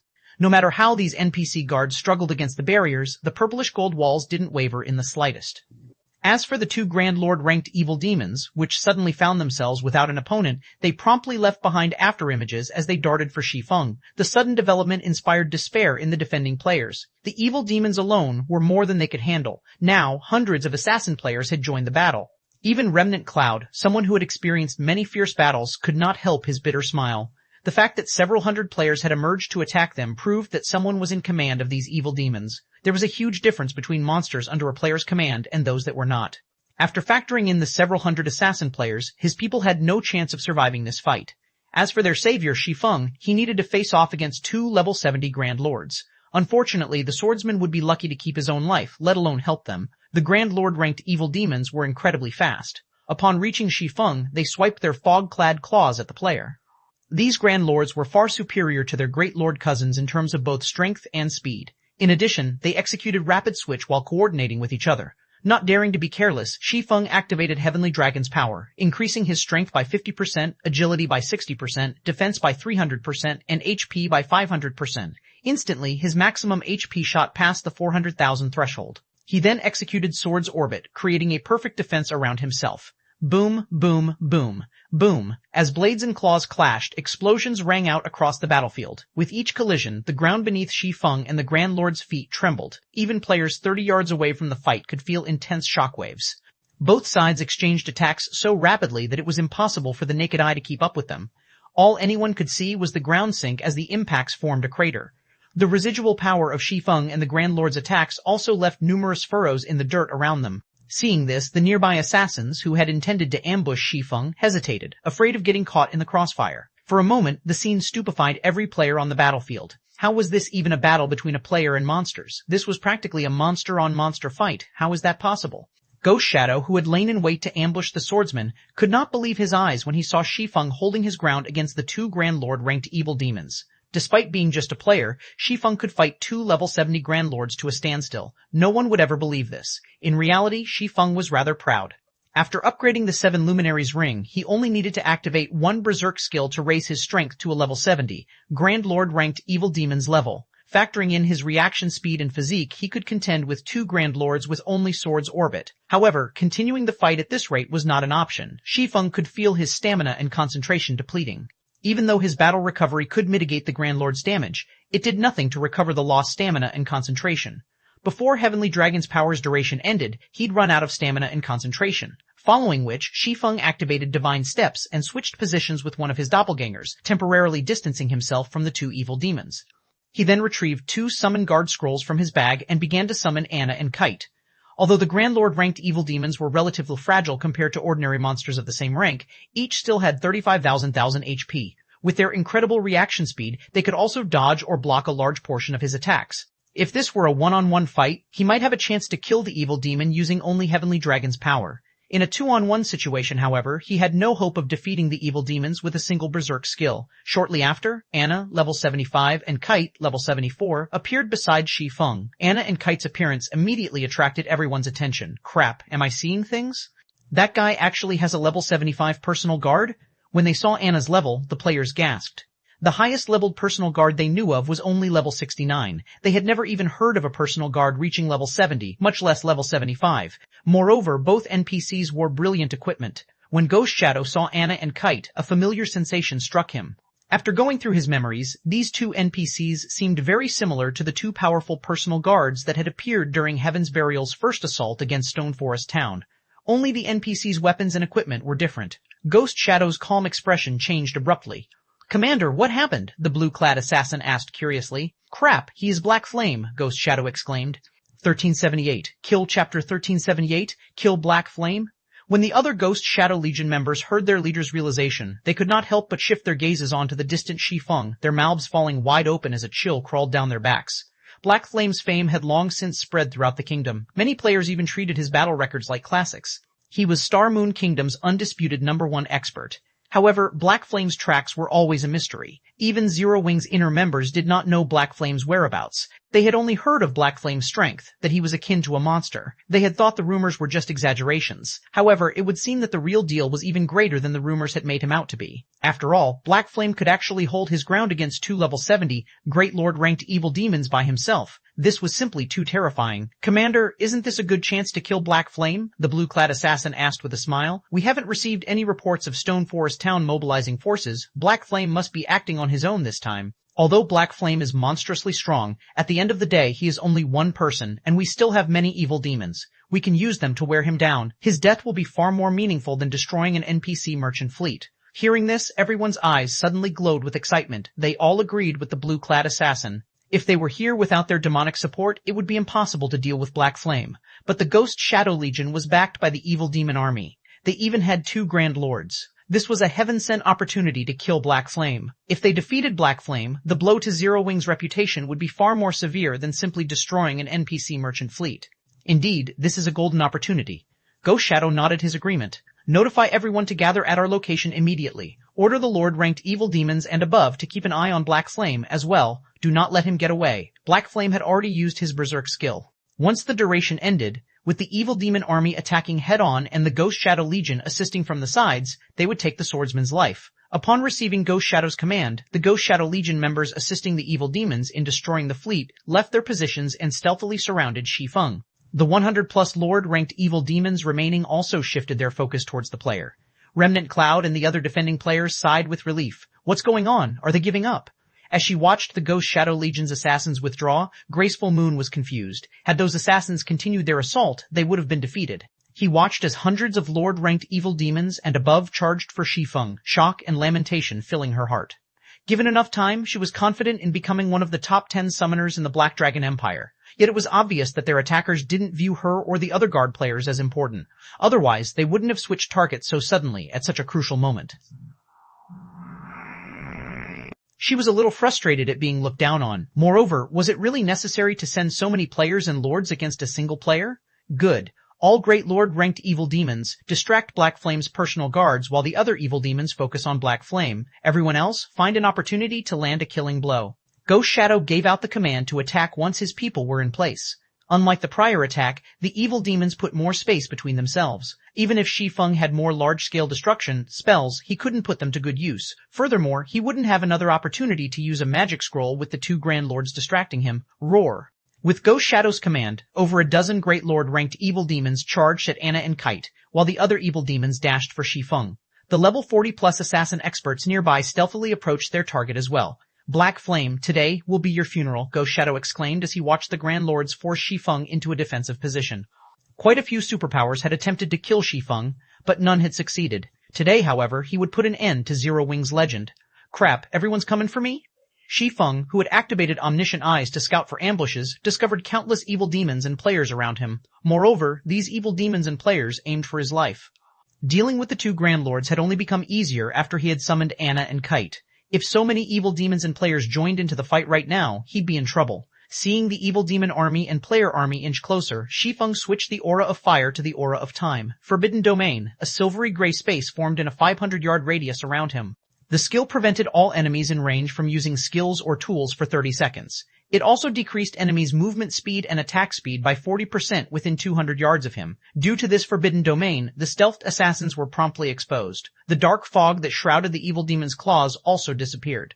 The Ghost Shadow Legion panicked when they realized they had lost their ability to use skills and tools. Assassins were powerful was because of their skills' damage and control effects. If they couldn't use their skills, they were practically crippled. They wouldn't even be able to exhibit 30% of their true combat power. What are you afraid of? This silencing skill will only last a short moment. Charge. No matter what, he mustn't escape, Ghost Shadow shouted arrogantly. While not being able to use skills and tools was a disadvantage, they wouldn't get another opportunity like this to kill him again if they failed. Hearing Ghost Shadow's words, the panicked assassins calmed quickly as they tightened the encirclement around Shi Feng. They might not be able to exhibit their full strength right now, but the same wasn't true for the evil demons. Even if the evil demons couldn't use their skills, it would only affect their combat power slightly. There were more than enough evil demons to whittle Shi Feng down. They could leave the offense to the demons while they contained Shi Feng. Escape? Shi Feng formed a sinister smile as he surveyed his surroundings. That smile made the Ghost Shadow Legion members shudder involuntarily as they realized that something felt off. However, before they could react, Anna, who stood beside Shi Feng, finished reciting her incantation. Immediately, a massive golden magic array appeared in the sky, its imposing appearance visible to anyone within 500 yards. Following which, a golden armored Valkyrie descended from the array. The moment the level 75 Valkyrie appeared, a powerful aura washed over the battlefield like a tidal wave. The Ghost Shadow Legion felt an unprecedented pressure weigh them down. Crap, everyone, retreat. When Ghost Shadow saw the Valkyrie, he instantly understood the meaning behind Shi Feng's sinister smile. Shi Feng hadn't used a silencing skill to escape. Rather, he had used the skill to prevent them from escaping. Even without Ghost Shadow's warning, the Ghost Shadow Legion members had already turned and fled. Unfortunately, the Valkyrie already held a Spear of Thunder. She then swept the spear towards her targets. Countless arcs of golden lightning streaked forward, dealing devastating damage to everything within 150 yards in a cone-shaped area. The Valkyrie used the Tier 4 skill, Roaring Thunder. She also dealt double damage against dark creatures. As a result, the Fragile Lord-ranked evil demons died on the spot. Only the High Lords and above barely survived. As for the players within range, not even their bodies remained after the attack. 1379 Unstoppable Chapter 1379 Unstoppable. As the golden lightning dissipated, it revealed a large clearing on the road. Despite the Ghost Shadow Legion members having spread out, over 100 members had died instantly under the Valkyrie's merciless assault. As for Ghost Shadow, who hid a short distance away, he turned deathly pale upon seeing the devastation. Over 40 Lord-ranked evil demons had died. Even level 80, Tier 3 NPCs would require quite some time to kill one level 70 Lord, yet the Valkyrie had done so in one hit. Although the High Lords caught in the attack hadn't died, they weren't far from death's door. 4 Great Lords had also sustained severe injuries, each one with a little over a third of their HP remaining. This frightening damage and destructive power were simply unparalleled. Ghost Shadow had never witnessed such an attack. The Valkyrie's strength stupefied everyone. For a moment, many of the surviving Ghost Shadow Legion members stood there in a daze, not knowing what to do. Attempting to escape was meaningless. Even if they tried to run, the Valkyrie would likely kill them before they reached the Forbidden Domain's boundaries. Don't panic. Spread out. The Valkyrie won't last very long. Such a powerful skill has to have a long cooldown. Maintain your distance and buy as much time as possible, Ghost Shadow hurriedly commanded.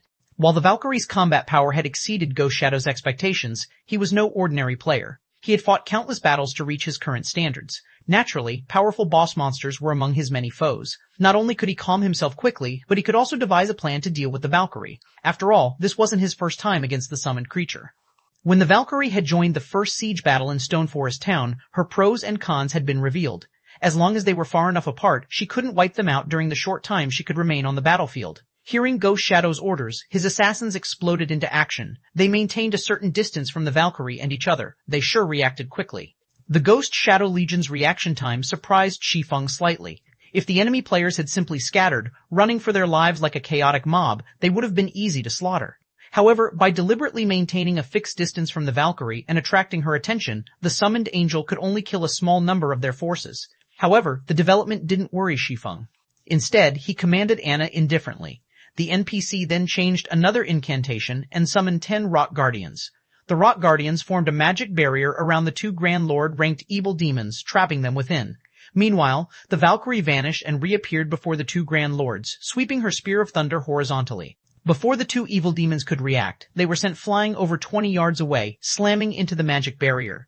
Their HP bars lost another large chunk. Crap, he's aiming for the Grand Lords. Ghost Shadow's expression darkened as he watched the summons trap his 2 Grand Lords. Hurriedly, he shouted in the team chat, "Quick, everyone, attack the magic barrier."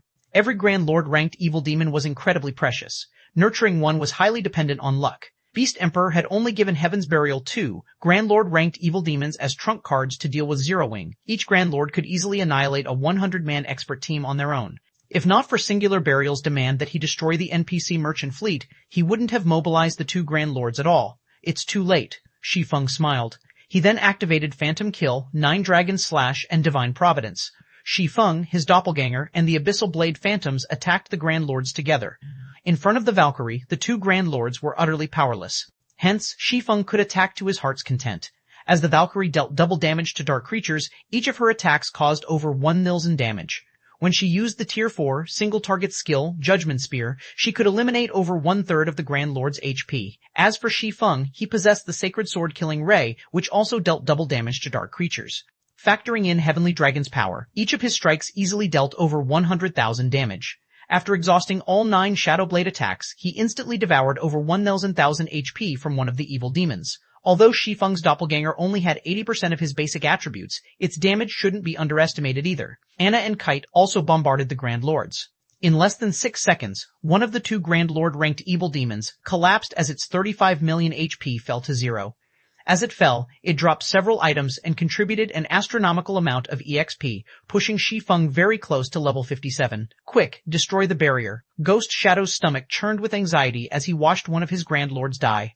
However, despite both players and evil demons assaulting the magic barrier unhindered, the barrier remained intact. The Rock Guardians maintaining the barrier only lost a small amount of HP. It was clear that it would take some time to bring this barrier down. As a result, Ghost Shadow and the others watched helplessly as the other Grand Lord rapidly lost its HP. Of course, as time passed, the Valkyrie's summon duration dwindled. When the duration had only 1 second left, the Valkyrie began to fade.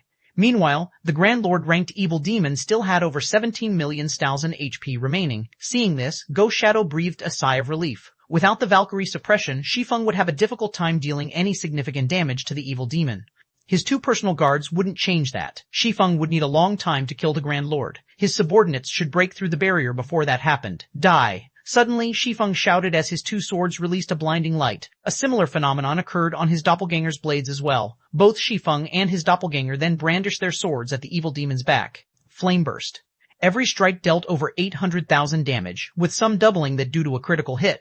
By the time Shi Feng and his doppelganger landed all 30 strikes, the evil demon's remaining 17 million plus HP had fallen to 0.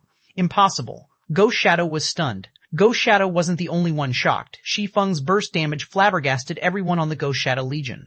He had wiped out over 17 million of a Grand Lord's HP in the blink of an eye. This kind of explosive power was simply unheard of for a player. Upon killing the second Grand Lord, Shi Feng had also risen to level 57. Although both Grand Lords had dropped plenty of valuable loot, as Shi Feng was still in the midst of a battle, he swept the items into his bag without sparing them a second look. "Commander, what should we do now?" the blue-clad assassin asked worriedly as he watched Shi Feng inside the magic barrier. When he saw the man's smile, he could not help but shudder. If Shi Feng could instantly kill a Grand Lord-ranked evil demon with half of its HP, who could possibly stop him on this battlefield? Retreat. This place is no longer safe for us. Ghost Shadow sighed helplessly. Although the Valkyrie was no more, they had lost their only combatants capable of contending with Shi Feng. If they stayed and fought, they'd be nothing more than EXP and loot. Based on the strength the swordsman had displayed here, it was clear that attempting to kill him was futile. 1380 Fame spreading throughout Starmoon Kingdom. Chapter 1380, Fame spreading throughout Starmoon Kingdom. Hearing Ghost Shadow's order to retreat, the Ghost Shadow Legion members breathed a sigh of relief. They had lost the courage to face Shi Feng. Shi Feng had stood against a level 70 Grand Lord ranked evil demon in a direct confrontation. Killing them would be child's play. It hadn't been easy for them to reach their current level, and if they died here, recovering their lost progress would be even more difficult. With Ghost Shadow's command, the evil demons and Ghost Shadow Legion fled, not daring to linger in this land of death for a second longer. Don't even think of escaping so easily. Seeing his opponents run, Shi Feng pointed the abyssal blade at the sky and activated Skywheel Sword. Suddenly, golden divine swords descended, one after another. All assassins caught in the rain of divine swords died instantly. 3 great lords and over a dozen lords were also within range of the AoE, unable to leave the area. Meanwhile, Shi Feng's personal guards and doppelganger launched an assault on the Great Lord-ranked evil demons. Evil demons were not easy to produce, particularly the Grand Lords and above. Evil God's Temple players treasured every one of these high-ranking evil demons dearly. Hence, Shi Feng had prioritized the strongest evil demons first. As for Shi Feng, he charged at the escaping players. While inside the Forbidden Domain, all enemies would receive a movement speed penalty. With his superior attributes, Shi Feng could effortlessly catch the felling players. Taking these assassins' lives, who couldn't use skills or tools, was like taking candy from a baby. Every time he swung his sword, a player died. Moreover, Shi Feng had already activated Omniscient Eyes, so he knew the situation within a 100-yard radius like the back of his hand. This made it much easier to track down the players that had escaped into the dense forest. Following which, Shi Feng transformed into a black shadow as he darted around the battlefield, players screaming in agony as he passed before they transformed into particles of white light and vanished. The fleeing players paled with fear when they saw the horrific scene, shuddering uncontrollably. Their opponent was nothing like a player, but a death god harvesting lives as he listened to his praise screams. Even the guard player's blood ran cold. Despite facing an evil demon army and hundreds of level 40+ assassins by himself, Shi Feng had actually forced his opponents to run for their lives after such a short battle. So strong, who is that? So, this is a true expert player? Everyone stared in shock as they watched Shi Feng chase down the last Ghost Shadow Legion members. They felt as if they were looking at a whole new world. The Ghost Shadow Legion members were all level 40+ assassins and equipped with top-tier weapons and equipment. To ordinary players, they were definitely experts, yet hundreds of these experts did everything they could to flee from a single player. Black Flame, don't get too full of yourself. Do you really think we're afraid of you? Ghost Shadow, who stood in the distance, could not help but shout at Shi Feng as he watched the swordsman slaughter his subordinates. The Ghost Shadow Legion members he had brought with him were the elite among elites.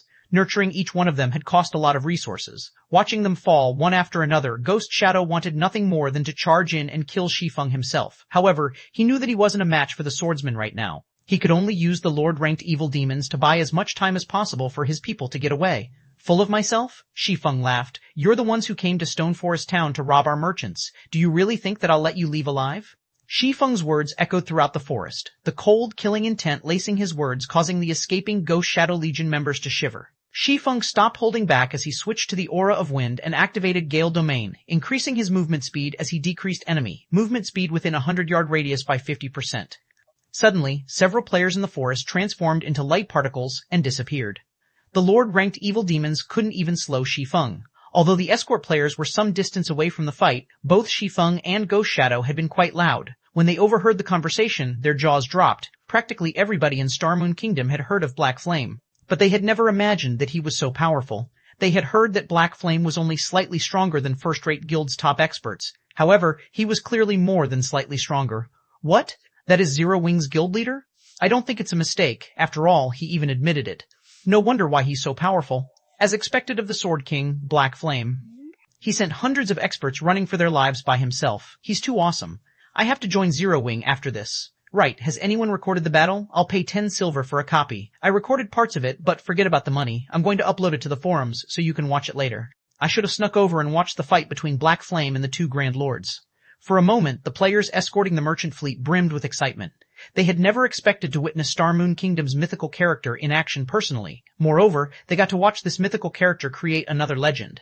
Graceful Moon turned to Remnant Cloud and asked, Commander, why don't we garrison our adventurer team in Stone Forest Town? What? You've changed your mind already? Remnant Cloud teased when he saw the glimmer in Graceful Moon's eyes. In truth, he had the same thought. After all, Shi Feng's battle had allowed him to witness a whole new world, and as an expert, he desperately wanted to learn more. He finally understood why the experts that had recently entered the top 100 class rankings in the Black Dragon Empire fixated on Stone Forest Town's battle arena. Of course, Graceful Moon responded without a shred of shame. On the contrary, she righteously declared, if Black Flame is this powerful, Zero Wing's other experts shouldn't be weaklings even if they're not as strong as he is. If we garrison in Stone Forest Town, we must sign a partnership contract with Zero Wing. We might even get to know those experts and get to spar with them. If we want to occupy Stone Forest Town, we'll have to prepare. I heard that the adventurer houses are not cheap. Remnant Cloud nodded, agreeing with Graceful Moon's reasoning. However, he had to consider how they would earn enough money. Once we complete this quest, we should return to the Empire and start preparing immediately. Firecloud Fox was more than capable of affording a private house in Stone Forest Town, but it was a different story if they wanted an adventurer house. They'd likely need several times more gold than what they currently possessed. Moreover, Stone Forest Town's houses would certainly become more expensive after this battle. Fortunately, he learned about the change early. If he had only discovered this after news hit the Black Dragon Empire, it would be more difficult to prepare enough coins. News of the battle quickly spread to Star Moon Kingdom's forums, and everyone who watched the battle video was astounded. Without any backup, Black Flame had killed 2 level 70, Grand Lord ranked evil demons. Hundreds of evil demons and expert players had even fled from this terrifying player. 1381 Town Competition, Chapter 1381, Town Competition. As Shi Feng's battle video spread on the forums, the news shook Star Moon Kingdom. The battle's outcome particularly affected the various major powers based in the kingdom. Zero Wing's position as Star Moon Kingdom's #1 guild had been unshakable, but no one had expected Heaven's Burial to rise so quickly. Red Iron Town's development had exceeded everyone's expectations. Although players understood that Red Iron Town would develop quickly due to its auction house, they hadn't expected this level of speed.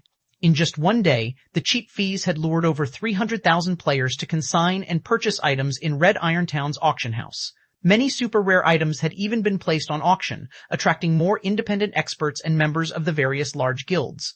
At this point, the town's auction house was far more popular than those in ordinary NPC cities. If Red Iron Town's auction house continued to develop at this rate, it wouldn't be long before it rivaled Star Moon City's auction house. Heaven's Burial's income from processing fees alone would be astronomical. Heaven's Burial's financial strength might even grow to rival or even surpass Zero Wing. Rather than a single party ruling over the kingdom, Star Moon Kingdom's various powers would prefer 2 powerful forces vying for lordship. This way, weaker powers like themselves could thrive in secret. However, after witnessing Shi Feng exterminate so many powerful evil demons, they were at a loss. Not only is Black Flame powerful, but he even has a long-distance teleportation tool. This is ludicrous. Heaven's Burial will be in trouble after losing so many evil demons. I've heard that these evil demons are incredibly difficult to nurture. Since Black Flame can also teleport over long distances, Heaven's Burial will find it much more difficult to cause trouble in Stone Forest Town. That's right. Some players had given up on Stone Forest Town thanks to the evil demons, but now that Black Flame has devastated their numbers, Heaven's Burial won't attack so casually in the future. People will start visiting Stone Forest Town again to train in the battle arena.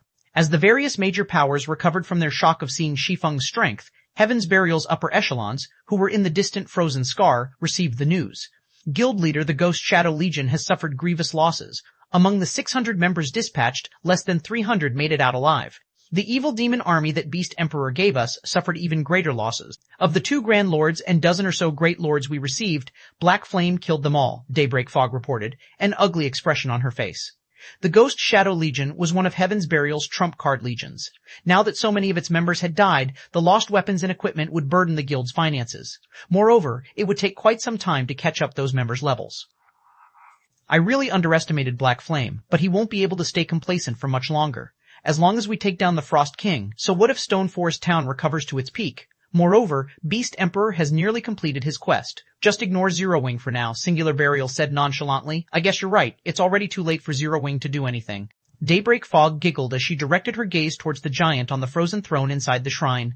This giant was none other than the boss Star Moon Kingdom's various major powers vied for. The Frost King, meanwhile, Stone Forest Town, Shi Feng received a call from Melancholic Smile shortly after returning to the guild residence.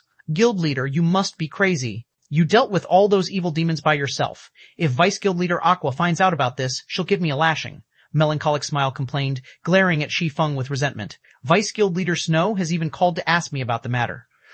The guild leader had gone into such a dangerous situation by himself. On the off chance that something had happened to Shi Feng, Zero Wing's reputation would be wounded. Haven't I returned? Shi Feng asked, chuckling. They would have noticed if I mobilized a large group, we would never have achieved such results. Although Shi Feng had considered taking reinforcements with him, when he recalled the spies in the guild, he decided to go alone. He had also wanted to see how much he had improved. Melancholic Smile saw the reasoning in Shi Feng's explanation. Now that Zero Wing was Star Moon Kingdom's #1 guild, it would be a lie to say that the other guilds within the kingdom had not sent spies to infiltrate their guild. In fact, even Zero Wing had sent its own spies to some of the noteworthy large guilds.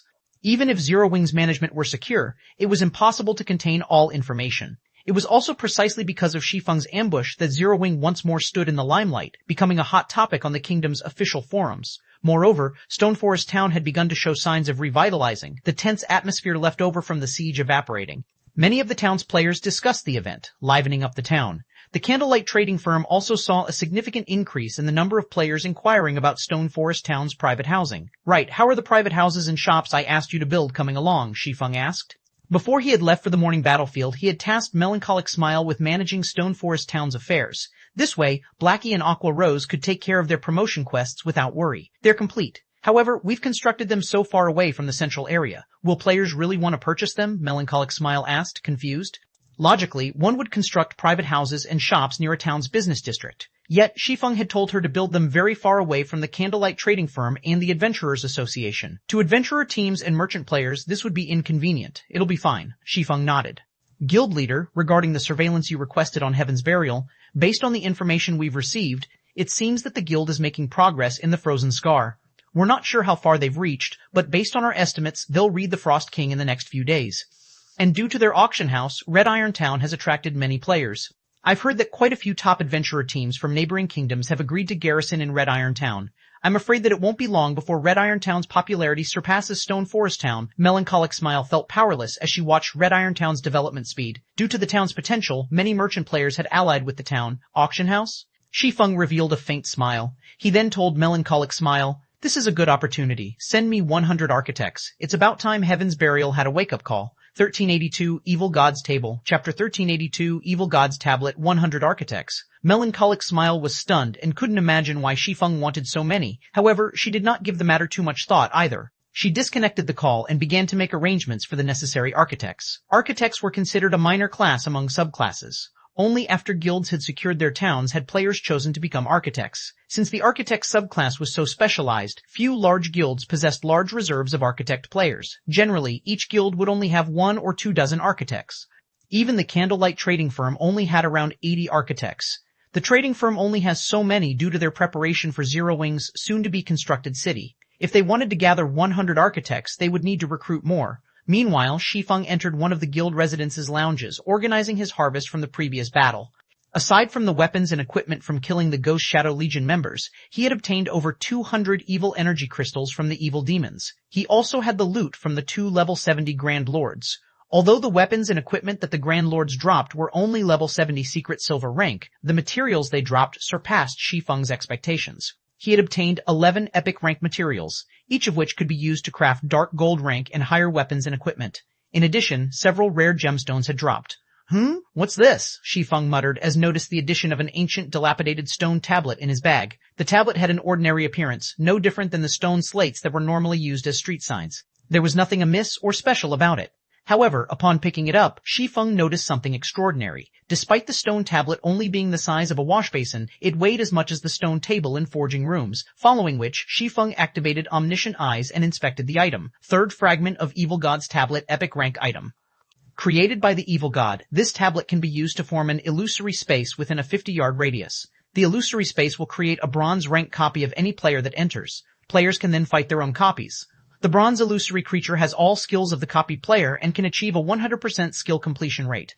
Duration, 15 minutes cooldown, 1 hour, requires 500 evil energy crystals to upgrade. An illusory space?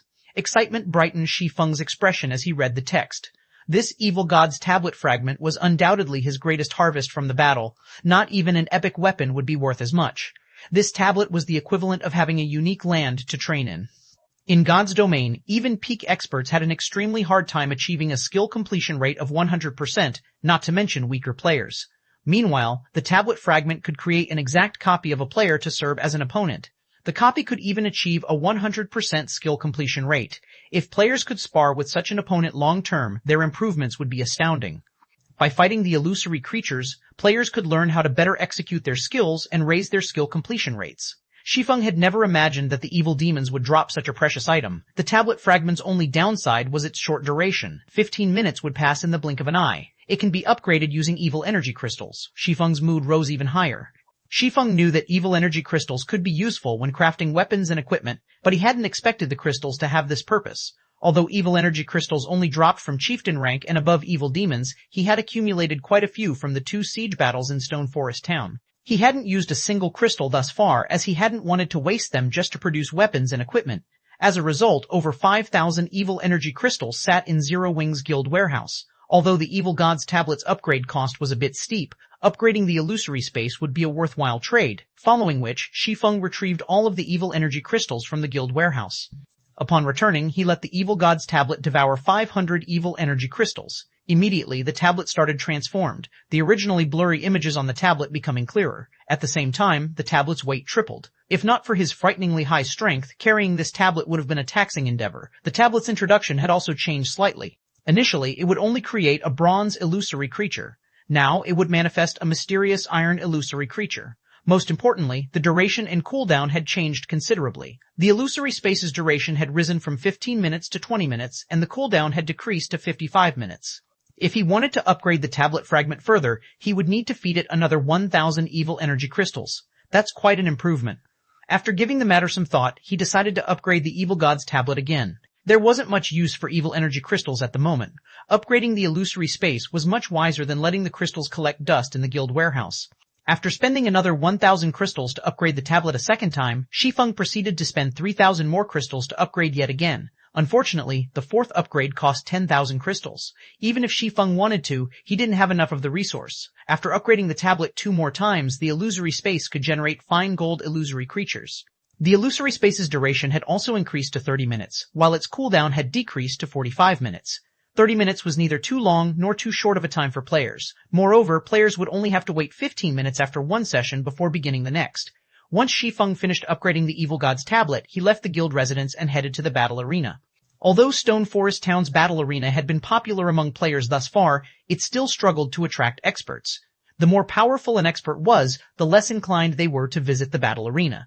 After all, experts of such high caliber were generally quite rare, which made it practically impossible to find these experts proper opponents that could help them improve in the battle arena. However, now that the battle arena had the illusory space, Shi Feng had solved this problem. Noobs and experts alike all desired a method to raise their skill completion rates. This was especially true for expert players. After achieving an 80% skill completion rate, every 1% increase required a lot of time and effort, let alone after reaching 100%. 1383 Advanced Combat Room, Chapter 1383, Advanced Combat Room, Stone Forest Town, Battle Arena. Nowadays, the Battle Arena was the heart of Stone Forest Town. Almost every player that visited the town visited the arena. As soon as Shi Feng entered the central hall, he was greeted by the sight of over 400 players in the rest area, waiting for their turn in the combat rooms. Several times more players lined up for the payment counters. Although the traffic in the battle arena was no match for the number of players that had visited during its peak, it still raked in over 1,000 gold of pure profit per day. It was enough to cause even first-rate guilds to feel envious. Of course, first-rate guilds earned more than just 1,000 gold each day. However, the larger a guild was and the more members it had, the greater its expenditure would be. This was especially true after a guild obtained a town of its own. Developing a guild town was not unlike throwing money into a bottomless pit. Normally, first-rate guilds had to invest a large majority of their funds to develop a town properly. There was very little left each day. Moreover, this was only possible because of first-rate guilds' firm backgrounds and financial support from major corporations. Otherwise, supporting the initial cost of managing a town would be impossible. In Stone Forest Town's case, however, the battle arena's earnings largely made up for the town's development costs. Hence, the other large guilds had begun to construct their own battle arenas. It was thanks to this income, and the income from both the Candlelight Trading Firm and the Teleportation House, that Zero Wing dared to develop multiple fronts, investing in both Zero Wing's branch guild in the Black Dragon Empire and Immortal Light. However, once Zero Wing City was complete, the guild would have another bottomless pit to fill. If they did not prepare, Zero Wing's funds would quickly dry up, and funds were already quite tight. After observing the situation in the battle arena for a short moment, Shi Feng made his way to the top floor. "Guild leader, you've come." As soon as Shi Feng arrived, a charming woman in a light blue dress greeted him. This woman's name was Judy, and she was one of the 10 advanced NPC managers Shi Feng had hired. She had 76 points in wisdom, even higher than an ordinary Tier 3 magical class NPC. In God's domain, she was an extremely rare NPC manager. The battle arena's smooth operation, despite how large it had grown, was all due to advanced NPCs like Judy. No player would have been able to produce the same results. Help me retrieve the blueprint for the 7th floor. I want to reorganize the layout, Shi Feng said, and nodded a greeting. Although he wore a black cloak, he had personally contracted the arena's 10 advanced managers. They could recognize him even under the cloak. Understood. Judy bowed and left. NPCs were incredibly efficient. After just a short moment, Shi Feng, who had waited in a VIP reception room, obtained the blueprint for the battle arena's 7th floor. A portion of the 7th floor was allocated for tournament grounds, while another portion had been allocated for private rooms.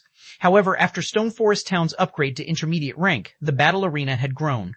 As a result, there were quite a few vacant private rooms. It just so happened that he could modify these rooms, creating advanced combat rooms. Originally, the Evil God's tablet had only covered a 50-yard radius area. However, after its upgrades, it now covered a 100-yard radius area. As long as he remodeled the 7th floor's layout, he could easily fit multiple combat rooms within the Evil God's tablet's coverage and allow players to train against the illusory creatures. Guild leader, if you wish to remodel the 7th floor in such a way, not only will it involve a lot of work, but it will also waste a lot of space. The remodel will cost 1,000 gold. Are you sure you want to do this? Judy asked upon seeing Shi Feng's new layout. Minor modifications to large buildings in God's domain didn't cost extra. A large-scale modification, however, required the appropriate modification fees. It's fine. Just get someone to see to the necessary changes. The high reconstruction cost didn't particularly surprise Shi Feng. Although he would be wasting a lot of space by trying to maximize the Evil God's tablet's efficiency, he could squeeze in 9 combat rooms around the tablet by doing so.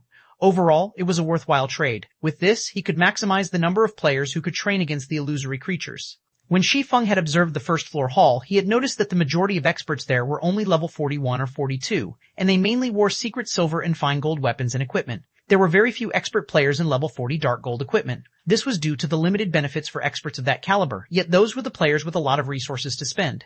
Now that he had the Evil God's tablet's illusory space, this was a good opportunity to lure more top experts to the battle arena. Although Shi Feng had thought of limiting the illusory space to guild members, a guild needed more than just experts to develop. If he could lure to experts to the battle arena and secure the resources in their possession, he could push the guild's development speed to a whole new level. Shortly after Shi Feng started the 7th floor's remodel, news of the matter spread throughout Stone Forest Town. Huh? They're not letting people on the 7th floor? What's going on? No idea. I've heard that some of the experts resting on that floor were requested to leave for a while. It seems that Zero Wing is remodeling the area. Remodeling the 7th floor? Are they constructing more combat rooms? That might be possible. Members hadn't needed to line up for combat rooms in the past, but that had changed.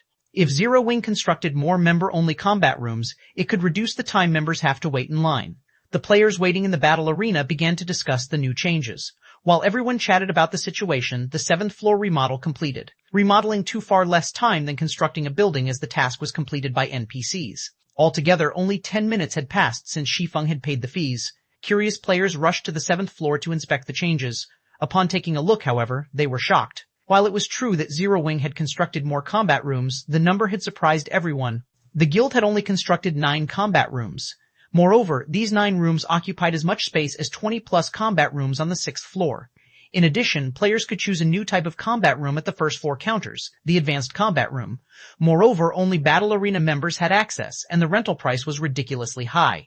Renting one advanced combat room for 30 minutes cost 2 magic crystals. Players had already griped about the 4 silver per hour rental fees for ordinary combat rooms, yet Zero Wing had created a room that cost 2 magic crystals for a single half hour. Currently, each magic crystal cost 25 silver on the market. However, players normally had to spend 26 or more silver to purchase one. Is Zero Wing trying to rob players? Crap, this is fraud. Only an idiot would rent such a combat room.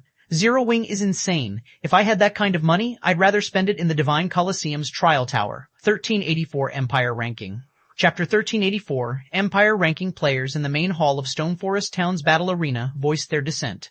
Many complained about the advanced combat room's price. They all felt that Zero Wing was asking for too much, and only a fool would willingly rent these rooms. Independent players weren't the only ones upset. Even Zero Wing's members gasped when they saw the price. 2 magic crystals could only get them 30 minutes inside the advanced combat room. Even Zero Wing's core members were reluctant to pay such a price, much less the elite and normal members. Everyone thought that this price was simply outrageous, and no one wanted to rent the rooms. While PvP and training combat techniques in a high mana density environment was beneficial, there was a limit to how much one could actually gain. When Shi Feng heard the conversations in the guild chat, he simply chuckled.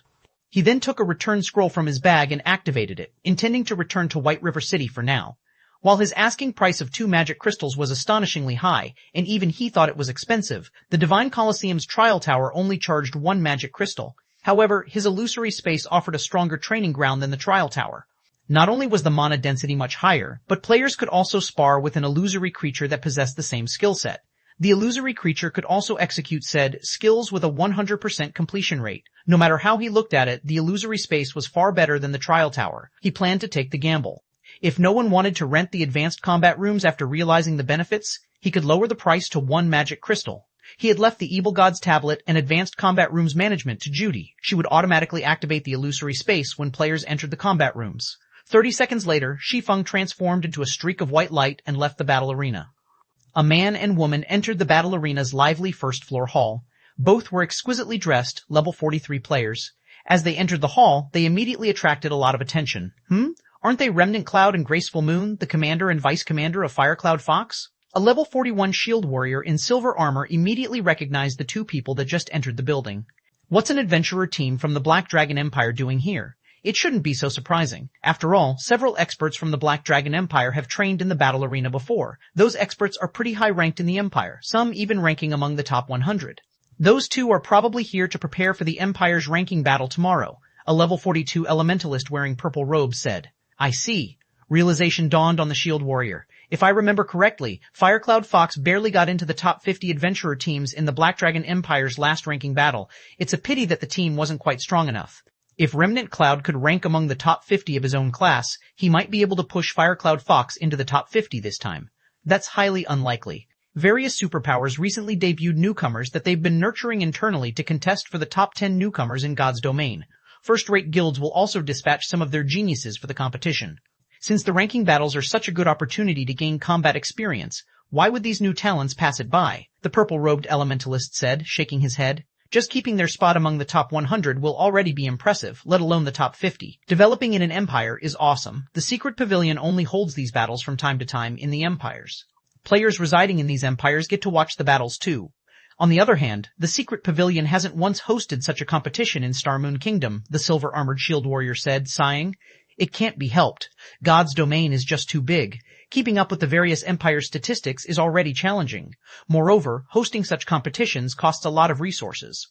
Even the secret pavilion can't afford to keep track of experts in the various kingdoms, though that might not be the case in the future. While the purple-robed elementalist sighed in dejection as well, he also held a hint of hope. Generally, only local players got to watch the secret pavilion's ranking competitions. After all, the competition venue could only hold a limited number of people. The secret pavilion usually only invite active, well-known players, adventurer teams, and large guilds within the hosting empire. Adventurer teams and players from other countries weren't invited. The advanced combat room's rent is so expensive, and only one person can use it at a time. Commander, let's just settle for the ordinary combat rooms, Graceful Moon exclaimed when she saw the prices. Although she could afford the room, 2 magic crystals for 30 minutes of training was ridiculous no matter how she looked at it. Let's give the advanced combat rooms a try. In any case, we're just here to test out the effects of the town's mana density. If we go for the ordinary combat rooms, I'm afraid we'll have to wait a long time before our turn. We don't have that much time to waste right now, Remnant Cloud said, shaking his head. He turned to the NPC behind the counter and said, I'll rent 2 advanced combat rooms. All right. The total cost is 4 magic crystals, the NPC beauty responded with a smile. Following which, Remnant Cloud paid 4 magic crystals and received 2 purple crystals in return. The purple crystals were keys to the corresponding combat rooms. After receiving the keys, Remnant Cloud and Graceful Moon approached the staircase. Unlike other players, they didn't need to wait in the rest area for their turn, and many players looked on with envy. Only, when these players remembered the 2 magic crystal cost, they shook their heads and gave up on the notion of renting an advanced combat room. Meanwhile, Shi Feng had arrived in White River City. After leaving the teleportation hall, he made his way to the library. Due to an unexpected situation, he had been forced to delay his plan of asking Charlene about the pitch-black ring. Now that the evil demon problem plaguing Stone Forest Town had been dealt with, he had to visit the woman. After all, if not even omniscient eyes could appraise the pitch-black ring, the ring's origin must be extraordinary. After riding an advanced horse carriage for 10 minutes or so, Shi Feng reached White River City's library. However, the scene before the library had changed drastically. Due to White River City's promotion, the library's appearance had become far more majestic. The guards standing by the main entrance had also been upgraded, now level 180, tier 2 knights. Upon entering the library, Shi Feng felt a distinct change to the building's mana density. It would now be far easier to learn and train spells here than outside. Hence, far more magical class players occupied the building. Shi Feng did not waste too much time in the first floor hall, quickly making his way to the library's top floor. Upon reaching the top floor, like his previous visit, Shi Feng felt as if he had just sunk into a muddy swamp. He wasn't comfortable. When he entered the Star Moon Hall, Charlene sat at a table, quietly reading an ancient book as she usually did. She gave off an indescribable sense of intimacy and tranquility. It seems your promotion has gone smoothly. You've made it back so quickly. When Charlene saw Shi Feng enter the hall, she scrutinized him. A moment later, she smiled and said, "Well, out with it. Why have you come this time?" "Lady Charlene, I'd like your help in appraising an item," Shi Feng answered straightforwardly. "This item is very special, and I cannot even inspect it with my omniscient eyes." "Even your omniscient eyes appraise it?" Charlene was slightly astonished. Setting her book on the table, she continued, "That is interesting." Following which, Shi Feng revealed the pitch-black ring he had obtained from the ancient treasure chest. 1385. Repairing the Bible of Darkness. Chapter 1385. Repairing the Bible of Darkness. The pitch-black ring was simple and unadorned. Even if a player picked it up, it wouldn't be surprising if they sold it to an NPC as trash. However, when Shi Feng took out the ring, Charlene was stunned for a moment while Shi Feng felt the previously calm mana in the hall rampage. Very quickly, however, peace returned to Star Moon Hall. This was the first time Shi Feng had seen Charlene lose her composure. "Where did you get this?" Charlene asked, her joy and excitement lighting up her eyes as she stared at the pitch-black ring in Shi Feng's hand.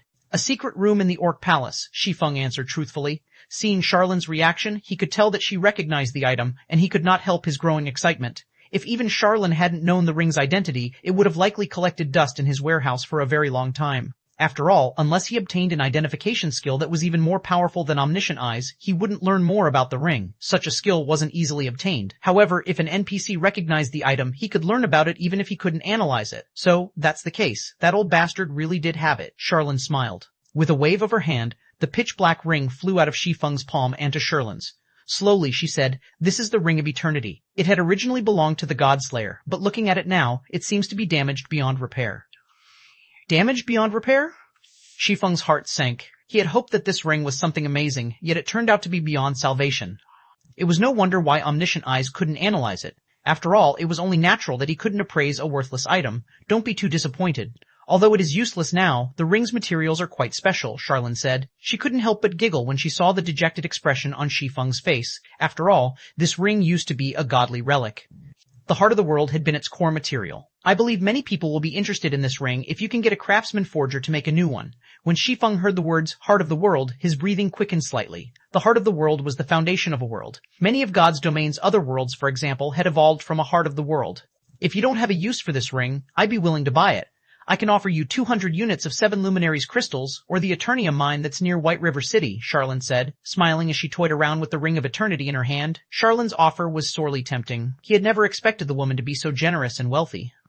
200 units of 7 Luminaries crystal was no small amount. It would take a first-rate guild months, if not years, to gather so much. Meanwhile, the Eternium mine close to White River City was also quite famous. Hai Feng hadn't thought that the mine actually belonged to Charlene. Eternium ore was a very rare supportive ore. It was also used to forge magisteel ingots, which could increase one's success rate when forging weapons and equipment. Many guilds had thought of claiming the mine for themselves in the past. Unfortunately, the mine was under the kingdom's supervision. The NPCs guarding it were all level 180 and above. It was impossible to claim. If he could obtain the Eternium mine, the Candlelight trading firm's forgers would have a much easier time when crafting weapons and equipment above level 50. "Lady Charlene, if I wish to make a new ring, must I get the help of a craftsman forger?" Shi Feng asked. Although Charlene's offer was tempting, the heart of the world was similarly precious. Encountering the material again in the future would be nearly impossible. It doesn't have to be a craftsman, but craftsman forgers are the only ones who can use the material to its fullest potential. If you asked a master or grandmaster forger to craft the new ring, the final product will be very low quality.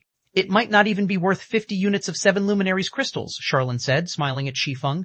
"You need to think this through. How about I make you another offer? The power of darkness in your body has already become considerably dense. In exchange for this ring, I'll help you partially restore the Bible of Darkness. It'll become a little easier to retrain Moloch's ring's devouring effect."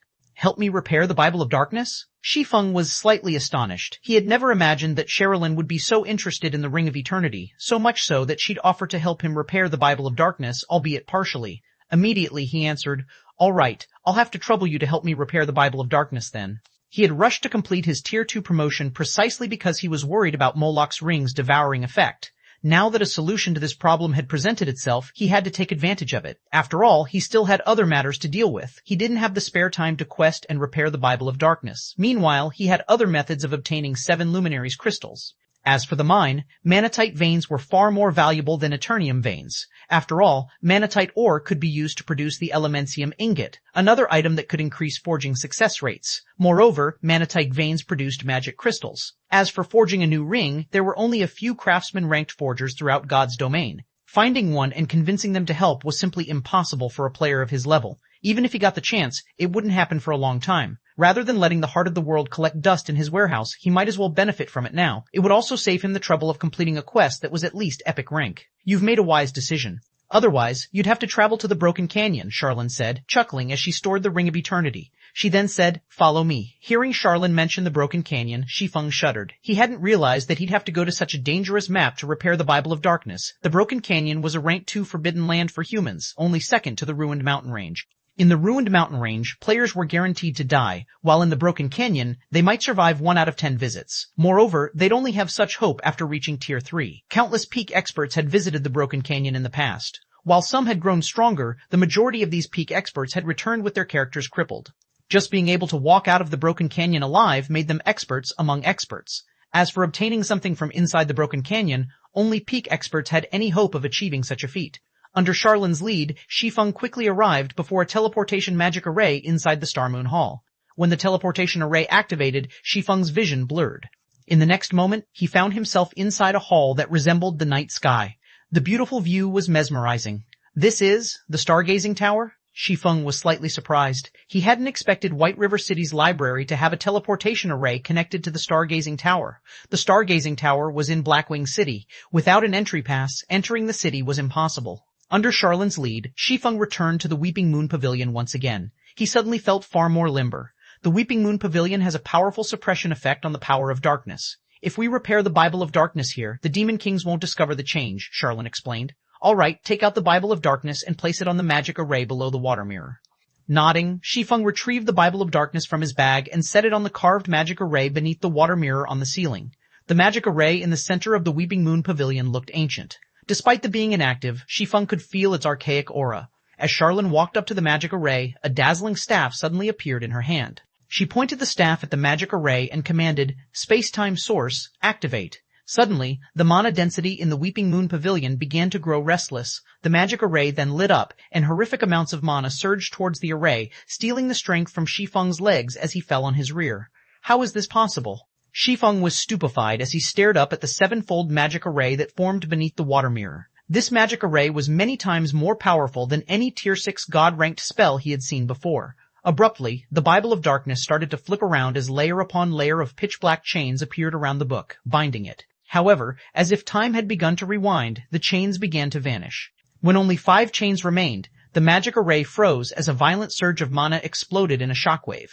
Not daring to be careless, Shi Feng activated Absolute Domain, becoming immune to all damage. When the shockwave struck Shi Feng, although he did not receive any damage, he grew faint for a moment. Meanwhile, in the center of the magic array, the originally tattered Bible of Darkness seemed newer as it hovered in the air. The surrounding mana density pulled a shudder from Shi Feng. 1386. Demon Ruler. Chapter 1386. Demon Ruler. What powerful mana! Shi Feng was astonished as he stared at the floating Bible of Darkness. Although the Bible of Darkness had previously exuded a powerful pressure, there was a world of difference when compared to the pressure it radiated now. Moreover, a layer of thick, black fog shrouded the book. The power of darkness was now so dense that he could see it with the naked eye. Meanwhile, Charlene, who was very pale, lightly waved her hand. In the blink of an eye, the floating Bible of Darkness appeared in Shi Feng's hands. All right, I can only repair it to this extent. Whether or not you can repair the Bible of Darkness to its peak will depend on your luck and tenacity. As for Moloch's ring, try not to use it unless absolutely necessary, as it will only accumulate more power of darkness. After saying so, Charlene waved her staff. Suddenly, Shi Feng's world spun. Before he knew it, he had appeared in the plaza outside of the Stargazing Tower. His abrupt appearance attracted a lot of attention. Isn't she too quick to chase people away? Shi Feng smiled bitterly as he surveyed his surroundings and noticed hundreds of people staring at him greedily. Fortunately, he was wearing a black cloak, so his identity remained a secret. Following which, Shi Feng stored the Bible of Darkness and took out a guild transfer scroll. In Blackwing City's plaza, the players watching Shi Feng easily recognized the Bible of Darkness as an extraordinary item. However, when they saw Shi Feng's transfer scroll, they ground their teeth in anger. Since attacking a player in Blackwing City would result in extremely severe punishment, they could only watch as this mysterious player departed from Blackwing City, Stone Forest Town, Zero Wing's residence. As soon as Shi Feng returned, he found an empty room to inspect the Bible of Darkness. Bible of Darkness, fragmented legendary item. The Bible of Darkness had been destroyed during the Great Destruction. However, the Bible contains an extreme amount of power of darkness. If one can gather the other fragments, they can restore the Bible's power, gaining dominance over all demonic creatures and become the Lord of Demons. Skill 1. Demon Summoning. Summons the demon gate with the power of darkness, calling forth a random demon that is no higher than 1 tier and 15 levels than the summoner. Maximum tier cannot exceed tier 5. Minis can command the summoned demon for up to 6 hours. Cooldown, 2 hours 30 minutes. Skill 2. Gate of Darkness. Allows teleportation to the Dark Den. Can also be used in the Dark Den to teleport to the outside world. Can teleport a maximum of 20 people at a single time. Cooldown, 1 day. Skill 3, Light of Darkness. Strengthen a player with the power of darkness, allowing said player to wield the power of darkness. Can strengthen up to a maximum of 1,200 people. Every player strengthened provides 1 source of darkness to the wielder of the Bible of Darkness. Kill 4, Power of Darkness. Fill your body with the power of darkness, increasing all attributes by 100%, decreasing cooldown of all skills by 30%, and increase damage by 50%. Duration will be equal to number of source of darkness or 0.5 seconds. Power of Darkness cannot stack.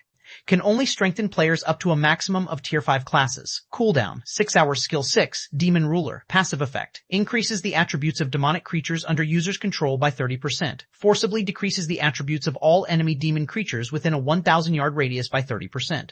Active effect, when activated, there is a 10% chance to control a demon creature that is no higher than 2 tiers and 30 levels than the user for 2 hours. Can control up to tier 5 creatures. Can control up to a maximum of 3 creatures at a time. Cooldown, 5 minutes. This book can truly give its user the power to rule over demons. Shi Feng was ecstatic as he read the tome's attribute panel. With these attributes, the Bible of Darkness was on par with a legendary item, yet it was only fragmented legendary rank. With the shortened cooldown for demon summoning, it was now possible to summon 3 demons at a time. This would be of great help on his future quests. Meanwhile, with the Demon Ruler skill, he could potentially control up to 6 demons at a time. If he could restore the Bible of Darkness to its peak, he could form a powerful demon army. His army would be no weaker than Beast Emperor's evil demon forces. Moreover, he'd still be an ally of the human race. Now that the maximum number of people I can grant Power of Darkness to has increased from 600 to 2,200, I can use this opportunity to expand the Dark God's Legion. Shi Feng thought as he read the Light of Darkness skill. As Zero Wing continued to expand, its number of experts continued to increase. However, due to the previous limit of Light of Darkness, he couldn't have more than 500 people in the Dark God's Legion. Now, however, he could have a true 1,000-man legion. Moreover, the Bible of Darkness's repair had also upgraded the Berserk skill, Power of Darkness's effects. When he thought about arming a 1,000-man legion with Berserk skills, he could not help but shiver with excitement. Even 10 years after God's Domain's launch, Berserk skills had been incredibly rare. Not every expert would have a chance to learn one.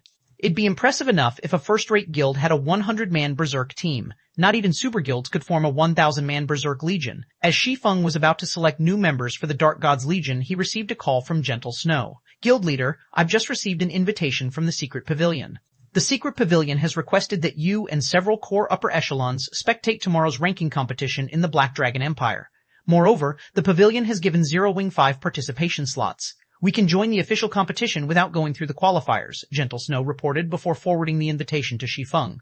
They've invited Zero Wing to participate in the ranking competition as well? Shi Feng was slightly astonished. The Secret Pavilion's ranking competitions had been the most famous competitions throughout God's Domain in the past. They were one of the few major competitions that players had access to and could watch. However, the organization wouldn't invite just any guild to participate. The Secret Pavilion only invited large, local guilds. Moreover, due to the venue's capacity, a limited number of guilds were invited to spectate.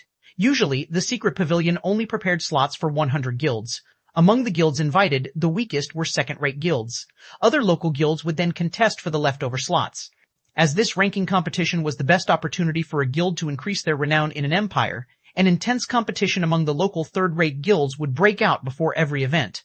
Unfortunately, as both God's Domain's size and player population were too massive, it was unrealistic to hold the ranking competitions in every country. Hence, during the game's early stages, the Secret Pavilion only limited the ranking competitions to the various empires. However, as the secret pavilion continued to develop and grow stronger, it would host a few events in some of the more powerful kingdoms. These ranking competitions were also why Shi Feng knew about various experts in Star Moon Kingdom and the various empires. Shi Feng had never thought that his guild would be invited as well. However, after giving the matter some thought, he found it reasonable. Zero Wing already had a branch guild in the Black Dragon Empire. In addition, Zero Wing was Star Moon Kingdom's #1 guild. It wasn't unusual for the guild to receive an invitation.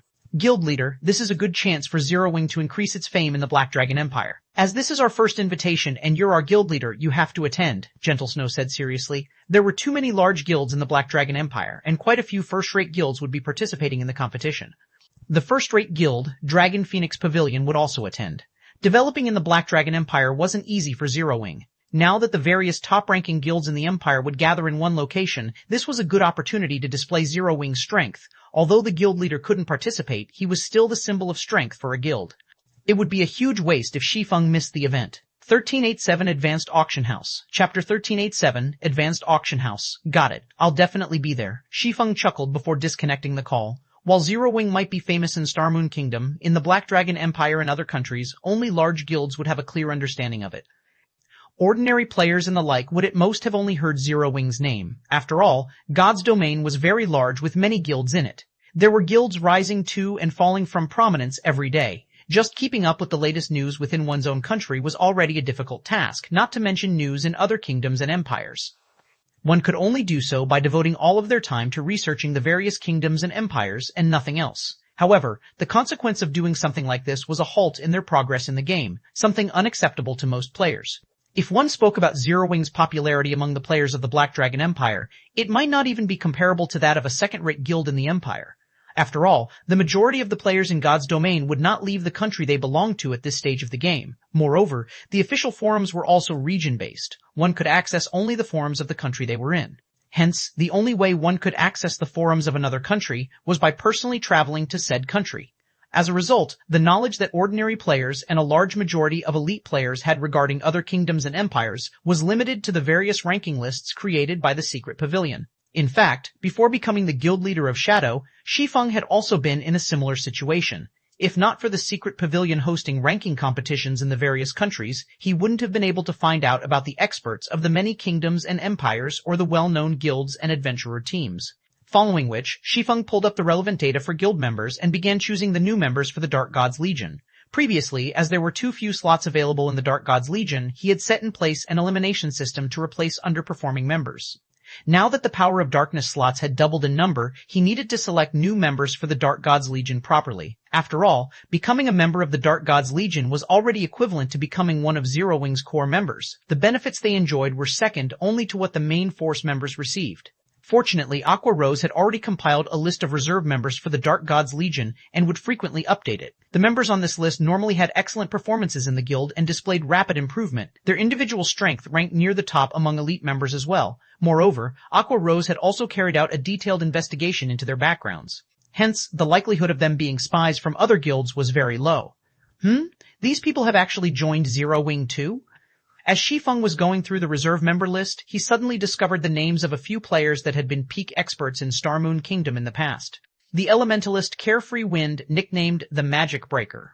He was once an independent expert ranked within the top 30 of Star Moon Kingdom's elementalist rankings. Carefree Wind always operated solo. Despite many large guild attempts to recruit him, none of them had ever succeeded in doing so. The Assassin Cool Breeze. He was similarly an expert on Star Moon Kingdom's assassin rankings. At his peak, he had managed to get within the top 15. Shi Feng could not help but sigh ruefully when he noticed that various peak experts of Star Moon Kingdom in his previous life had actually joined Zero Wing.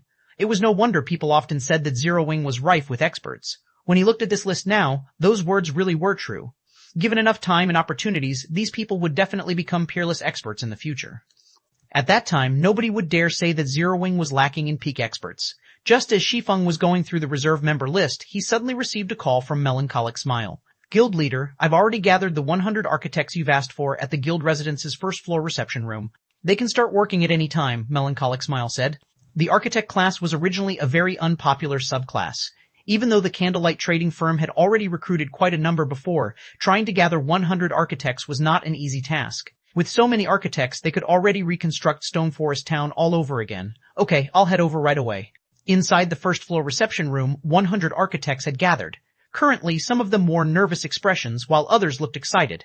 After all, this was the first time their guild leader, Black Flame, had asked to meet with them directly. Black Flame was someone everybody in Starmoon Kingdom knew about. He was a living legend.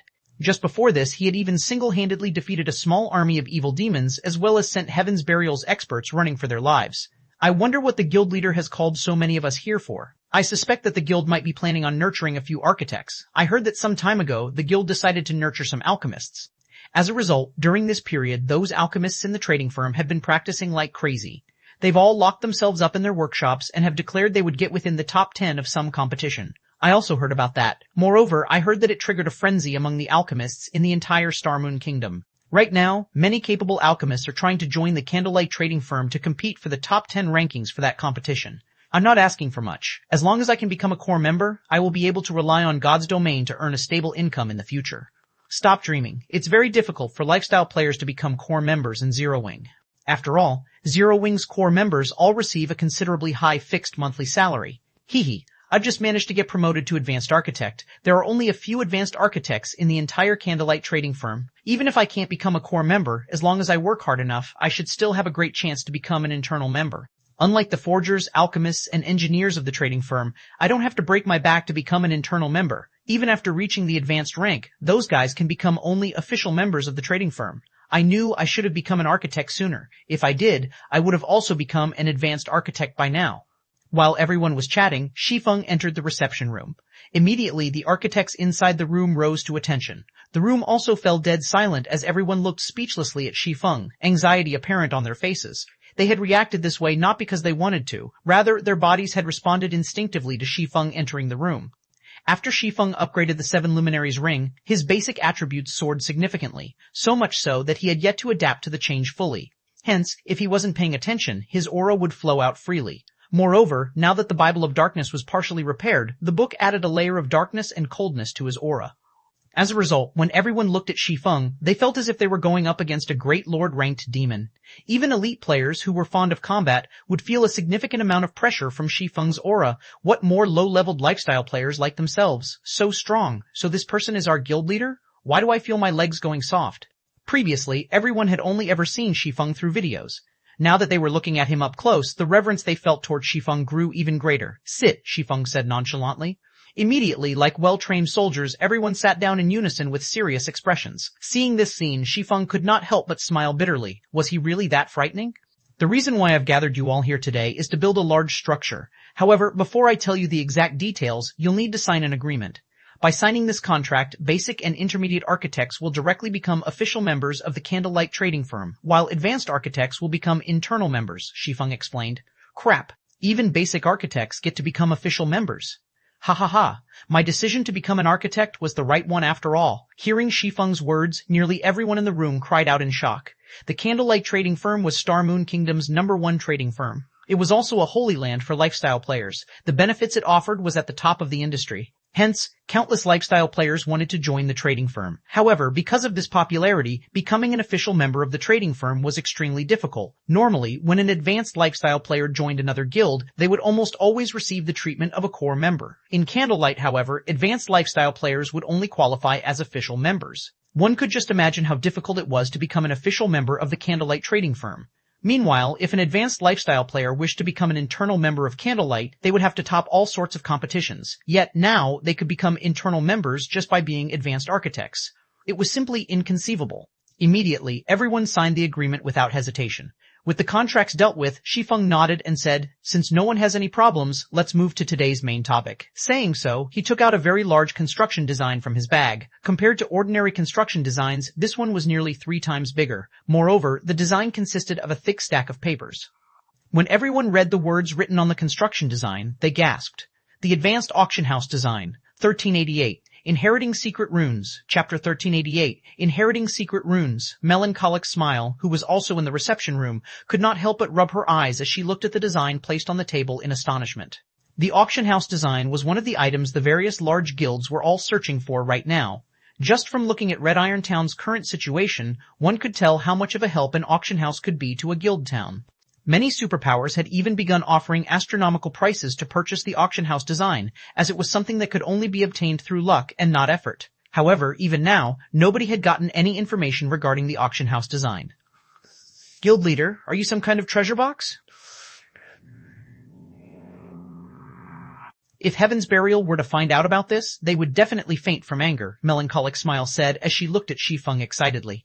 Currently, the various major powers and players in Starmoon Kingdom were all optimistic about Heaven's Burial's Red Iron Town. They all believed that it was only a matter of time before Red Iron Town surpassed Stone Forest Town. Meanwhile, one of the main contributing factors for their rosy outlook was the presence of the auction house. Now, however, Zero Wing also possessed an auction house design. If Heaven's Burial's upper echelon were to find out about this matter, their reactions would no doubt be priceless. At this moment, Melancholic Smile finally understood why Shi Feng had said that it was about time to give Heaven's Burial a wake-up call. As soon as Stone Forest Town's auction house was constructed, all hopes for Red Iron Town surpassing Stone Forest Town would be dashed. After all, aside from the auction house, Stone Forest Town still possessed many other attractions.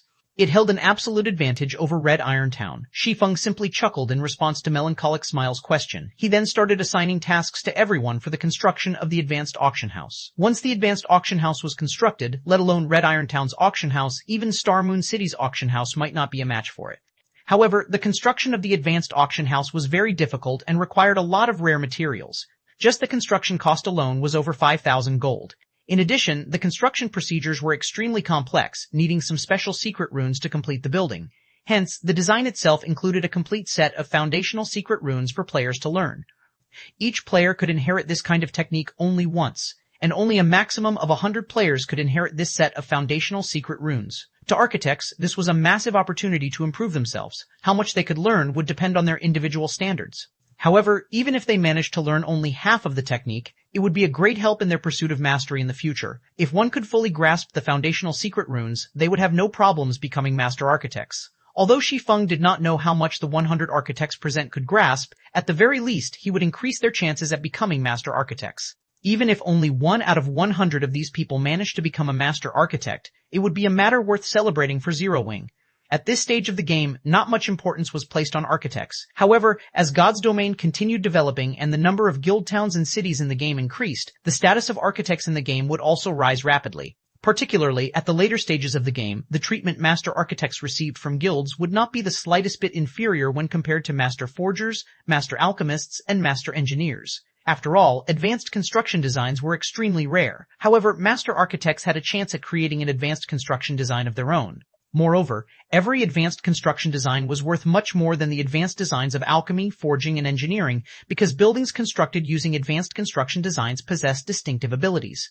Take the advanced auction house design, for example. In the case of an ordinary auction house, it was only capable of letting players consign and purchase items through it. There was not much difference between it and NPC auction houses. However, it was a different story for advanced auction houses. An advanced auction house possessed 2 more features than an ordinary auction house. The first feature was the bartering function. This bartering function did not require any intervention from players. The system would automatically complete the transaction of items for players. It was an extremely convenient system for independent players and adventurer teams. After all, a large portion of God's Domain's player base consisted of independent players and adventurer teams. There were bound to be some people that would be lucky enough to obtain items that the various large guilds could not. Just this bartering function alone allowed the advanced auction house to surpass ordinary auction houses by far. The second feature was a weekly NPC auction, which was similar to the auctions held at Blackwing City. At this NPC auction, NPCs would put their own items up for bids. Naturally, players would be allowed to purchase these items so long as the bids they placed were sufficiently high. This feature definitely could not be found in an ordinary auction house. Due to these 2 features, the advanced auction house Ouroboros operated in the past became the #1 auction house in Starmoon Kingdom as well as neighboring kingdoms. Back then, even superpowers were envious of Ouroboros. Inside the reception room, under Shi Feng's guidance, all 100 architect players managed to inherit the foundational secret runes. Crap. There's actually such a construction method as well? These foundational secret runes are simply amazing. If my friends were to find out that I've joined Zero Wing and have even learned a set of foundational secret runes, they would definitely die of envy. Amazing. If I manage to learn these secret runes, I feel that I'll have a greater chance of becoming a master architect. Everyone could not help but exclaim when they obtained the foundational secret runes. The loyalty and reverence they felt towards Zero Wing also strengthened even more. Recently, there were all sorts of rumors flying about stating that Heaven's Burial would surpass Zero Wing sooner or later. From the situation now, however, not to mention surpassing Zero Wing, Heaven's Burial would be fortunate if it could touch Zero Wing's shadow. While Shi Feng was watching everyone learning the foundational secret runes quietly, Melancholic Smile's expression suddenly sank. "What's wrong?" Shi Feng asked curiously. "I just received news from an informant inside Heaven's Burial." "It seems that Heaven's Burial has already begun raiding the Frost King," Melancholic Smile explained. "However, something seems to have gone wrong with the Frost King. It displayed a strength that was completely different from our investigations. Even Heaven's Burial was caught off guard. After losing some men, the Legion Heaven's Burial dispatched promptly retreated. Now, in order to deal with the Frost King, Heaven's Burial has formed a 20,000-man elite legion to deal with the Frost King. Currently, the Legion has already set out for the Frozen Scar. Its strength is different from previous investigations." Shi Feng also felt somewhat surprised at this situation. The NPCs of Evernight City had long since mentioned the Frost King's strength. No mistakes should have occurred. "Do you know how strong the Frost King currently is?" Exactly how strong the Frost King is, that person does not know. However, he heard that the boss's name had an additional mutant label. When fighting, the boss exhibited combat standards that are slightly superior to even ordinary experts. "It was as if a player was wearing the skin of a boss," Melancholic Smile reported. "Currently, the Frost King has left his original habitat. Many large guilds have also found out about this situation already and are currently dispatching their own elite armies to hunt down the Frost King." A mutant? Shi Feng was surprised when he heard about the Frost King turning into a mutant. A moment later, however, a smile appeared on his face. "They've all gone to compete for it? This is interesting. Mutants were no different from natural disasters. The last mutant he encountered in Star Moon Kingdom was a level 50 High Lord. If not for the immaturity of that mutant's intellect, to the point where it actually dared to barge into White River City, it definitely would have grown into a disaster for Star Moon Kingdom. Had Weissman not taken action, it would have been utterly impossible to stop the Mechanical Slayer with just the level 150, Tier 1 and Tier 2 NPC guards in the city. Meanwhile, the Mechanical Slayer back then was only a High Lord. On the other hand, the Frost King was a Grand Lord. However, the precondition for mutants becoming a disaster was that they managed to grow up. Currently, the Frost King had just transformed into a mutant. Now was definitely an excellent time to kill it. In God's domain, risks and opportunities came hand in hand. It was very obvious that the various large guilds were also aware of this principle. Moreover, the fact that the Frost King had left its original habitat was good news for players. After all, the greatest hindrance preventing players from raiding the Frost King was not its strength but the boss's environment. Melancholic, notify the main force members and Dark God's Legion members as well as the people on this list here. Have everyone gather at the guild residence. It's about time we let these guilds know about Zero Wing's strength. 1389. Gathering from all sides. Chapter 1389. Gathering from all sides. After Shi Feng gave his command, Melancholic Smile promptly began contacting the relevant players. When everyone heard that they were being called upon by Shi Feng, they immediately dropped what they were doing and rushed back to the guild residence. Meanwhile, Shi Feng also took out a return scroll and traveled back to Zero Wing's residence in White River City. If it were simply an ordinary mutant, Shi Feng would not have bothered gathering so many players. After all, a newly born mutant would only receive a small boost to their intellect and combat power. Given the minor level difference this time, he would only require a little effort to kill it. However, the Frost King was a slightly special boss. As the final boss of the Frozen Scar, the Frost King possessed the innate skill Frozen World that no other monster possessed. Although Frozen World was only a Tier 3 domain skill, due to it being the innate skill of a final boss, it possessed effects rivaling that of a Tier 4 domain skill. The skill covered a 500-yard radius, and players caught within range of Frozen World would have not only their basic attributes but also their skills and stamina forcibly weakened. Moreover, the more players there were fighting against the Frost King, the greater the boss's strength would become.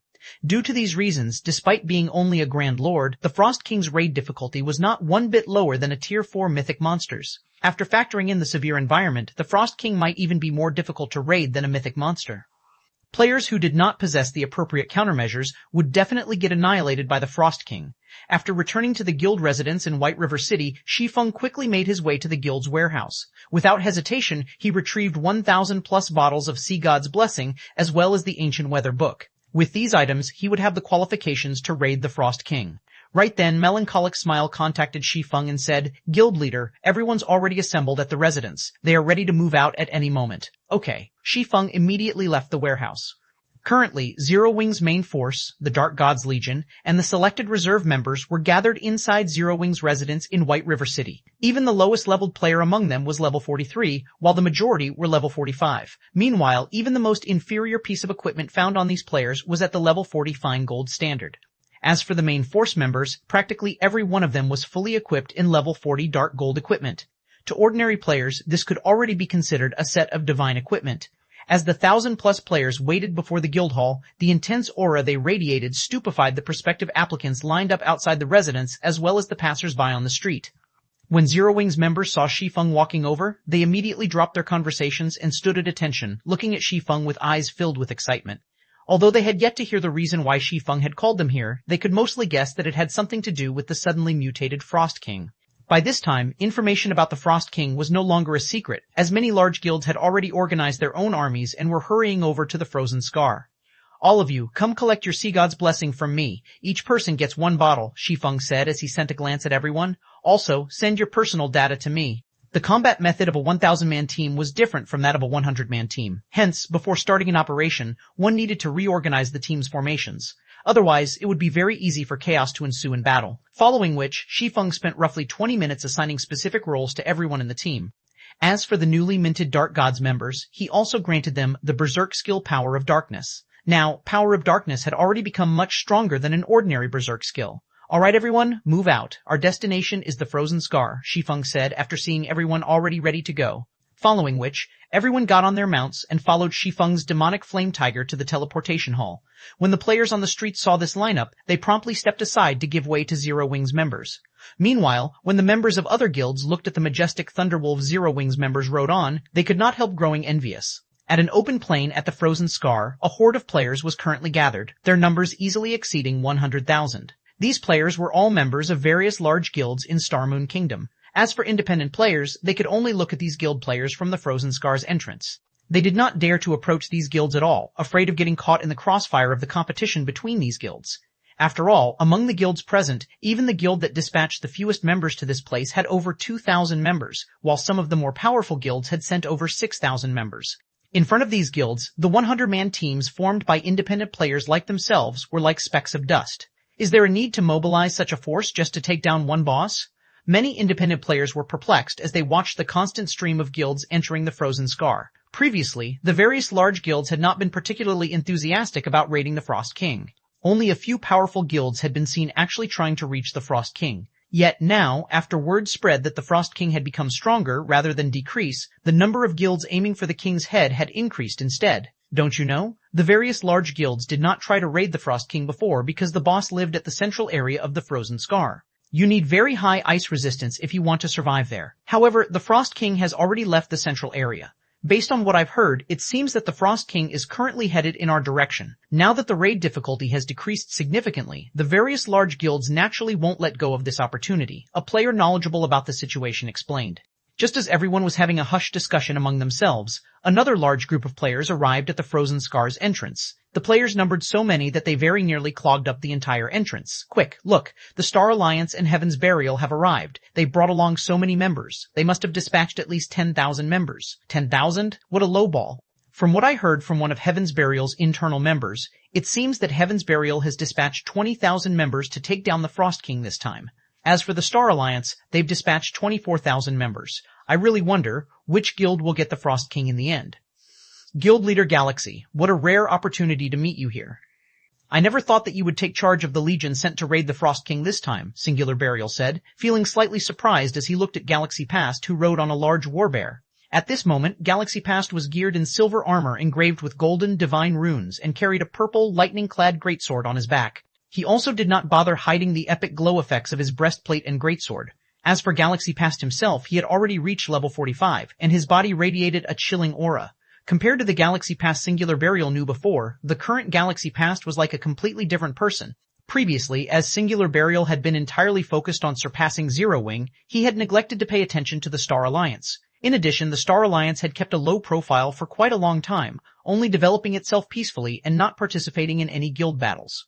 Singular Burial never expected that after not seeing Galaxy Past for some time, the latter would actually become so powerful that even Singular Burial himself felt threatened by him. Moreover, Galaxy Past wasn't the only person that had changed. The Elementalist Red Feather, the Ranger Flourishing Willow, and the Elementalist Purple Eye had all become a lot stronger. Like Galaxy Past, they were also level 45, and every one of them gave off a very dangerous feeling. Haven't you personally come here as well, in order to gain Evernight City's reputation and status, Guild Leader Burial?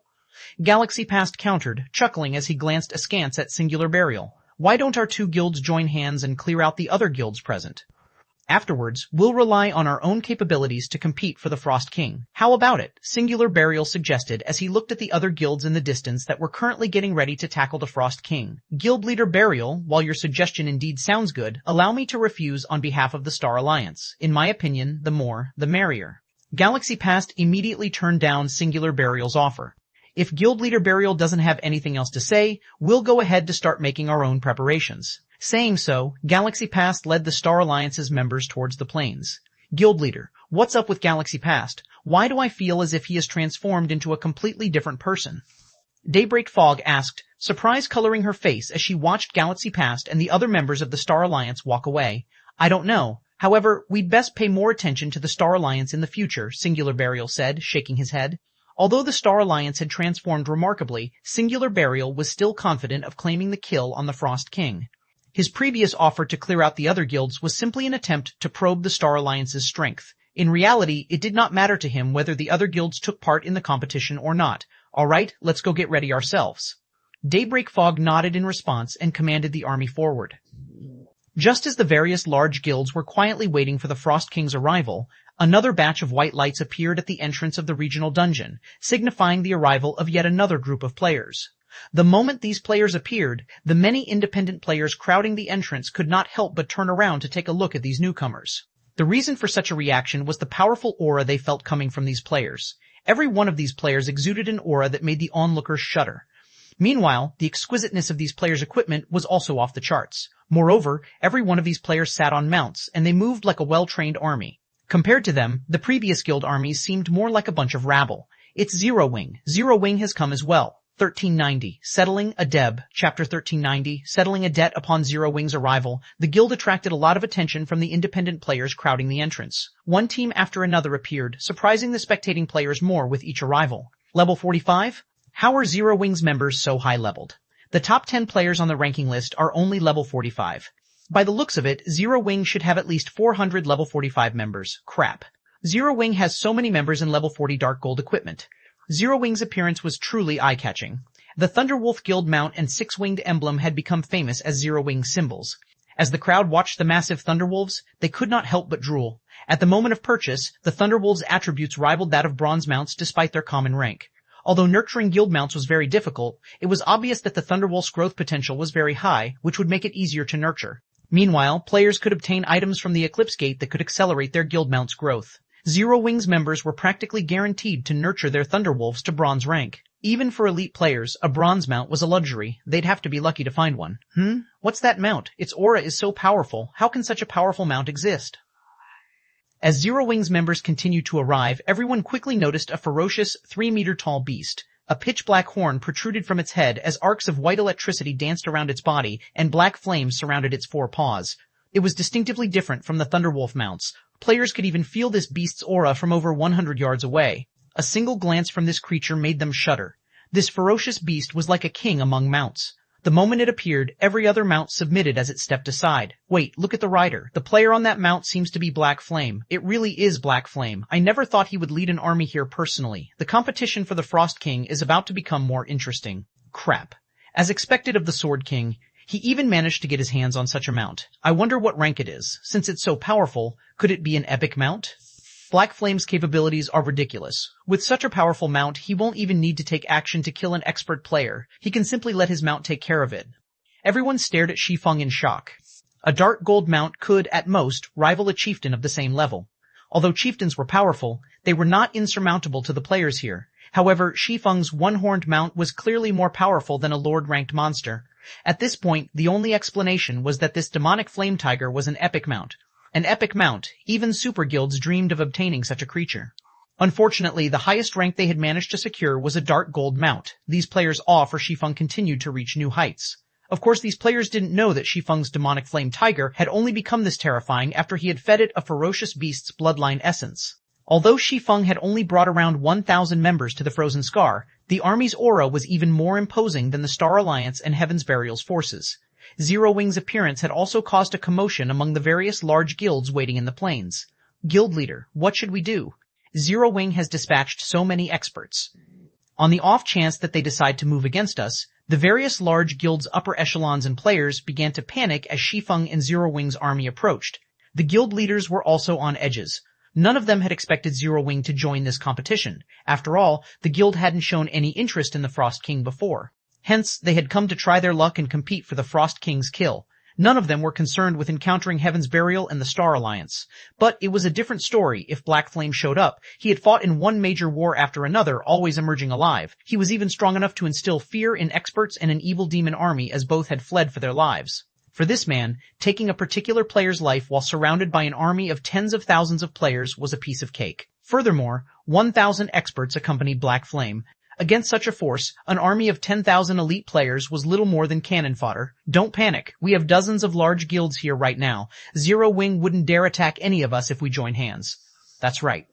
After all is said and done, a boss is a public resource. Moreover, we were here first. We should do this on a first-come, first-served basis. Although Zero Wing is Starmoon Kingdom's #1 guild, I don't think it will interfere. As Zero Wing approached, the various guilds began to form temporary alliances.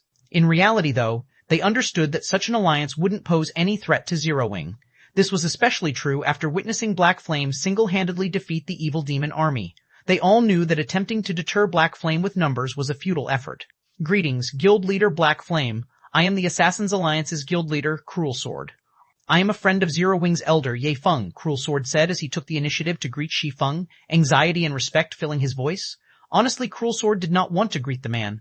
Although he was the guild leader of the Assassins Alliance, a second-rate guild, it was nothing compared to Zero Wing. Moreover, the Assassins Alliance mainly operated around White River City. If Zero Wing wished to do so, it could annihilate the Assassins Alliance at a moment's notice. However, as Cruel Sword had formed a connection with Zero Wing's Ye Feng some time ago, the various large guilds had pushed him forward as their representative in any negotiations with the monstrous guild. Cruel Sword didn't know whether he wanted to laugh or cry. Relax, I won't do anything to you guys. If you want to compete for the Frost King, do it. Everyone will rely on their own abilities to secure the kill. Seeing Cruel Sword's tension, Shi Feng understood why the man had approached him. In this situation, he didn't mind what the various large guilds decided to do. After all, getting the Frost King's first kill was much easier said than done. However, Shi Feng couldn't help a rueful sigh when he saw Cruel Sword at level 43 with a set of silvery armor.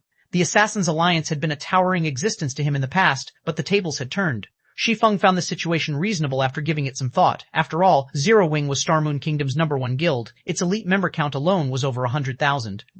The guild also had more than 1,000 expert players. Their members wore the best weapons and equipment throughout Starmoon Kingdom. A second-rate guild simply couldn't compare. Many thanks to guild leader Black Flame, Cruel Sword thanked the man. If Zero Wing intended to chase these guilds away, they'd have no choice but to leave obediently. Hearing Shi Feng's reply, the many upper echelons released a sigh of relief. However, I'd like to ask you all to step aside as Zero Wing has a debt to settle with Heaven's Burial, Shi Feng added indifferently as he glanced at the guild's distant army. 1391, Monstrous Army. Chapter 1391, Monstrous Army. As soon as Shi Feng finished speaking, silence descended upon the snowy plains. Madness. This is madness. Are they really going to start a fight right now? This can't be, right? Does Zero Wing intend to take out all of Heaven's Burial's members? Zero Wing isn't aiming for mutual destruction, right? For a moment, these players wondered if they had heard wrong. None of them dared to believe that Zero Wing would actually try to deal with Heaven's Burial right now. The guild only had 1,000 or so members here. Although Zero Wing's members possessed extraordinary combat power, Heaven's Burial had plenty of experts as well. A large number of the guild's elite members had also tagged along. Fighting in such an open field was very disadvantageous for the smaller army. If it really came down to a fight, even Zero Wing would suffer grievous losses. Guild leader, what is Black Flame thinking? Is he actually planning to take on Heaven's Burial here? Purple Eye, wearing a set of luxurious mage robes, revealed a confused expression as she looked at the distant Shi Feng. He's not joking, right? Although the Zero Wing was very powerful, she did not think that the guild could defeat Heaven's Burial's 20,000 members with only 1,000 experts. Not everyone was as powerful as Black Flame. There was a limit to their strength. I don't know, but Singular Burial must be pretty frustrated right now, Galaxy Past said, smiling faintly as he glanced at the guild leader. Of course, we'll benefit most from their mutual destruction. Warn our members to stay away when they start fighting. Do not let us get dragged into this. Understood. I'll notify them right away. A smile similarly appeared on Purple Eye's face. If Zero Wing and Heaven's Burial started to fight, regardless of who won or lost, neither would be able to compete for the Frost King. As everyone quietly discussed the situation, Shi Feng turned towards Heaven's Burial and loudly announced, "Everyone, charge! Leave none of those Heaven's Burial bastards alive." As Shi Feng gave the command, he activated a guild war order, locking down the frozen scar and preventing anyone from using a return scroll. If one wanted to leave the regional dungeon, they'd have to walk out with their own power. Wonderful, we finally get the chance to teach those Heaven's Burial punks a lesson. Hearing Shi Feng's words, Zero Wing's members shifted their gazes towards Heaven's Burial, excitement flashing in their eyes. Like ferocious beasts released from their cages, they ushered their mounts forward in unison. Has Black Flame lost his mind? Singular Burial's expression turned ugly as he watched Zero Wing's members charge towards his own. He had never expected Zero Wing to start a fight like this. All 1,000 plus of these Zero Wing members were experts. Their overall combat power was most likely superior to a 10,000-man elite army. He had expected some friction between their guilds before he had arrived in the Frozen Scar. As a preventive measure, he had led an army of 20,000 elites. However, he hadn't expected Zero Wing to be so reckless to pick a fight at the risk of mutual destruction. Daybreak Fog frowned as well as she turned to Singular Burial and asked, Guild Leader, what should we do? Prepare for battle. I refuse to believe that Zero Wing can take us out with only 1,000 members. Singular Burial was enraged. Now that Zero Wing had made the first move, the guild would become a laughingstock in the kingdom if Heaven's Burial fled despite its overwhelming numbers. Upon Singular Burial's command, Heaven's Burial's members prepared for battle. Shield Warriors and Guardian Knights quickly moved to the front and formed a human wall. As for the ranged classes in the back, they had also readied themselves to attack at a moment's notice. The assassins instantly entered stealth, circling to the enemy army's sides. The distance between the armies rapidly vanished. 300 yards, 200 yards, 100 yards, begin, Shi Feng shouted in the team chat. Suddenly, Zero Wing's members retrieved bottles of Sea God's Blessing from their bags, downing the potions and increasing their basic attributes and resistances. They then activated Power of Darkness, increasing their basic attributes by another 100%. Zero Wing's main force members and Dark God's Legion members' attributes were already impressively high. Now that every one of them had activated a berserk skill, their auras resembled those of Lord-ranked monsters. How is this possible? What? All of these people have berserk skills? The distant spectating players gasped. Berserk skills were extremely rare in God's domain. A large guild would be fortunate if they secured a few dozen skill books. Even first-rate guilds generally had around 200 or 300 berserk skill books. These players would be shocked to see Zero Wing have 400 or 500 members with berserk skills, but all 1,000 plus members had activated these rare buffs. Moreover, it was obvious that these berserk skills were extraordinary based on the guild members' auras. While everyone stared in shock, Shi Feng used space movement to appear among Heaven's Burial's rear line. He then switched the aura of space to the aura of fire before turning Flame Domain on Heaven's Burial's healers. Suddenly, a crimson ripple devoured the healers. A towering pillar of fire rose from the ground, flames enveloping a large portion of the enemy's healing force. Even from the Frozen Scar's entrance, everyone could see the burning pillar. The instant the fiery pillar appeared, Heaven's Burial's healers turned to ash. They hadn't even had a chance to flee. In the blink of an eye, over half of Heaven's Burial's healers had died. Black flame. Wrathful flames burned in Singular Burial's eyes as he glared at Shi Feng. With uncontrolled rage, he shouted, "Everyone, kill him." In just one move, the army had lost 1,000 healers. Singular Burial's heart bled at the sight. As soon as Flame Domain ended, Shi Feng executed Lightning Edge with his killing ray, aiming for the dazed magical class core. Immediately, countless arcs of lightning left the sacred sword, devouring hundreds of magical class players. Only a few expert players reacted quickly enough to activate their life-saving skills, keeping themselves alive. In just 2 moves, Shi Feng had killed over 1,500 players. This is insane. So, this is Black Flame? The jaws of the distant spectating independent players hung as they watched, none of them able to believe their eyes. The battle had just begun, yet Shi Feng had devastated Heaven's Burial's army. As for the various guild players, cold sweat drenched their foreheads as they watched the slaughter. They inwardly celebrated the fact that they hadn't made an enemy of Zero Wing. Black Flame alone would be more than enough to annihilate their guilds. Kill him, quickly. Singular Burial bellowed as he retrieved the longbow and arrows from his back. Reacting to Singular Burial's words, the other members recovered their senses and peppered Shi Feng with a rain of arrows and spells. In response, Shi Feng executed void steps, vanishing instantly. In the end, none of the attacks had even scratched the man's cloak. Shi Feng then reappeared beside the healers that had survived the previous AoE attacks. Even without a berserk skill, Shi Feng's strength was as high as a great lord of the same level. As a result, every swing of his blade claimed the life of another healer. Due to Shi Feng's interference, Zero Wing's 1,000-man army reached Heaven's Burials unhindered. These experts proceeded to massacre the other guild's members. Despite Heaven's Burial's MTs activating their life-saving skills, they only survived 2 or 3 hits before transforming into light particles and disappearing. Like a meat grinder, Zero Wing's army devoured Heaven's Burial's people. Not even the enemy healers could keep up with their damage. The other guilds were stupefied. How was this even a battle? This was no more than a one-sided massacre. 1392, Hand Over Your Life. Chapter 1392, Hand Over Your Life. So, this is the strength of Star Moon Kingdom's #1 guild. Just how high are their attributes? They killed MTs with over 40,000 HP in just 2 or 3 moves. The spectating independent players and those from the various guilds had goosebumps as they watched equipment litter the battlefield. In their eyes, the Star Alliance and Heaven's Burial were only second to Zero Wing in Star Moon Kingdom, and both were only slightly weaker than Zero Wing. However, it seemed that those assumptions had been a joke. Although Heaven's Burial's 20,000 members were quite strong and were experts in the eyes of ordinary players, Zero Wing's 1,000 members shredded these players as easily as paper dolls. Guild leader, at this rate, Zero Wing will annihilate our men very quickly, Daybreak Fog, who had taken command of the battle, reported. Her expression darkened as she watched the slaughter. Heaven's Burial had suffered over 4,000 casualties since the battle had begun. Even when 5 or 6 berserkers had changed at Zero Wing's MTs, they had failed to block the MT's advance and lost over 10,000 HP in the attempt. Meanwhile, Zero Wing's MTs only lost around 3 or 4,000 HP as the enemy bombarded them with spells and arrows. The majority of these MTs had blocked the attacks, further reducing the damage they received. The guild's healers easily kept up with the small amounts of damage. Zero Wing, you asked for this. Fury burned in Singular Burial's eyes as he watched Shi Feng take out his healers. Gnashing his teeth, he growled, "Send in Lightning Blade and Broken Flow. At worst, we'll give up on the Frost King for now." You want to use that now? Daybreak Fog was momentarily stunned. She had never imagined that they would use their trump card to deal with Zero Wing. That's right, I want to see if Black Flame can keep his composure as we murder his experts, Singular Burial sneered. He had to admit that Zero Wing's army was indeed frightening. Even Heaven's Burial had only collected 200+ Berserk skill books thus far. There was no competing with Zero Wing's 1,000+ members. Anyone without a Berserk skill in this battle was nothing but cannon fodder. At most, they could slow the enemy's advance. They'd be lucky to kill 100 Zero Wing members before they were eliminated. However, Heaven's Burial had not been sitting on its hands. I'll notify them immediately. Daybreak Fog understood Singular Burial's reasoning. If they could deal a heavy blow to Zero Wing's expert army, they could deal a blow to Zero Wing itself. After all, it was not easy to nurture experts. If those experts lost their weapons and equipment, it would take a long time to find suitable replacements. Blade, orders from the guild leader. We're to take action, Broken Flow said. He wetted his lips in anticipation as he watched Zero Wing's members approach. We're actually using it against Zero Wing?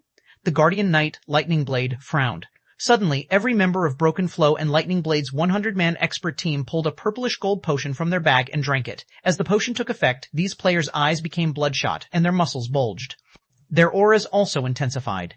A vicious bloodlust overtook every player. These players promptly activated their Berserk skills, increasing their attributes further. Kill him. Teach Black Flame the meaning of despair. Singular Burial grinned wickedly as he watched the expert team rush to meet Zero Wing's army. After their previous fight with the Frost King, they had realized how powerful the Mutant Grand Lord really was. There was a reason that they had dared to return and challenge the Frost King once more. The secret potential potion Broken Flow and his team had just consumed was precisely that reason. This potion had been crafted from an ancient recipe they had found in an ancient ruin.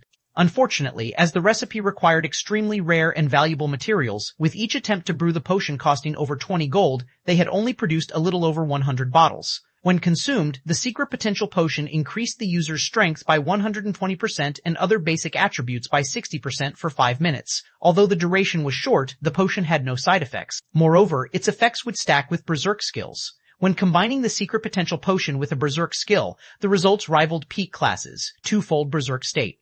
Although Broken Flow's team had only 100 members, every one of their attributes was nearly on par with a Great Lord of the same level. This was why Singular Burial had dared to challenge the Frost King again.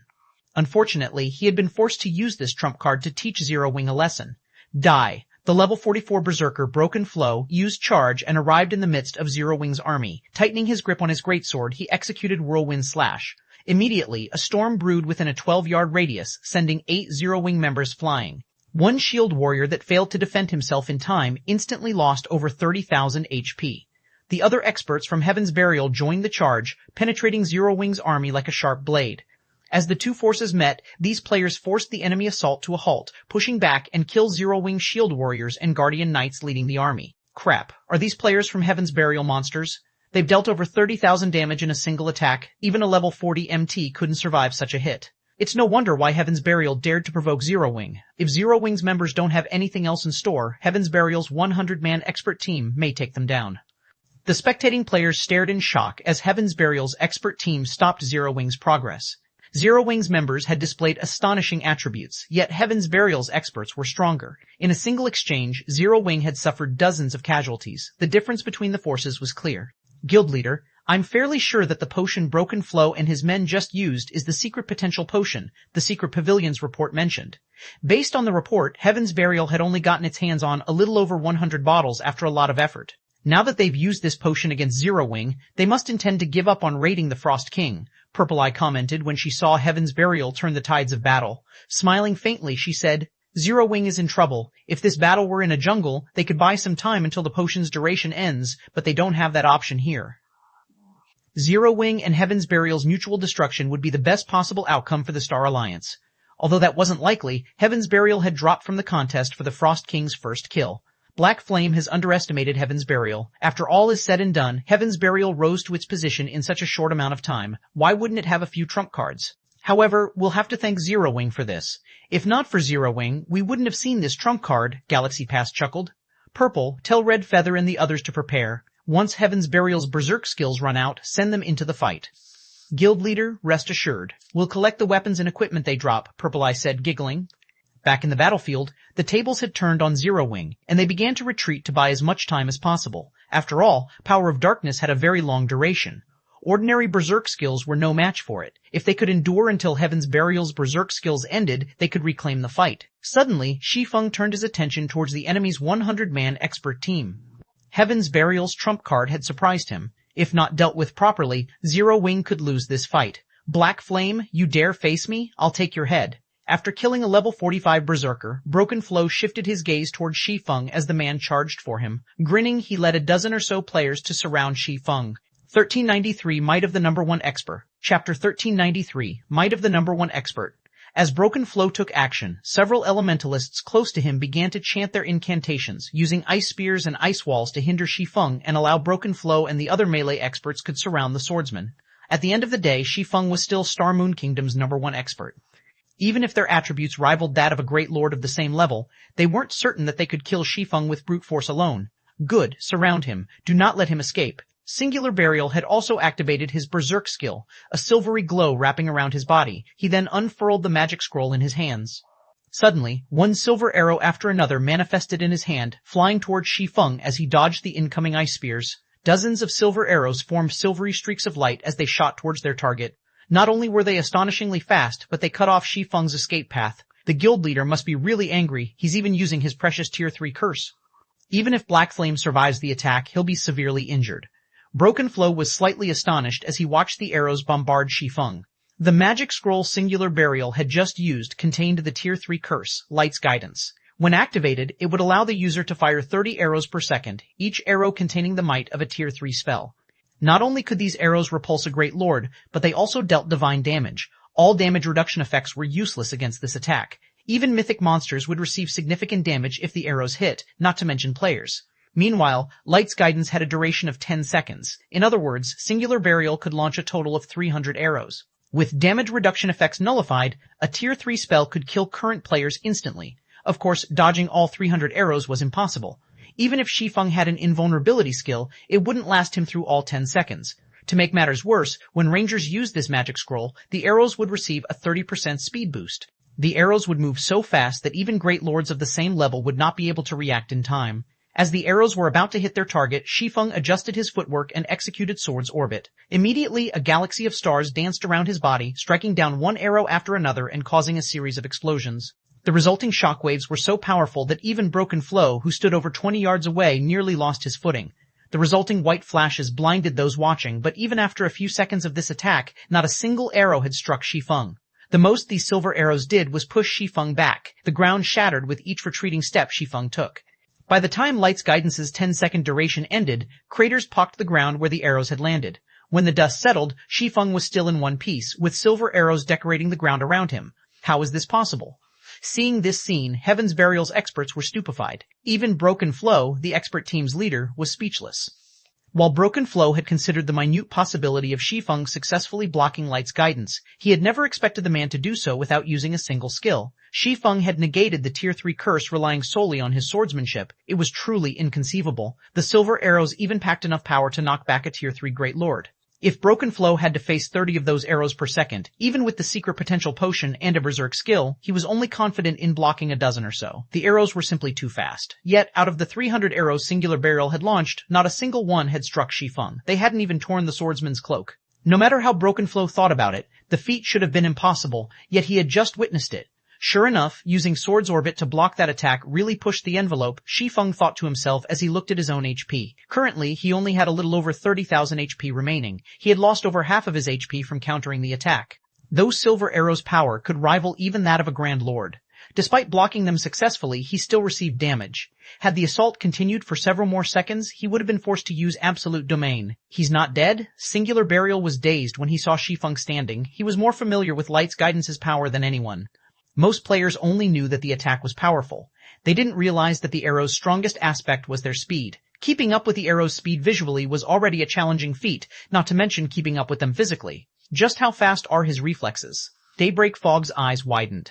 She hadn't even been able to follow the arrows with her eyes, yet Shi Feng had casually deflected everyone. If she allowed this player to get too close, the consequences would be unimaginable. If this battle had taken place before Shi Feng had upgraded the 7 Luminaries ring, he would have failed to block all of the arrows. He had only dodged and countered the fast, powerful attacks thanks to the physique bonus he had received from the fragmented legendary ring's hidden effect and the Abyssal Blade's passive skill. He's a monster. Is this the Sword King's true strength? The spectating crowd was flabbergasted. Shi Feng had countered such a devastating spell with only his weapons. This was simply unheard of. Quick, kill him. He doesn't have much HP left. Don't give him a chance to recover. Singular Burial hurriedly shouted after regaining his composure. Although his Tier 3 curse had failed to kill Shi Feng, the latter had less than half of his HP remaining. As Singular Burial gave the order, he retrieved another Tier 3 magic scroll from his bag and activated it. Suddenly, multiple small magic arrays formed around Singular Burial. Meanwhile, Broken Flow and the other experts of Heaven's Burial recovered their senses as well and charged at Shi Feng, not giving him an opportunity to move closer to Zero Wing's healers. In the blink of an eye, 36 spears of dark fog appeared behind Singular Burial, each spear radiating a deathly aura. Die. Singular Burial sneered at Shi Feng. This spell was called Soul Sanction. Although it was not as powerful as Light's guidance, the 36 spears were not physical. They could not be blocked, only dodged. Soul Sanction? Shi Feng's expression darkened when he noticed the soul spears appear behind Singular Burial. An unstoppable spell was far more dangerous than a powerful one. Immediately, he executed Void Steps and disappeared. Don't even think of running away. Broken Flow reacted quickly and used Charge, aiming for Shi Feng's previous location. Upon arriving, he stomped the ground powerfully. Tier 1, Skill, Thunderclap. When activated, the skill dealt 20% physical damage to all enemies within a 20-yard radius and inflicted a numbing effect for 5 seconds. As Void Steps was a combat technique, not a skill, the slightest interference could easily disrupt the technique. Suddenly, Shi Feng's appeared a short distance away from Broken Flow. Meanwhile, Singular Burial had locked onto Shi Feng the moment latter reappeared. He then controlled the 36 soul spears, sending them flying towards the swordsman. In the blink of an eye, the spears appeared before Shi Feng, giving him no time to react. The split second before the attack landed, however, Shi Feng activated Divine Steps and switched positions with one of his doppelgangers. He dodged the spears and appeared beside Broken Flow. Reacting quickly, Broken Flow used Beheaded, his greatsword splitting into 3 identical copies as it slashed towards Shi Feng. Elusive Strike. In response, Shi Feng ignored the 3 incoming attacks as he swung Killing Ray at an empty space. Dang! Suddenly, a greatsword appeared out of thin air, Shi Feng's sacred sword forcing the massive blade to a halt. Impossible. Confusion twisted Broken Flow's expression as Shi Feng blocked his attack. Although the 3 greatswords appeared real, all 3 were fakes. The true attack was hidden in a corner. Broken Flow had created this technique personally and had yet to use it in battle, yet Shi Feng had stopped the attack without hesitation. However, Broken Flow didn't know that Shi Feng had seen Elusive Strike hundreds of times. He had long since familiarized himself with the technique. You've made your move. Now, it's my turn. 1394, Killing Heaven's Burial's Guild Leader. Chapter 1394, Killing Heaven's Burial's Guild Leader. The moment Shi Feng spoke, 3 assassins emerged from behind him. The assassins had appeared swiftly and without a sound. Immediately, they thrust their daggers at Shi Feng's back from 3 different directions with excellent coordination. You won't have the chance.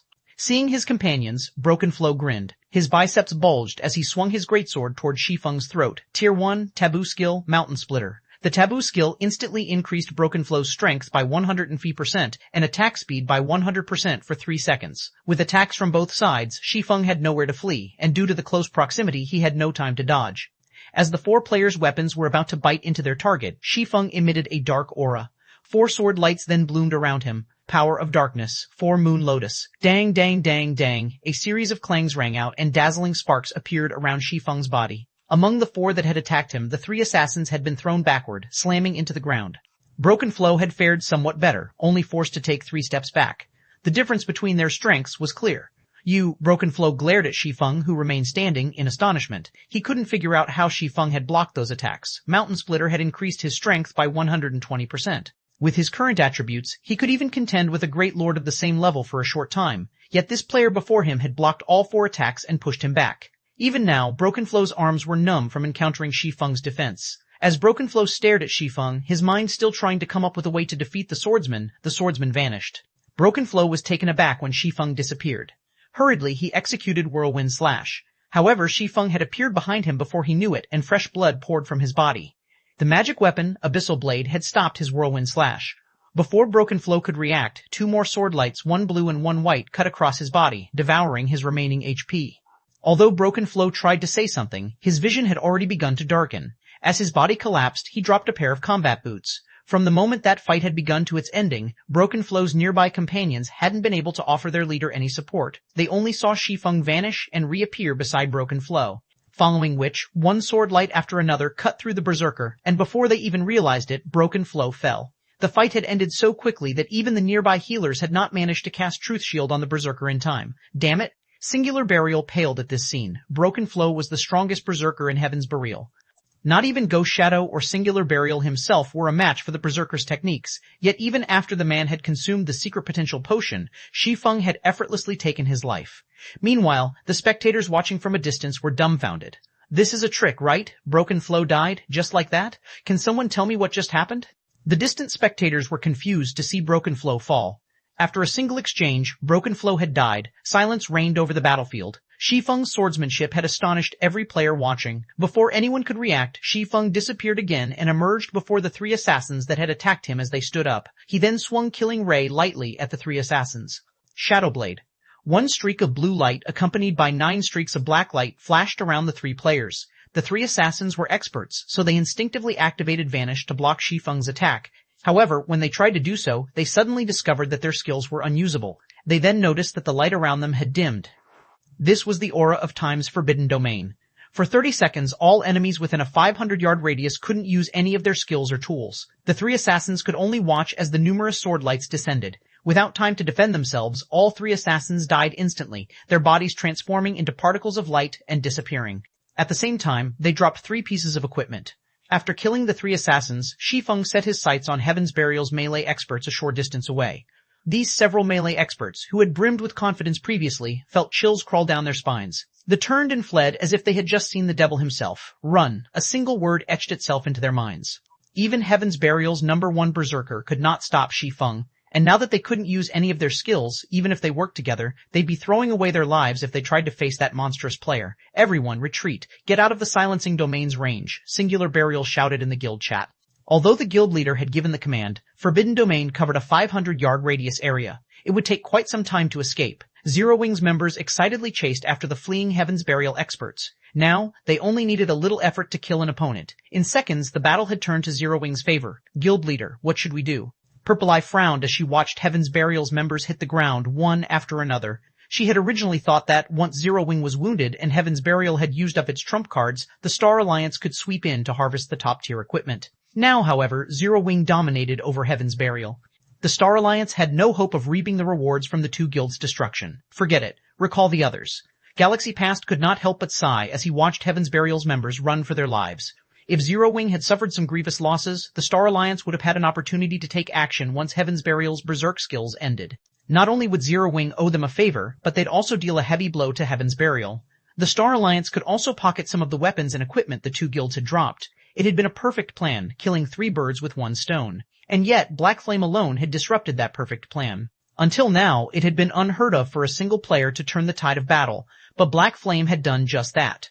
Only now did Galaxy Past understand why the Secret Pavilion had warned him not to provoke Zero Wing. Not even the Secret Pavilion could guarantee the Star Alliance's survival in Star Moon Kingdom. He now realized that in God's domain, quality was vastly more important than quantity. This was no longer a virtual reality game that one could rule over with a large enough army. After killing a few more melee experts, Shi Feng shifted his attention to Singular Burial, his gaze containing a chilling killing intent. Even though Shi Feng hadn't said a word, Singular Burial could sense the swordman's intent. You wish to kill me? How arrogant. Singular Burial's expression darkened. He was less than 100 yards away from Forbidden Domain's edge, and Shi Feng was over 200 yards away from him. After consuming the secret potential potion and activating a berserk skill, his movement speed was higher than an ordinary Great Lord's. Shi Feng could never catch him. Once he was outside of the Forbidden Domain, he had plenty of escape routes. The spectators in the distance could also feel Shi Feng's intentions. This can't be, right? He's trying to kill Singular Burial? He's insane. Everyone's excitement grew as they watched. Over 10,000 surviving Heaven's Burial members protected their guild leader. A few experts even stood by his side. Including the fact that Singular Burial himself was a skilled player, Shi Feng was just too far away to kill the man. Boldly, Shi Feng advanced towards Singular Burial. Stop him, Daybreak Fog commanded. Losing this battle was a huge hit to Heaven's Burial's reputation. If their guild leader died, standing among an army of over 10,000 players, the guild would suffer even greater embarrassment. They would become the laughingstock of Star Moon Kingdom. The other guild members understood the severity of the situation as well. The fleeing members stopped and turned to face Shi Feng. Although they could not do any damage to him, they could buy some time. Despite the tidal wave of players surging towards him, Shi Feng showed no signs of retreating. Instead, he activated Thunder God's Descent, increasing his speed and damage significantly. He then activated Dragon Breath. Shi Feng then fired a beam of white light from his mouth. The beam devoured the approaching players, creating a wide, open path for Shi Feng before he charged into the crowd. Heaven's Burial's members disregarded their own safety as they attacked the swordsman desperately. Only, before they got close to Shi Feng, their bodies transformed into particles of light and disappeared. As Shi Feng passed by players, sparks of light danced in the air. The distant players were stupefied. However, the swarm of players had slowed Shi Feng's approach. When Shi Feng was 50 yards away from Singular Burial, the latter finally left the Forbidden Domain and could use skills and tools again. Black Flame, you are 10 years too early if you think you can kill me. Singular Burial sneered at Shi Feng, who was surrounded by a sea of players. He then took out a Tier 1 instantaneous movement scroll from his bag, intending to leave the battlefield. Once he left, Shi Feng wouldn't be able to reach him. Is that so? However, as soon as Singular Burial finished speaking, a deep voice reached his ears. Before Singular Burial could turn around to see the voice's owner, a streak of blue light cut across his body. Everyone was stunned. Like magic, Shi Feng had appeared behind Singular Burial, dragging his blade across the man's body. Tier 2 Taboo Skill Instant Strike. Despite the secret potential potion and an active berserk skill, Singular Burial couldn't keep up with the enemy guild leader, whose attack speed had increased by 500%. Before Singular Burial could even activate his instantaneous movement scroll, several streaks of light had blossomed across his body, devouring his HP. 1395 Uproar in Star Moon Kingdom, Chapter 1395, Uproar in Star Moon Kingdom. When Singular Burial collapsed, everyone on the battlefield was dazed. He died. How is this possible? They can't even escape. Everyone's gaze shifted to Shi Feng. As they looked at the cloaked figure standing among thousands of enemies with one blue and one white sword in hand, they were filled with a sudden reverence. Shi Feng had charged into the enemy ranks by himself, yet his advance never faltered. Moreover, everywhere he passed, life ceased to exist. Even when he took the life of Heaven's Burial's guild leader, Heaven's Burial's members could only watch, powerless. Now, this was a real expert. He even killed Singular Burial in such a predicament? Galaxy Past could not help his astonishment as he watched Singular Burial's body hit the ground, still holding the instantaneous movement scroll. Unlike return scrolls, instantaneous movement scrolls could be used without an activation process. Yet, not even Singular Burial had reacted in time to save his own life. One could just imagine how fast Shi Feng was. If a Galaxy Past had been in that position, he had no doubt that he would have suffered a similar fate. Kill him, Daybreak Fog bellowed. Now that quite a few people had already escaped the Forbidden Domain, they could naturally use skills and tools against Shi Feng. Moreover, Shi Feng stood in the heart of Heaven's Burial's army. He had also just used several skills consecutively, so they should be on cooldown. They still had a chance to kill this man. Moreover, Shi Feng had less than half of his HP remaining, which increased their chances of killing him. Hearing Daybreak Fog's command, many of Heaven's Burial's experts recovered their senses. Some immediately launched powerful skills and spells, while some used magic scrolls. Watching these attacks rain down on him, Shi Feng activated Void Shield before dashing towards the nearby experts. Shi Feng was already fast enough to dodge the majority of the spells and skills. Even when targeted by some rare, unavoidable attack, he could rely on his extraordinary senses to block them. Meanwhile, Void Shield created a shield that had 10 times its user's maximum HP. After activating Power of Darkness, Shi Feng's HP had broken past the 160,000 threshold. In other words, the shield could absorb over 1,600,000 damage in addition to increasing Shi Feng's HP recovery rate by 500% and movement speed by 100%. Shi Feng bobbed and weaved, avoiding the ranged attacks. Not only hadn't his HP decreased, but it had begun to recover at a visible rate. As Shi Feng passed, the players in his path promptly faded in a shower of sparkles. None of these players could survive his hits. Even the expert players died by the time Shi Feng was within melee range if they didn't activate a life-saving skill in time. After a brief moment, hundreds of weapons and equipment joined the battlefield, dropping from Heaven's Burial's elites and experts that Shi Feng had killed. The bloodlust Shi Feng radiated was many times stronger than that of Heaven's Burial's experts after they had consumed the secret potential potion. His bloodlust was so intense that Heaven's Burial's members shuddered, unconsciously backing away. They now realized that they hadn't trapped Shi Feng. Rather, they had jumped into the tiger's den as an offering. Impossible. Is he the incarnation of a god? The distant spectating players were stupefied. As Shi Feng took a step forward, Heaven's Burial's members took a step back. They maintained a distance of over 20 yards away from Zero Wing's leader, not daring to move an inch forward. Heaven's Burial's army consisted of over 10,000 elite members, yet not one of these players dared to charge at Shi Feng. Seeing this, the various large guilds in the distance inwardly celebrated. They were thankful that they had never provoked Zero Wing. Big Sis Fog, what should we do now? A core member from Heaven's Burial asked Daybreak Fog, who currently wore a grim expression. Do we continue fighting? Fight? When Daybreak Fog watched Shi Feng walk through Heaven's Burial's army as if he were strolling through his own backyard, she could not help but shake her head in order, have everyone retreat. Shi Feng's horrific combat power had long since frightened these players. They had lost any will to fight. If Heaven's Burial continued this battle, it would only result in more casualties. When Daybreak Fog gave the command to retreat, Heaven's Burial's members breathed a sigh of relief as they fled from the battlefield. However, Shi Feng had no intention of letting Heaven's Burial go. He led his guildmates in the continued slaughter. He only gave up the chase after the enemy players left the Frozen Scar. Meanwhile, recordings of this battle were instantly uploaded to the official forums, the outcome causing an uproar throughout Star Moon Kingdom. Crap, Zero Wing is too strong. It exterminated over half of Heaven's Burial's 20,000-man army with just a team of 1,000 players. Who would dare doubt Zero Wing's strength after this? Now, that is what I call a swordsman, as expected of the man nicknamed the Sword King by the Secret Pavilion. This won't do. I must join Zero Wing right away. For a time, the names Black Flame and Zero Wing became the focal point of Star Moon Kingdom once again. Black Flame's newfound fame inspired many independent players to join Zero Wing, eager to learn some of these combat techniques. One player had repelled an entire guild by himself. No one had ever thought it was possible. Without a doubt, the Sword King Black Flame was the perfect role model for independent experts. Why wouldn't they want to join Zero Wing? After the battle in the Frozen Scar ended, all kinds of weapons and equipment decorated the spacious battlefield. Every one of these items was enough to drive an ordinary player mad. These items would even tempt guild elites, yet despite so many precious items laying on the ground, not a single player dared to approach them. They stood by quietly as Zero Wing's members looted the battlefield. Zero Wing struck gold this time. Those are all items from over 10,000 elite players. Purple Eye watched Zero Wing's members jealously as they collected the weapons and equipment. Weapons and equipment were vital to a large guild's development. Due to the lack of available weapons and equipment in a large guild, ordinary members were sometimes forced to stay that way despite having combat standards of an elite member. Now that Zero Wing had received so many weapons and equipment from Heaven's Burial, it could nurture another large batch of elites, growing even stronger as a guild. Heaven's Burial's members sure are wealthy. Shi Feng couldn't help his astonishment as he read the item list his subordinates had compiled. 1396, Frost King, Peachy CC, Frost King Beachy CCs, Frost King Beachy CCs, Frost King Beachy CCs. Guild leader, we've struck gold. Why are Heaven's Burial's weapons and equipment such high quality?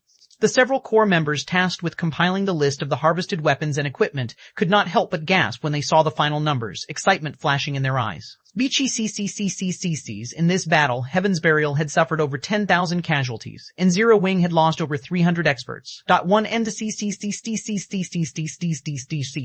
Fortunately, they had won the battle, so they could retrieve the majority of the weapons and equipment their companions had dropped. The lost levels were the only real loss. Of course, after considering the 10,000 plus weapons and equipment Heaven's Burial had dropped, Zero Wing had come out making a profit. CPBBB. But they hadn't expected so much profit. CPBV. CPBBB CPB CPPE. Thing was surprised by how wealthy Heaven's Burial's members were as he read the item list. Overall, the quality of Heaven's Burial's equipment nearly rivaled Zero Wings. Some of Heaven's Burial's core experts had even better equipment than Zero Wings' main force members. UPPEP, the 4 epic weapons and equipment pieces.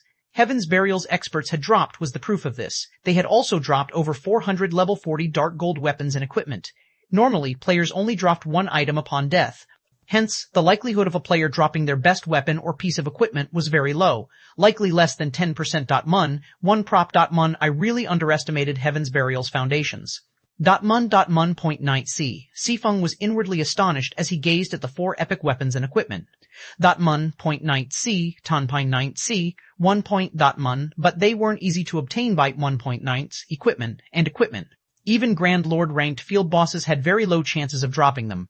Normally, players could only obtain an epic item from high-rank quests or opening dark gold treasure chests. UPHT, first TPP, 100C.UPHT, 100 CPP, 100's feed 8, 100 CP fee, hence most large guilds had very few epic items at this stage of the game. Even first-rate guilds were lucky if they had 5 or 6, yet Heaven's Burial had dropped 4 such items. One could just imagine how many epic items the guild actually had. 1 PPPP. What Shi Feng didn't know was that the majority of Heaven's Burial's epic items had come from Beast Emperor, who had gone to great lengths to obtain these items for the guild. He wanted to help Heaven's Burial's main force grow stronger. Unfortunately, he had only benefited Shi Feng. YPATEMs were a single weapon items were a single weapon and 3 pieces of equipment. The weapon was a greatsword meant for berserkers called Thunderblade. The greatsword's attributes were superior to Fire Dance's epic-ranked Petrified Thorn. The other epic items included 2 cloth armor pieces and a piece of plate armor. One of the cloth pieces was a headpiece called the Eye of Arnos, while the other was a set of robes named the Fluctuation Robe. Both pieces of equipment focused on increasing the user's basic attributes. As for the plate piece, it was a breastplate for shield warriors and berserkers called the Indestructible Breastplate. EPA. With these 4 epic items, his top-tier experts would have an easier time with their Tier 2 promotion quests. ESPAPA. Quick, look, the Frost King is coming. Quick, look. While Zero Wing had rested after the battle, a commotion shook the forest some distance away from the snowy plain. Agonizing cries filled the chilly air, startling the guild and independent players as they shuddered. PPA moment later, a 5-meter-tall figure burst through the trees. The figure was a frost giant in crystalline armor and wielding 2 frost sabers. This monster was none other than the King of the Frozen Scar, the Frost King. 1 PPPPPP. 1 PPPPPPBTPPTP 260, 90T60, 9260,000, 9260 MDTP. 260 MDUTP pre. Everyone's eyes nearly fell from their sockets when they saw the Frost King's stats. 1 PBPBTBT. How is this possible? The Frost King has leveled. Quinteen. How can a Grand Lord have so much? He's even tankier than a mythic monster of the same level. 40 HP. Why does it feel like the temperature has dropped? 40 HP? Can a team of 1,000 players really defeat a monster like that? Wash PTO 40 HP. Once they saw the Frost King's stats, fear tore through the crowd. Even the various large guilds that had come to raid this monster panicked as the Frost King's stats were far beyond their expectations. Gwish. As the Frost King approached the massive crowd of players, some guild experts felt an invisible pressure weigh down their bodies. Gwish pressure weigh down their bodies. Some guilds began to hesitate, reconsidering the raid. Gwish Prashpish. Based on their reports, they could only raid the Frost King using 1,000-man teams. If more than 1,000 players were within 1,500 yards of the Frost King, the boss's stats would increase substantially. The more players there were nearby, the greater the Frost King's self-buff would be. He would very quickly grow beyond players' capabilities. 1 Players starring at the Frost King's current information, however, many of these players didn't know if it was even possible to take the monster down with only a 1,000-man team. 1 Players. The pressure radiating from the Frost King was just too strong. This boss might even be able to suppress mythic monsters. This pressure would significantly hinder players' combat power in a fight. CPPC. What a powerful pressure. What a powerful pressure. No wonder why Heaven's Burial planned to use Zerd tactics against him. Purple Eye also felt the Frost King's pressure bear down on her as it approached. However, rather than worry, excitement and anticipation made her eyes sparkle. 1 PP. Based on the prior reports, they knew that the Frost King was very powerful. As a preventive measure, the Star Alliance had dispatched over 20,000 members and intended to use the most common strategy to deal with field bosses. Zerd tactic. Eberber only. The Star Alliance intended to use a tactic that was slightly different from those in other virtual reality games. Since God's Domain's field bosses grew stronger when a certain number of players was within range, it wouldn't be wise to dispatch all of one's forces during the raid. Instead, they would send in a limited number of players, keeping the remaining forces on standby. When someone died, they'd send in another player to the fallen player's place. This way, a team could continue the raid with the optimum number of players, slowly whittling the boss down. Bot YP as one of the most common strategies the various large guilds use to raid field bosses. It was the reason that these guilds preferred to kill field bosses over dungeon bosses. .YP. If they lacked quality, they could make up for it with quantity. If they PEPE. Furthermore, the more powerful a monster was, the better loot it would drop. YPEPE. For a horrifically powerful monster like the Frost King, needless to say, his loot would be awe-inspiring. The Frost King's first kill would also grant access to Evernight City.Wars, PPT.Wars PPT. It seems that the Frost King belongs to us this time. When Galaxy Pass saw how powerful the Frost King was, he began to laugh. Wars PPT. He had worried that Zero Wing would be a powerful opponent for the Star Alliance, but the guild didn't seem capable of raiding the Frost King at this point. Zero Wing had only sent a little over 1,000 members to the Frozen Scar. The guild's few reinforcements weren't enough to take down the Frost King. TPE. IOP. Even if Zero Wing called for more reinforcements now, the Star Alliance would have long since defeated the Frost King by the time those players arrived. TPEPCPPC, TPPCPPCPPCPPCPPCPPC, who was 2,000 yards away from the nearest group of players, released a low, wordless shout, and a human-like sneer appeared on his face as he stared at the players from the various guilds. Then, he vanished. By the time he reappeared, he was less than 500 yards away from the guilds. Since well over 1,500 players were now within range, the Frost King's basic attributes instantly skyrocketed. MARPCB. The Frost King raised his sabers and swept them at the players before him. MARPCPCPCDC. 2 energy beams shot forth from the sabers, devouring the army of players. Everything in the beam's path froze instantly. In the blink of an eye, Frost covered the world in a 1,000-yard cone before the boss. Every player caught in the attack had transformed into an ice sculpture. Even MTs who had activated their life-saving skills had lost their lives. Only a few players with quick reactions and invulnerability skills had survived. Persis, and Bursis in just one move, the various large guilds had suffered over 2,000 casualties. Impossible. Impossible. How is the Frost King's perception range so wide? What's Persisest? How are we supposed to withstand such destructive power? The guilds that had intended to defeat the Frost King with Zerd tactics, in particular, felt faint. Abruptly, the Frost King charged into the nearest crowd, massacring the players. Despite so many players desperately trying to hinder and attack the boss, the Frost King's movement speed was simply too high. Not only did the mutant easily dodge the incoming attacks, but he also dealt horrific damage. With a single stroke of his saber, the Frost King could create a groove in the ground that extended for over 50 yards, killing dozens of players instantly. UPLSP. The Frost King's defense was almost more powerful than mythic monsters of the same level. Lotion. On Quatters Lucian mild, 2-section mild. Lucian. While 1 Puntrast, the Frost King's HP had increased to 5 million HP every 5 million HP every 5 seconds, HP after a short moment. The various large guilds had been wiped out, suffering extreme losses. Only a small number of lucky players had escaped the Frost King's wrath. 1 pressed Strash King's Wrath. 1 pressed Quild Leader. Are we still going to raid it? Purple Eye asked, her expression darkening as she watched the various large guilds fall. 1 pressed. Damn it, why did things end up like this? Galaxy Past frowned as he watched the Frost King's unstoppable rampage.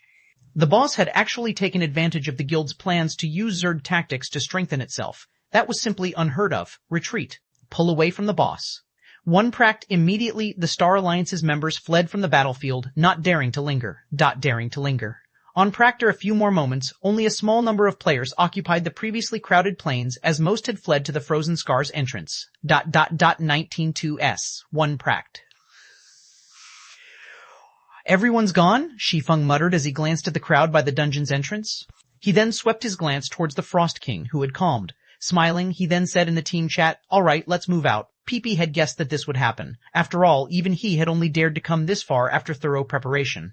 It was only natural that the various large guilds, which had very little understanding of mutants, would end up like this. Parch HPP hearing Shi Feng's words, his guildmates' excitement grew. They followed after Shi Feng and slowly approached the Frost King. Each P guilds and independent players at the entrance noticed the movement. Each PTPB. What's Zero Wing trying to do? Each PTP. They're insane. They're going to fight that thing? 1-1397 Zero Wing takes action. Pre-Chapter 1397, Zero Wing takes action. Pre-Treach Prooch. The players near the Frozen Scars entrance were confused as they watched Zero Wing's members approach the Frost King. 1 Preach Prooch. Treach Prooch 1-1397 Zero Wing. Mun. Every one of these players had seen for themselves how powerful the Frost King was. Trike Treach Preach Meech Prooch Preach Preach Prooch Proot. Not only did the boss have a domain that could suppress his enemy's attributes, but he also possessed frightening, destructive power. Current players had no hope against this monster. Not even the most common Zerd tactics had any effect on the Frost King, much less a measly army of 1,000 players. Point PP8p even level 44 shield warriors with over 40,000 HP had died instantly after activating shield wall. Boint PP8p8p8p8p8p. Boint means Peets Peets Peets Peets Peets Keets. He Peets Peets can tank the Frost King. How were they supposed to raid this boss? Boints Pewts Pewteets. Pewts Pewts Pewteets. 1,000-man team was incredibly powerful. That strength was nothing more than a joke before the Frost King ... means Pewteets QTT. Guild leader, they're not really trying to raid that thing, are they? Curiosity overtook Purple Eye as she watched Zero Wing's army inch closer to the Frost King. 1 pos PPUP. I don't know, but Black Flame should be fully aware of the Frost King's might. He shouldn't be foolish enough to challenge that boss. Perhaps he's trying to gather some intel to prepare for a future raid attempt, Galaxy Past said, shaking his head. He didn't understand Zero Wing's actions either. UPPHs. Any CPHS is either UPHS is EPHS. In his opinion, they'd likely need a 1,000-man team of Tier 2 players to kill the Frost King. Trying to raid the boss with anything less would be futile. Players simply couldn't fill the gap in strength with numbers. Suddenly, miniature ballistas began to appear within the guild's army. In the blink of an eye, 50 miniature ballistas were organized into 5 rows, following which, Zero Wing's members began to assemble the war weapons. 1-2 PP crap. Zero Wing's using siege weapons to deal with the Frost King. USS, PPP, that's way too extravagant. Madness. This is madness. Are they not afraid that the Frost King will destroy the miniature ballistas? Priodi. The spectating players could not help but gasp as they saw the rows of miniature ballistas, unable to believe their eyes. The various large guilds' upper echelons were particularly dumbfounded. Time siege weapons to raid a field boss. Not even super guilds would dare to be so wasteful. It was just too much of a risk. Even if they killed the boss with the siege weapons, the losses would far exceed their gains. Moreover, since these weapons posed a greater threat, monsters almost always targeted them first. UPA not only had Zero Wing brung siege weapons to a field boss raid, but they had brought 50 miniature ballistas in total. Just what does Zero Wing intend to do? They're mobilizing their guild's foundations to raid a boss. Aren't they worried that other powers will take advantage of the fight and try to rob them? Purple Eye gaped when she saw the miniature ballistas. TPT. While the potential profit of killing the Frost King was quite valuable, it was likely less valuable than 50 miniature ballistas. If Zero Wing lost those weapons in battle, it would severely impact the guild's overall combat power. Nice TPF. Do you think that any power remaining in Star Moon Kingdom would dare steal or destroy those weapons? Galaxy Past asked, smiling bitterly. Not. It was proof of the guild's strength. YPP. They had already witnessed Zero Wing's power, particularly Black Flame's strength. Black Flame had killed Heaven's Burial's guild leader amidst an army of thousands of elites. The other members from Heaven's Burial had only been able to watch helplessly as he took their guild leader's life. With CPPP with such strength, who would possibly dare pick a fight with Zero Wing? 1 by Opti One by Opti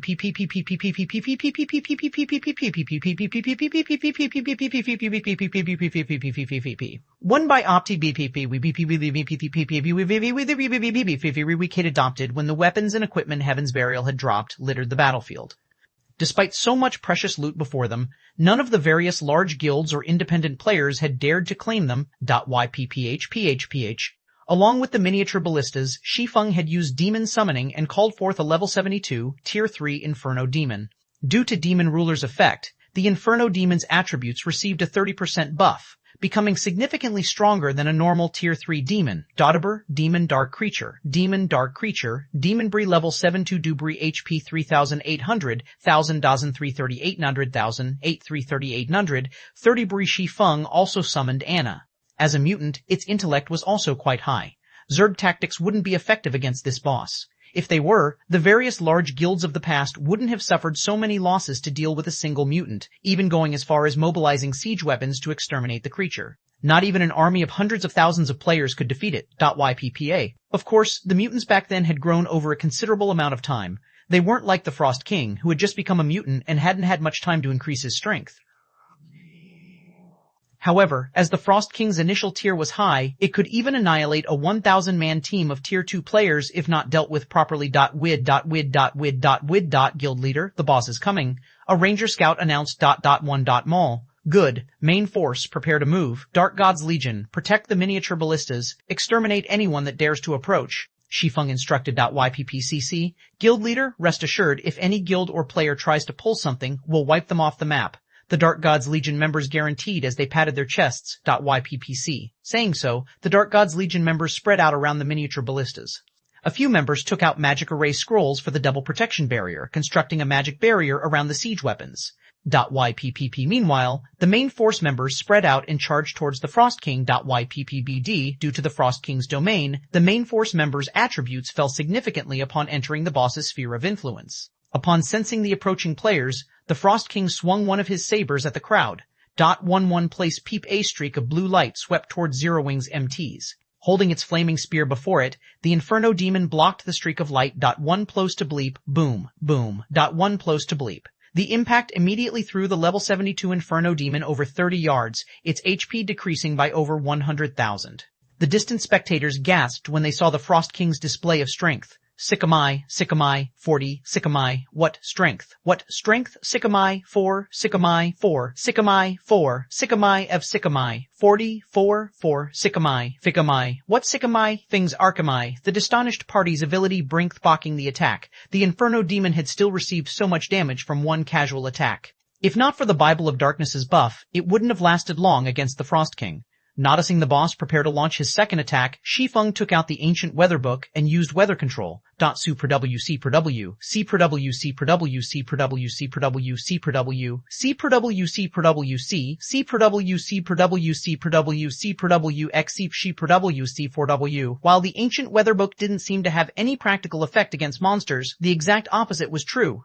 Super W weren't the only ones affected by their environment. The same was true for monsters. If a monster fought in an environment that ran counter to its nature, the monster's combat power at least would decrease by half. This was also why the various large guilds had searched for any skills or spells that could affect weather in the past. However, skills and spells of this type were even rarer than curses and taboo skills of the same tier.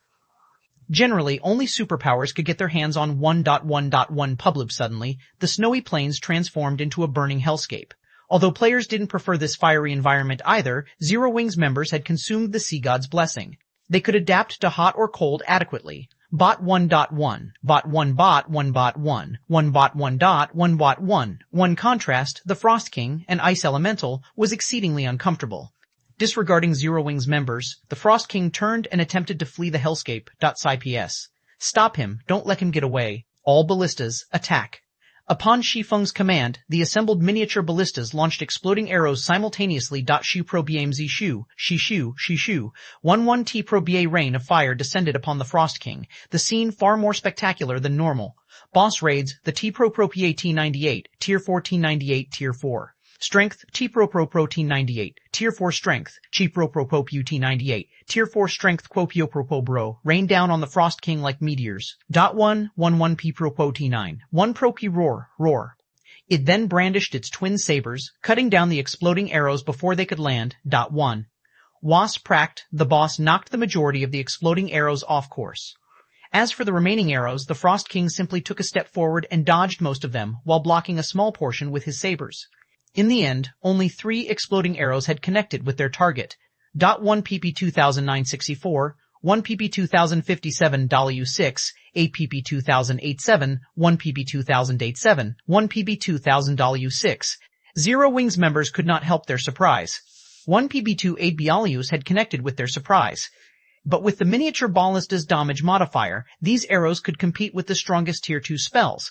Overall, a single exploding arrow could deal over 100,000 damage against a Great Lord of the same level, yet the few that had struck the Grand Lord ranked Frost King had only dealt a little over 30,000 damage. One could imagine how pitiful their damage would be if players relied on Tier 1 skills and spells to take down this boss. 1 Typhic. Everyone finally understood why Shi Feng wanted to utilize the miniature ballistas. With the minute damage players' attacks would deal, even a 1,000-man team was unlikely to overcome the Frost King's battle recovery. If more than 1,000 players fought the Frost King at the same time, the boss would become even stronger, his strength and defense reaching new heights. The Grand Lord would be unstoppable. Os PHPA, as expected of a mutant. Despite such an uncomfortable environment, its reaction speed is still so fast, Shi Feng commented, smiling slightly as he watched the Frost King, who still attempted to flee the hellscape. C. Prediction. 1 mind 50 bot 0. In truth, Shi Feng hadn't expected 3 of the 50 arrows to hit the Frost King. After all, he was very familiar with how terrifying a mutant was. Tier 2 attacks would have a limited effect on this creature. Sci-PP finally. Anna finished her incantation. Sci-PP 5 with a wave of her staff, a level 75, Tier 3 Golden Giant, and 10 level 75, Tier 2 Rock Guardians appeared before her. The Rock Guardians immediately formed a magic barrier to trap the Frost King. However, the Frost King was simply too powerful. Despite the barrier, his basic attributes remained unaffected. Fortunately, the Rock Guardian's barrier created an opportunity for the 50 miniature ballistas to bombard the boss. 4T, following which the miniature ballistas launched another volley at the Frost King. This time, due to the limited space the Frost King had to maneuver, he dodged and blocked significantly fewer arrows. In the end, over a dozen exploding arrows found their mark, damages over 30,000 appearing above the boss's head, one after another. YPPPPPPPPP6. Suddenly, the Inferno Demon descended from the sky and activated the Tier 3 skill, Macropyre. Not BPPPPPPPPPPPPPPPPPP. After 70 PPPPPPPP, HTP peered fire-type attacks over all else. With a single attack, the Frost King lost over 1 million HP instantly. Lies PE. Instantly. Lies PE. Upon receiving such a significant amount of damage, the Frost King retaliated, swinging one of his sabers at the Inferno Demon with lightning speed. Although the Inferno Demon had used its flame spear to block the attack, it still lost over 100,000 HP. Fortunately, Zero Wing's healers supported the summoned demon from a safe distance, granting the creature the ability to fight the Frost King for a long time. 1.P2, with the Inferno Demon and Golden Giant tanking the Frost King, Zero Wing's members could freely attack the boss from the sides. Although their damage was insignificant at best, they could, more or less, hinder the Frost King's movements by attacking his joints. For a time, the Frost King engaged in a fierce battle against the Inferno Demon and the Golden Giant, the sounds of weapons clashing echoing throughout the plains. At the same time, the miniature ballistas continued to fire one exploding arrow volley after another, whittling down the Frost King's HP. BWPU meanwhile, Shi Feng switched to the aura of fire and circled to the Frost King's back before activating Flame Burst. 1.1. The 2 CPTT, the Frost King released an agonizing cry as he received Shi Feng's 15 consecutive strikes. 1 PT23, 61,574, 60 PT T2 3048-7, 61,746, 60 PT TTT, 61 17,000 damage, 2T, 62 PT. Is he PT2? Is he T-Monster? 1 Hugh PT. Is he a monster? The watching upper echelons from the various large guilds were stupefied. 16P. Even their guild's top-tier experts had only dealt several hundred damage to the Grand Lord with their skills, yet Shi Feng's normal attacks dealt over 5,000 damage, while his skills dealt over 10,000. Me. 16 PE a 6 PE. Aside from Shi Feng's individual performance, these upper echelons winced as they watched Zero Wing's members waste the precious exploding arrows. This situation showed them how truly powerful Zero Wing's foundations were. 1 point meters. Wingstom 1 point meters, 20 flicks. All throughout Star Moon Kingdom, only Zero Wing would dare to raid a measly field boss with such an extravagant method. Following which, the Frost King's HP rapidly decreased under Zero Wing's combined assault. 95%, 95%, 89%, 89%. The originally peerless Frost King's maneuverability suffered as his HP decreased. 1 point win. Suddenly, the Frost King stomped his foot, causing the ground beneath him to sink slightly. Following which, pillars of ice rose from the dirt surrounding the Grand Lord. The cage of ice rendered the miniature ballistas and players' attacks ineffective. Y. PyPHPA.U. After another 5 seconds, the Frost King split into 2 identical clones. However, both Frost Kings only had 15% of their total HPs. 1 PBC. Is this a joke? Is distant spectating players gaped when they saw 2 Frost Kings. 1 Frost King was frightening enough, yet now Zero Wing had to face 2 of them. Just how were players supposed to defeat such a boss? Wish. Propsipedi. The large guild's members weren't the only ones horrified. Zero Wing's members' hearts sank at the sight. For a moment, they were at a loss. Wish PDEBDCD. The Inferno Demon and the Golden Giant had already struggled to tank the mutant. Moreover, after such a long fight, the healer's mana was close to depletion. The healers couldn't possibly keep up with the damage if they had to face 2 Frost Kings simultaneously. Y. PHPH. A3H, after all, not even the Tier 3 Inferno Demon and the Golden Giant could defend themselves and the players against two Grand Lord Mutants' attacks properly.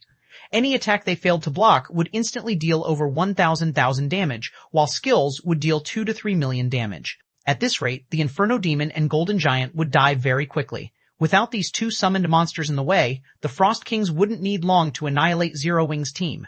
.new BSS PP.new BSS CP.new BSS SP.new BSS were Myers. One of the Frost Kings threw the Golden Giant from the magic barrier, leaving the Inferno Demon alone to deal with the two bosses' pincer attack. Both Frost Kings revealed sinister smiles, their sabers releasing a frosty aura that dropped the surrounding temperature sharply. They then swung their sabers down at the Inferno Demon. The two Frost Kings bellowed as one as they sent 4 arcs of blue light at the Inferno Demon. U splash. When struck, the Inferno Demon's HP, which had been at 50%, plummeted to 0, its body transforming into particles of light and disappearing. U splash. How was that possible? Everyone was stunned. The two Frost Kings had killed a Tier 3 Inferno Demon instantly. I splash, 1 promenade. It's over. Zero Wing's loss is inevitable. Galaxy Past was indescribably shocked as he watched the Inferno Demon vanish from the battlefield. He hadn't dreamed that the Frost King was this powerful. 1 PPPC, however, after using this powerful skill to execute the Inferno Demon, each of the Frost Kings had lost 5% of their HPs. Now, they only had 10% HP remaining. 1 CPH. PHT. After dealing with the Inferno Demon, one of the Frost Kings moved to deal with the Golden Giant, while the other attacked the Rock Guardians. Before they could, however, a figure appeared before the Frost King that targeted the Rock Guardians. YPP. This figure was none other than Shi Feng. YPPD. Despite noticing the swordsman, the Frost King didn't even spare him a glance. Instead, he swatted at Shi Feng as if he were a fly. Despite such a casual attack, a black spatial tear ripped along the saber's trajectory. YPPPPP. Guild leader. Zero Wing's members panicked. YPPT. The attack could even send a Tier 3 Great Lord flying. No player could possibly avoid it. YPPT. But as they watched, the spectating players were astonished yet again. YPPT BTPTTT PPTTT Bot Wine BTPTTT PPTTT PPT BTTTTPT The TTT PPTT2 VTPT He2PTT PP2 VTT try. Immediately he swung Killing Ray to meet the Frost King's saber. The instant the two weapons collided, the saber was thrown back as if it had been struck by a cannonball. UPPWPW. Impossible. He repelled the boss. While they had considered the possibility that Shi Feng might use a life-saving skill to block the attack, they had never expected the man to repel the Frost King's attack with one of his own. USPP. My strength is already on par with a mythic monster of the same level. USP Feng glanced at the sacred sword in his hand in confusion. USPT2. This was the first time he had activated twofold Berserk since upgrading the 7 Luminaries ring to the fragmented legendary rank. USPPTT. 1399. Horrific Outbreak. Chapter 1399. Horrific Outbreak. He blocked the attack by himself? An indescribable shock filled the watching players when they saw Shi Feng emerge from the clash unharmed. They had experienced the Frost King's strength personally. The Grand Lord had killed players with activated Berserk skills as if they were a joke, yet Shi Feng had repulsed the Frost King with a single blow. Although the Frost King had weakened slightly after finishing off the Inferno Demon with that powerful skill, players had no hope against its strength. I wonder what Heaven's Burial's reaction will be if Zero Wing takes down the Frost King, Purple Eye mused, smiling bitterly at the repulsed Frost King. She had hoped that the Star Alliance could use the Frost King to elevate its status in Star Moon Kingdom. Unfortunately, that plan was no longer feasible. However, the setbacks the Star Alliance suffered were nothing compared to those of Heaven's Burial. After overcoming so many challenges to gain an advantage over Zero Wing, not only had Heaven's Burial failed to hurt the guild, but it would also lose the advantage of its link between Red Iron Town and Evernight City. We can't underestimate Heaven's Burial. Although they've suffered a miserable defeat here, based on the Secret Pavilion's report, the guild has Beast Emperor's backing. That Beast Emperor fellow has already taken control of several large guilds, including the top first-rate Guild Overlord dynasty, and is the Purple Thorns Kingdom's undisputed ruler.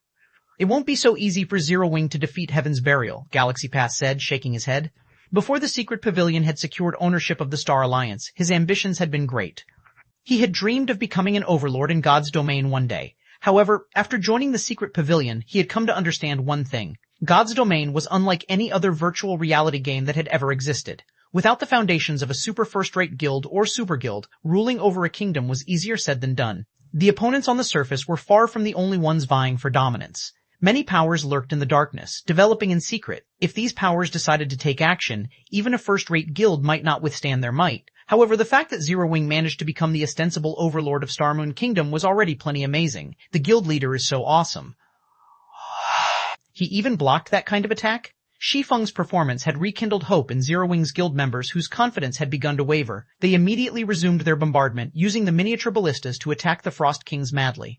Although the Golden Giant was having great difficulty in dealing with one of the two Frost Kings, now that the Frost Kings had weakened slightly, the level 75 Great Lord ranked Golden Giant would not fall that easily either. Not to mention, the Frost King Shi Feng was dealing with had very little HP remaining. Zero Wing definitely had a chance to emerge victorious in this raid. We don't have much time left. Everyone, prioritize attacking my Frost King, Shi Feng instructed hurriedly after repulsing the Frost King before him. While he indeed possessed the strength of a Tier 4 player right now, he could maintain twofold Berserk for only 24 seconds. If they did not finish this battle within that time, annihilation would be inevitable. Shi Feng dashed at his Frost King, who was forced to retreat 4 steps. Abyssal Bind, Phantom Kill, 9 Dragon Slash. At this moment, Shi Feng no longer dared to hold anything back. Suddenly, 9 pitch-black chains emerged from the ground and bound the Frost King. Although Abyssal Bind had little effect on the Frost King, the skill had still managed to freeze the Frost King's movements momentarily, allowing Shi Feng and his doppelganger to arrive before the Frost King in tandem. Flame Burst. The swords carried by both Shi Feng and his doppelganger transformed into dazzling miniature suns that assailed the Frost King's body. Among the 30 consecutive strikes that landed on the Grand Lord, each one dealt over 300,000 damage. Critical hits dealt over 600,000 damage. In addition to Shi Feng and his doppelganger, the 12 Abyssal Blade Phantoms also danced around the Frost King's body, cutting at it. Not to forget, there were still the exploding arrows coming from a distance.